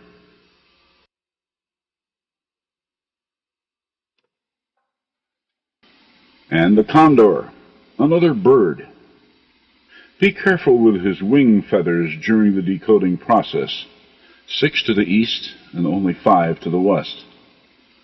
Birds. Remember those bird men statues on Easter Island? Enough said for now. Don't want to give you too much to think about at once, or it'll confuse, as do all those lines at Nazca. Better to explain the individual trees and let the rest of the forest take care of itself. The decoding of Nazca's writing, the pyramids, mounds, great earthworks, and such, is a rigid discipline, and fun for they who have their heads on straight. There are those who try it and can't do it properly, and that's too bad, because unless it's done right, They will never reach the code's higher levels of knowledge. That's where we leave the numbers behind us. Work only with pyramids and maps, like the Tiwanaku-Akpatak polar Chinese scenario just presented. And there are even higher levels, beyond even the pyramid grid system, all the way up to hyperdimensionality itself. Care for a peek? Why not? Coming right up.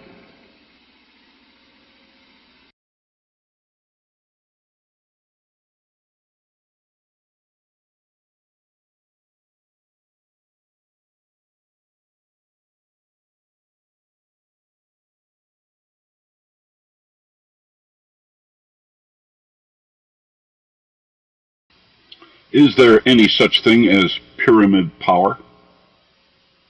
That depends upon one's attitude. Positive people versus negative people. Positive people experimenting on their own find that food placed inside a pyramid-shaped container will last for considerable periods. Do the same with a razor blade, and its edge will stay sharp.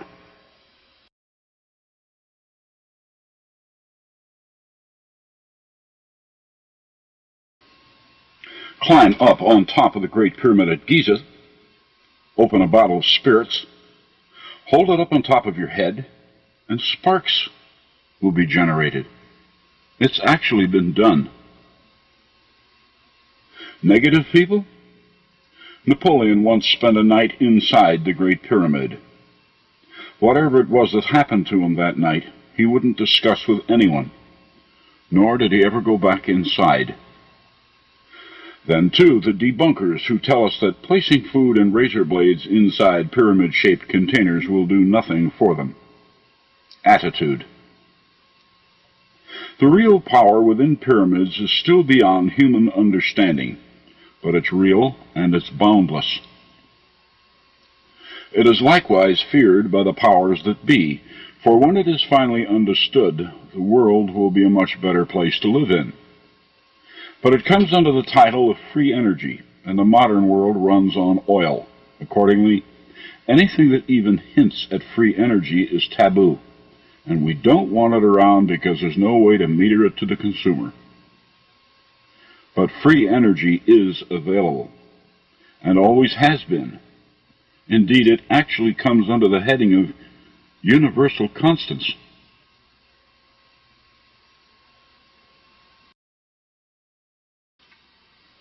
These powers are not as far beyond reach as we might imagine.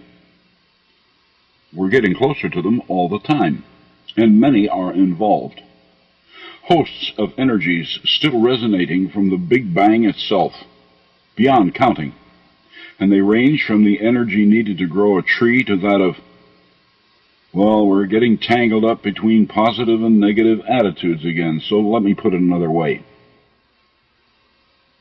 To most of us, atom smashing is the epitome of power. There's nothing more potent. But that's a negative concept. The positive attitude knows better, as he or she recognizes the ultimate power to be love, because that's what the Creator used to spark the Big Bang. The Big Bang, a scientific term which some religions want nothing to do with. Attitudes again.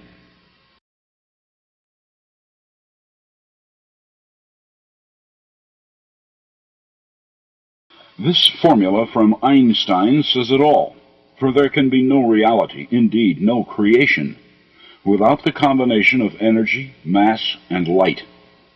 So when God gave the order, "Let there be light," the frequency or vibration of light brought energy and mass together, and bang, there it was, the entire universe.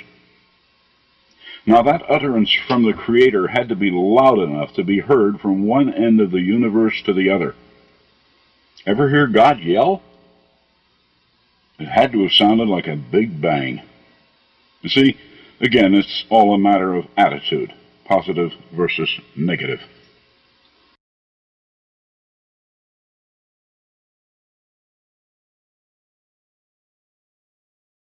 Love, then, is the most powerful energy of all. Down here at the human level, even we are aware of love, even though few of us fully understand it. As to the lesser energies, many exist which we are unaware of, even when we look right at them.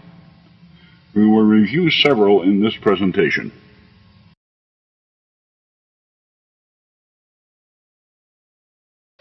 One of these natural energies is demonstrated by the planets. Jupiter is the most obvious example with its big red spot. Since it was first observed, it has been perceived as a great storm in the upper atmosphere. Then along came Richard Hoagland and his UN briefing, where he announced that that storm wasn't a storm after all, because it didn't wander about as storms are supposed to. This big red phenomena remains at a given latitude of about 19.5 degrees. But if it isn't a storm, what is it? Dick advanced the theory that the big red spot is a hyperdimensional signature of some sort. If he's right, then it's one of those energies we can look right at and not recognize. Well, whatever it is, one thing's for certain. It's the signature of some kind of energy, and that was enough to spark my interest. What holds the big red spot at 19.5 degrees of latitude?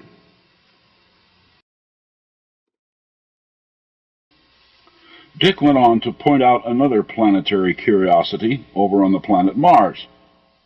Also at 19.5 degrees of latitude is Olympus Mons, a 5-mile-high inactive volcano. Unlike Jupiter, Mars has no atmosphere and is therefore not as secretive about its surface features. We can see Olympus Mons with our probe cameras. But is its 19.5 degree position only coincidental? The fact that Olympus Mons is inactive doesn't appear to coincide with the active phenomena seen over Jupiter. Then again, Mars is a dead planet. Is it possible that Olympus Mons may have killed it? Mars is a solid planet, while Jupiter is a huge gas bag, incapable of volcano building as we understand it. Yet its big red spot is there for all to see. Conversely, if the Olympus Mons was following some universal mandate, then we do have correlations. An atmospheric signature in Jupiter's clouds, and internal energy, volcanism, on Mars, both at 19.5 degrees. While the composition of the two planets may differ, the upwelling of energy may not. On Mars it once appeared as lava.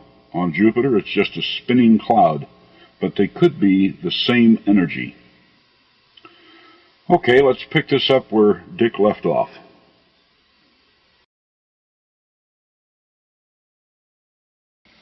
He, along with all other investigators, have overlooked something quite obvious, that being that excluding Bolivia's Acapana Pyramid, all of the super high-rise pyramids of the Western Hemisphere were built between 19 and 20 degrees north of the equator, along our own terrestrial energy belt.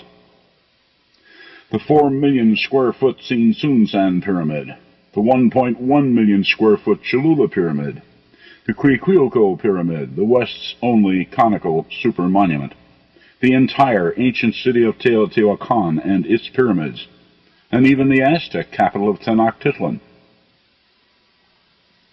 Notice also that all of the other Mayan, Olmec, and Toltec sites of consequence occur within only a few degrees of latitude from this natural energy zone.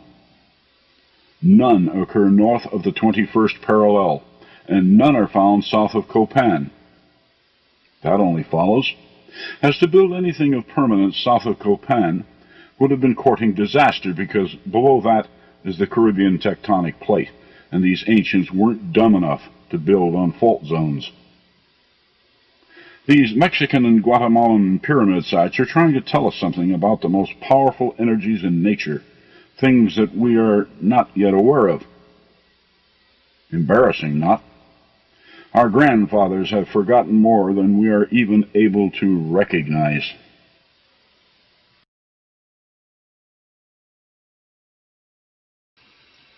We should keep in mind the fact that when the North Pole was down on Akpatak Island in Canada, the Earth was tilted drastically from what we know today. Quite normal to they who lived in those days, but all out of whack by our standards. This is easily demonstrated. The next time you have a spare globe of the Earth handy, there's a little shop project you can do with it. Remove it from its mount and re-drill the North Pole on Canada's Akpatak Island in Ungava Bay. You will have to re-drill the South Pole as well, exactly 180 degrees opposite.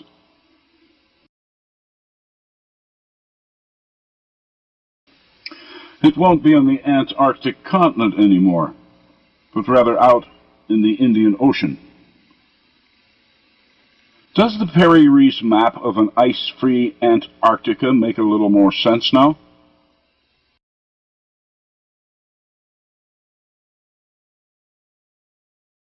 Then put the globe back in its mount and see the true Ice Age world for what it was.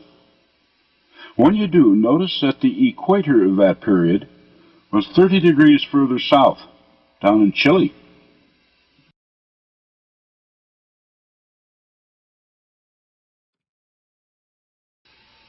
On the opposite side of the world, it was 30 degrees further to the north. China's pyramid fields, today at 34 degrees of latitude, were then at only 4 degrees, very close to the equator. But of greater interest are how the parallels of latitude then influenced the Middle East. We've all been taught that Ice Age people were savages. No math, no sciences, no sense of order, just a bunch of hunters and berry pickers. Sorry about that. I'm glad I wasn't the one selling all that nonsense to our children.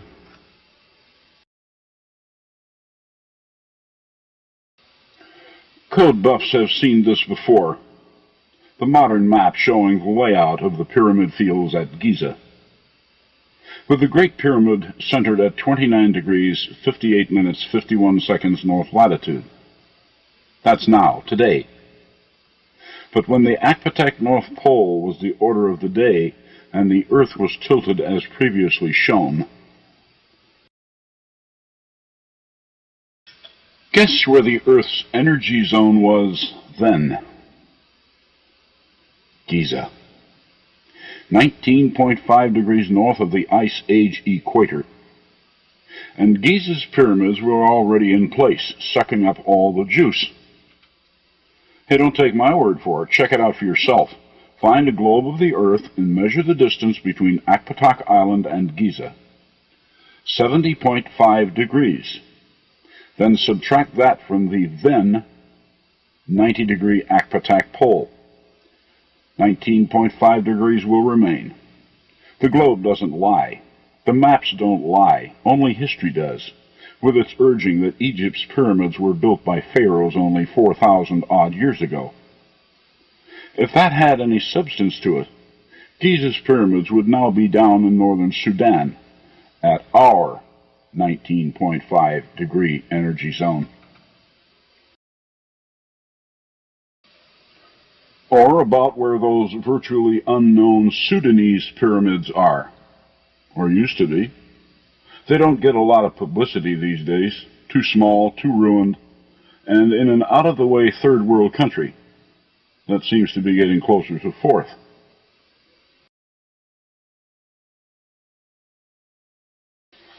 Yet, what kind of energy is it that concentrates itself along the 19-degree, 30-minute parallel? Obviously, it is an upwelling from a planet's interior. It is too powerful to be seen here on Earth. Yet over on Jupiter, it's able to punch its way through its crushing gravity and leave its signature in the clouds 200 miles up. On Mars, it seems to have exhausted itself through Olympus Mons. Here on Earth, it's also venting itself through Hawaii's Kilauea volcano, which also situates itself at 19.5 degrees of latitude. Kilauea has been upchucking liquid rock almost continuously now since 1984, as the pent-up energy in our own energy band tries to relieve itself. Is that what happened over on Mars? Did it burn itself out? Are we in for the same scenario over here on Earth? The reason I have to ask that is because of Hawaii's global position. I didn't notice it until I drew the parallels on my Ice Age globe, but Hawaii lies on an intersect with the Ice Age 20th parallel. The only other place this happens is over in the African nation of Niger. 20 degrees north, then and now. Hawaii, then, has been basking in this 19.5 degree energy belt not only for 12,000, but for 48,000 years, back to the beginning of the Akpatak Ice Age. Hence, has to be one of the most powerful energy points on Earth, or weakest, depending upon one's viewpoint. But Kilauea does show us something that we've all missed: anti-gravity in motion. All of the Earth's volcanoes have erupted at one time or another, or they wouldn't be there. But those located in the 19.5 degree energy band may be trying to tell us something extra special. If volcanoes can show us anti-gravity by throwing up liquid rock, shouldn't it be possible to so lift solid rock? There are oral traditions of such back in antiquity, and they're still maintained today. Along the Ice Age energy belt, as it ran across Giza, we have all those 2 to 20-ton stone blocks in its pyramids, and we haven't yet figured out how they were moved. Just our own primitive belief systems involving wooden rollers and ramps. Only 1 degree to the north, on the Ice Age globe, is Lebanon and its Baalbek site. Same problem in understanding. There we find the largest dressed stone ever discovered. It weighs an estimated 2,000 tons. Even we can't move it.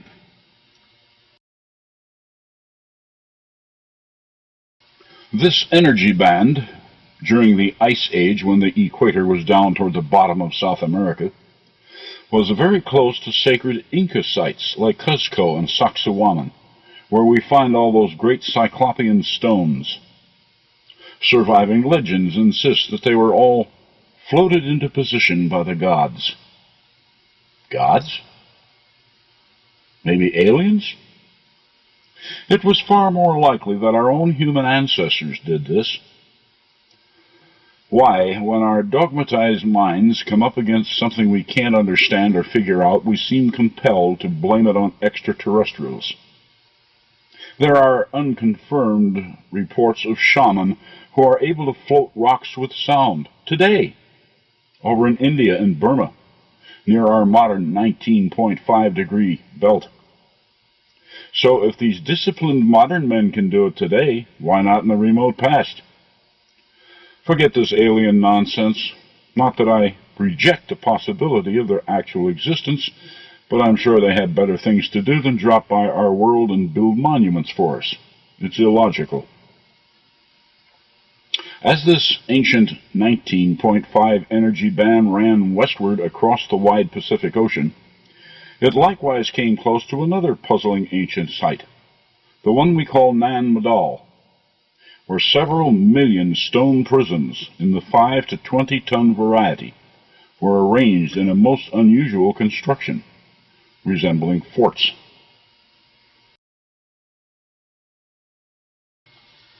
Nan Madol makes no more sense than Tiwanaku.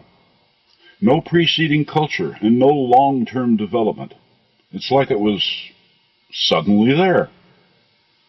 Ask a native and you'll hear 2 brothers floated the stones through the air. Like Tiwanaku, the legends insist the whole place was built in a single day. Uh-huh. Yeah, right. Yet if two fellows can float 25-ton rocks through midair, sounds easy enough. There's no telling how fast they might have worked. They may have thrown rocks around like we throw rice at a wedding, a long-lost skill. And would you look at the construction methods? 12 to 25-foot long stone prisms stacked up log cabin style. Absolutely unique among ancient constructions, yet much faster than the tight-fitting Cyclopean blocks at, say, Cuzco or Giza. Just slop them in place. Maybe it was done in a day. But why? Is Nan Madol a fort, seawall, temple? And to what ancient culture did it belong? Might it be something left over from Lemuria? There's a quick way to find out. Remember those 96 steps on Temple 1 at Tikal, and how they found those submerged Lemurian ruins off Okinawa? What's the most obvious number at Nan Madol? Right, the 90-degree angles at which its stone prisms were laid. 90 degrees times 96 steps equals 8,640, this number encoding its latitude of 6 degrees, 50 minutes, 28.8 seconds north. A lot of work at Nan Madol, more rock than was used in the Great Pyramid. And they even built the island they put it on.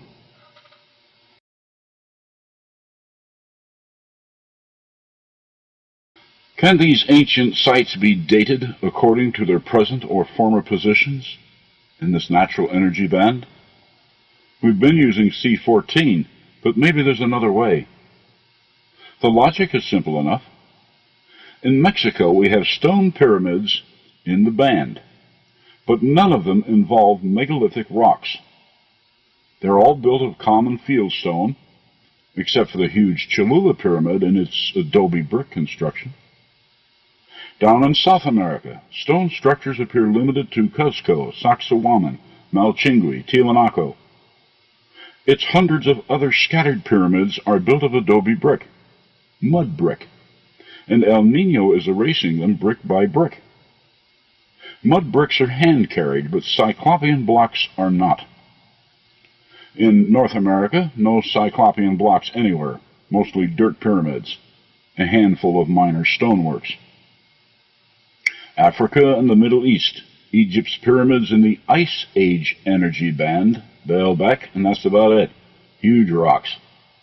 In today's energy band, only those Sudanese pyramids, not such large rocks. Elsewhere, mostly mud brick. South of the equator, the only stone ruins are at Zimbabwe, about 19 degrees south. No megalithic rocks there, just hand-carried fieldstone. Ice Age, 19.5 degrees, Cyclopean blocks. Modern, 19.5 degrees, fieldstone. Obviously, someone back in the Ice Age knew how to float rock in midair, most likely by using sound waves. A lost art today, but it was used in reverse when Jericho's walls came down. Since then, silence. Conclusion? Simple. Egypt's pyramids are not 4,000 years old. We need to multiply that by 3. These energy bands tell it like it is.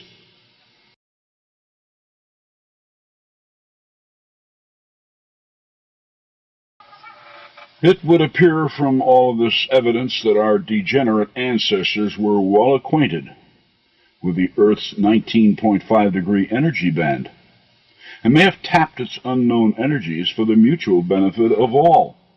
Stone floating may only be the tip of the iceberg. Still unresolved today is the evidence of human rejuvenation, as recorded in the Bible. Archaeology and anthropology don't seem to want anything to do with it, but as recently as 5,000 years ago, in the flood-ravaged land where the biblical patriarchs lived, people were enjoying lifespans that were incredible by modern standards. It's in the historical record. Adam lived 930 years, Seth 912 years, Enos 905 years, Jared 962, Enoch 365, Methuselah 969, and even Noah, who didn't even become a father until he was 500 years old. Their Viagra must have been something.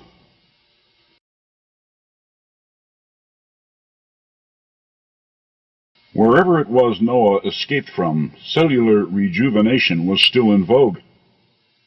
But he moved, and when he did, it was lost. Natural degeneration replaced it. Humanity had to start over.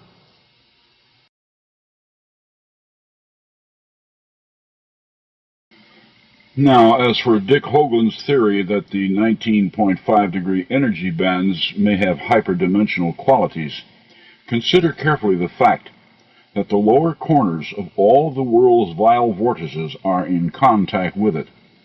They are rooted at 19.5 degrees of latitude. Why hasn't someone else noticed? Why me? Most people are aware of the strange vanishings in the Bermuda Triangle, but officially no one cares.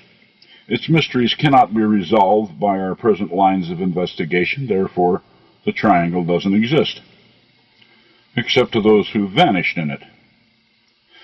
Well, that which we call science isn't real either. It's only half on. For example, why hasn't anyone noticed that ever since Hawaii's Kilauea has been relieving the internal pressures along our 19.5 degree energy band, vanishings in the Bermuda Triangle have hit a low? By itself, that is sufficient evidence to show that this energy band has a certain extra-dimensional characteristic. It may even be multidimensional.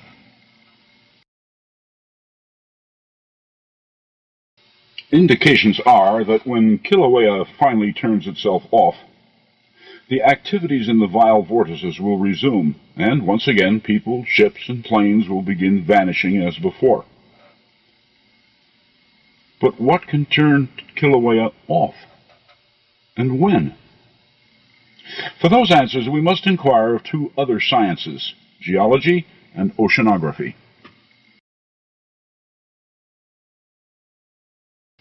In geology, it is known that the Earth's crust varies in its thickness from about 25 miles under the continental plates to only 2 or 3 miles beneath the oceans.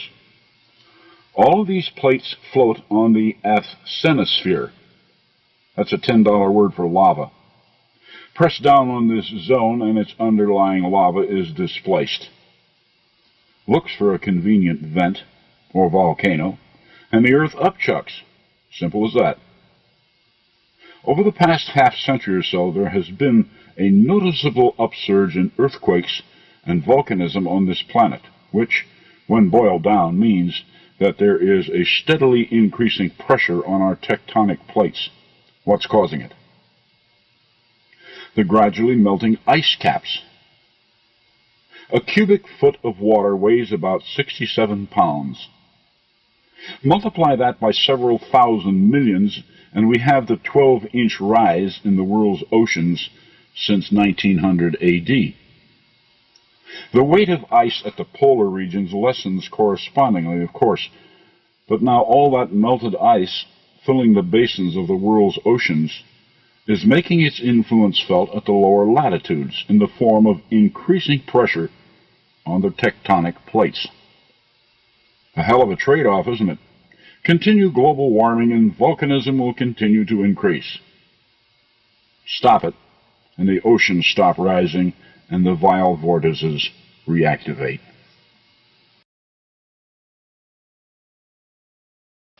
The vile vortices are a natural phenomenon. We should bring them back.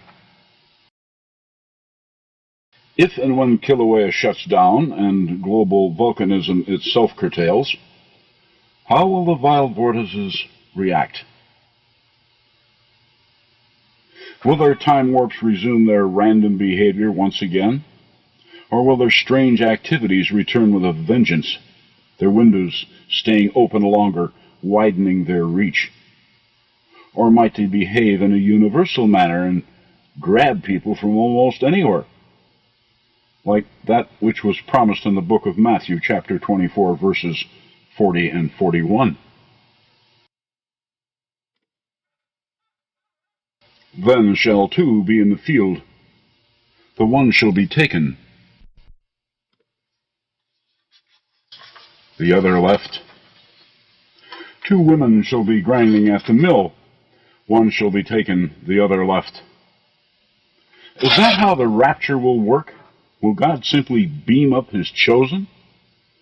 Does he, as we like to believe, make the selections himself? The Bible specifies that only 144,000 will be taken out of the world's 6 billion population. Where's my calculator? Let's see now. That'll be only 1 in 42,000 people. One righteous person from 42,000 wannabes. And of course, most of us hope that we are that one. Looks like most of us ain't going to make it. I hope that isn't how the rapture will work, because the very concept reduces God to a mere selectionist, the mere head of a promotion board. Surely, as the manager of the entire universe, he has better things to do. Supreme genius that he is, he would have taken measures eons ago to have such selections done automatically, through some natural mechanism, of which he has plenty available, energies, frequencies. The concept isn't so alien. 6 billion people on Earth, mostly negative hypocrites. The few chosen are the positive, loving, righteous, caring people. When the majority of negative, uncaring people have managed to lower the frequencies of humanity to a certain point, namely below that of the righteous, the loving and caring frequencies will trigger the assimilation automatically, and the righteous will be whisked away to another dimension of time. The remainder, attuned to their declining frequencies, will be left behind to make the best of what little they have, namely those things which don't weigh much on God's divine scales.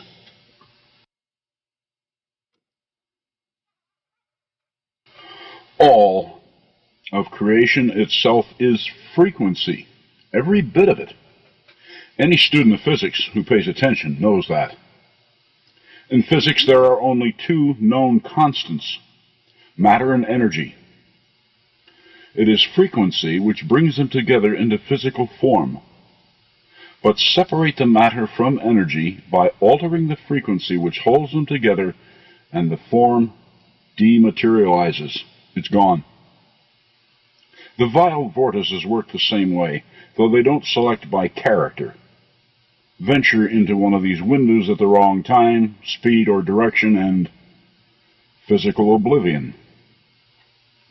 It's another of those many energies we know nothing about, and it's damn well time we did. It needs to be studied, especially with respect to this 19.5 degree energy band, where our reality can merge with hyperdimensionality. We need to know how Earth's invisible big red spot behaves. How and when its windows open, what causes them to open and then close. Simply asserting, officially, that the vile vortices aren't there because we can't see them is like the ostrich who sticks its head in the sand to get away from it all. Primitive. Fearful.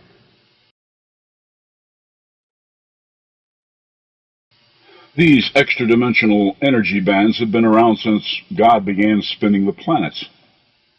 And we're not the first to have to put up with their mysteries. Other civilizations knew of them long before we came along.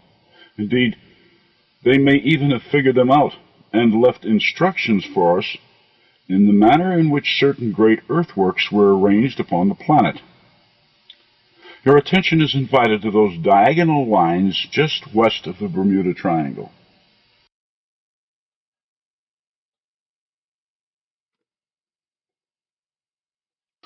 North Bimini's Shark Mound is on one of them, actually within the triangle. The shark is a low sand effigy mound. It's 500 feet long and, presently, only 5 feet above sea level. should be lost to the rising ocean levels pretty soon. But notice the direction in which the shark swims. 216 degrees.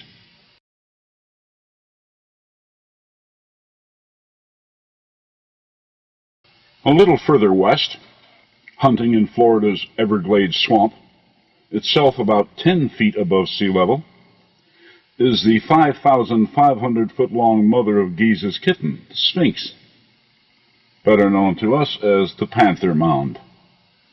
Notice, too, her direction of travel, 36 degrees.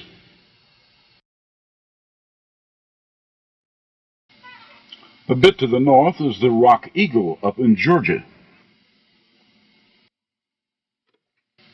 It's one of but few Aboriginal stone monuments in North America. Notice the direction of its flight.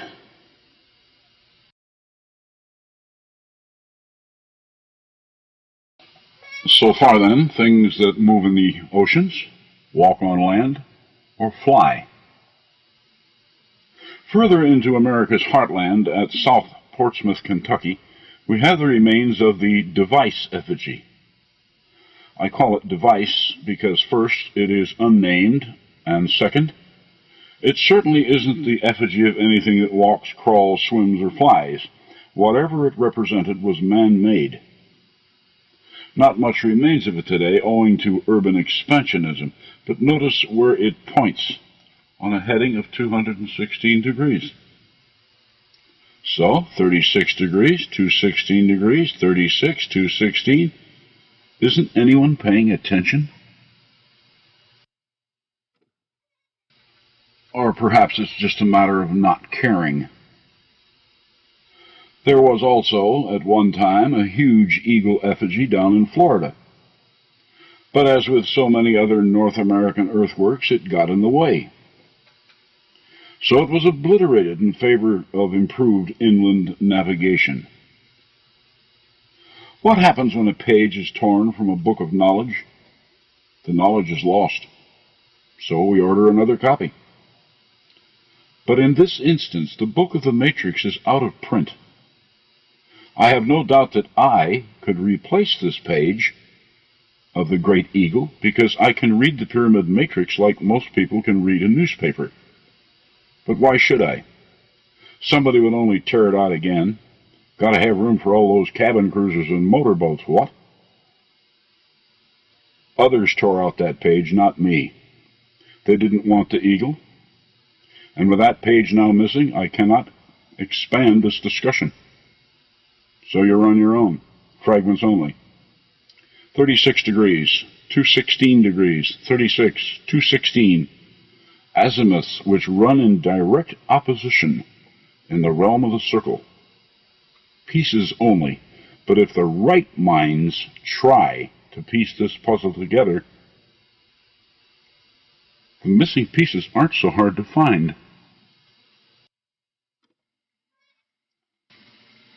For example, one of the aircraft lost in the Bermuda Triangle was the British Star Aerial Transport on January 17, 1949. It's a matter of record that its last reported heading was 216 degrees.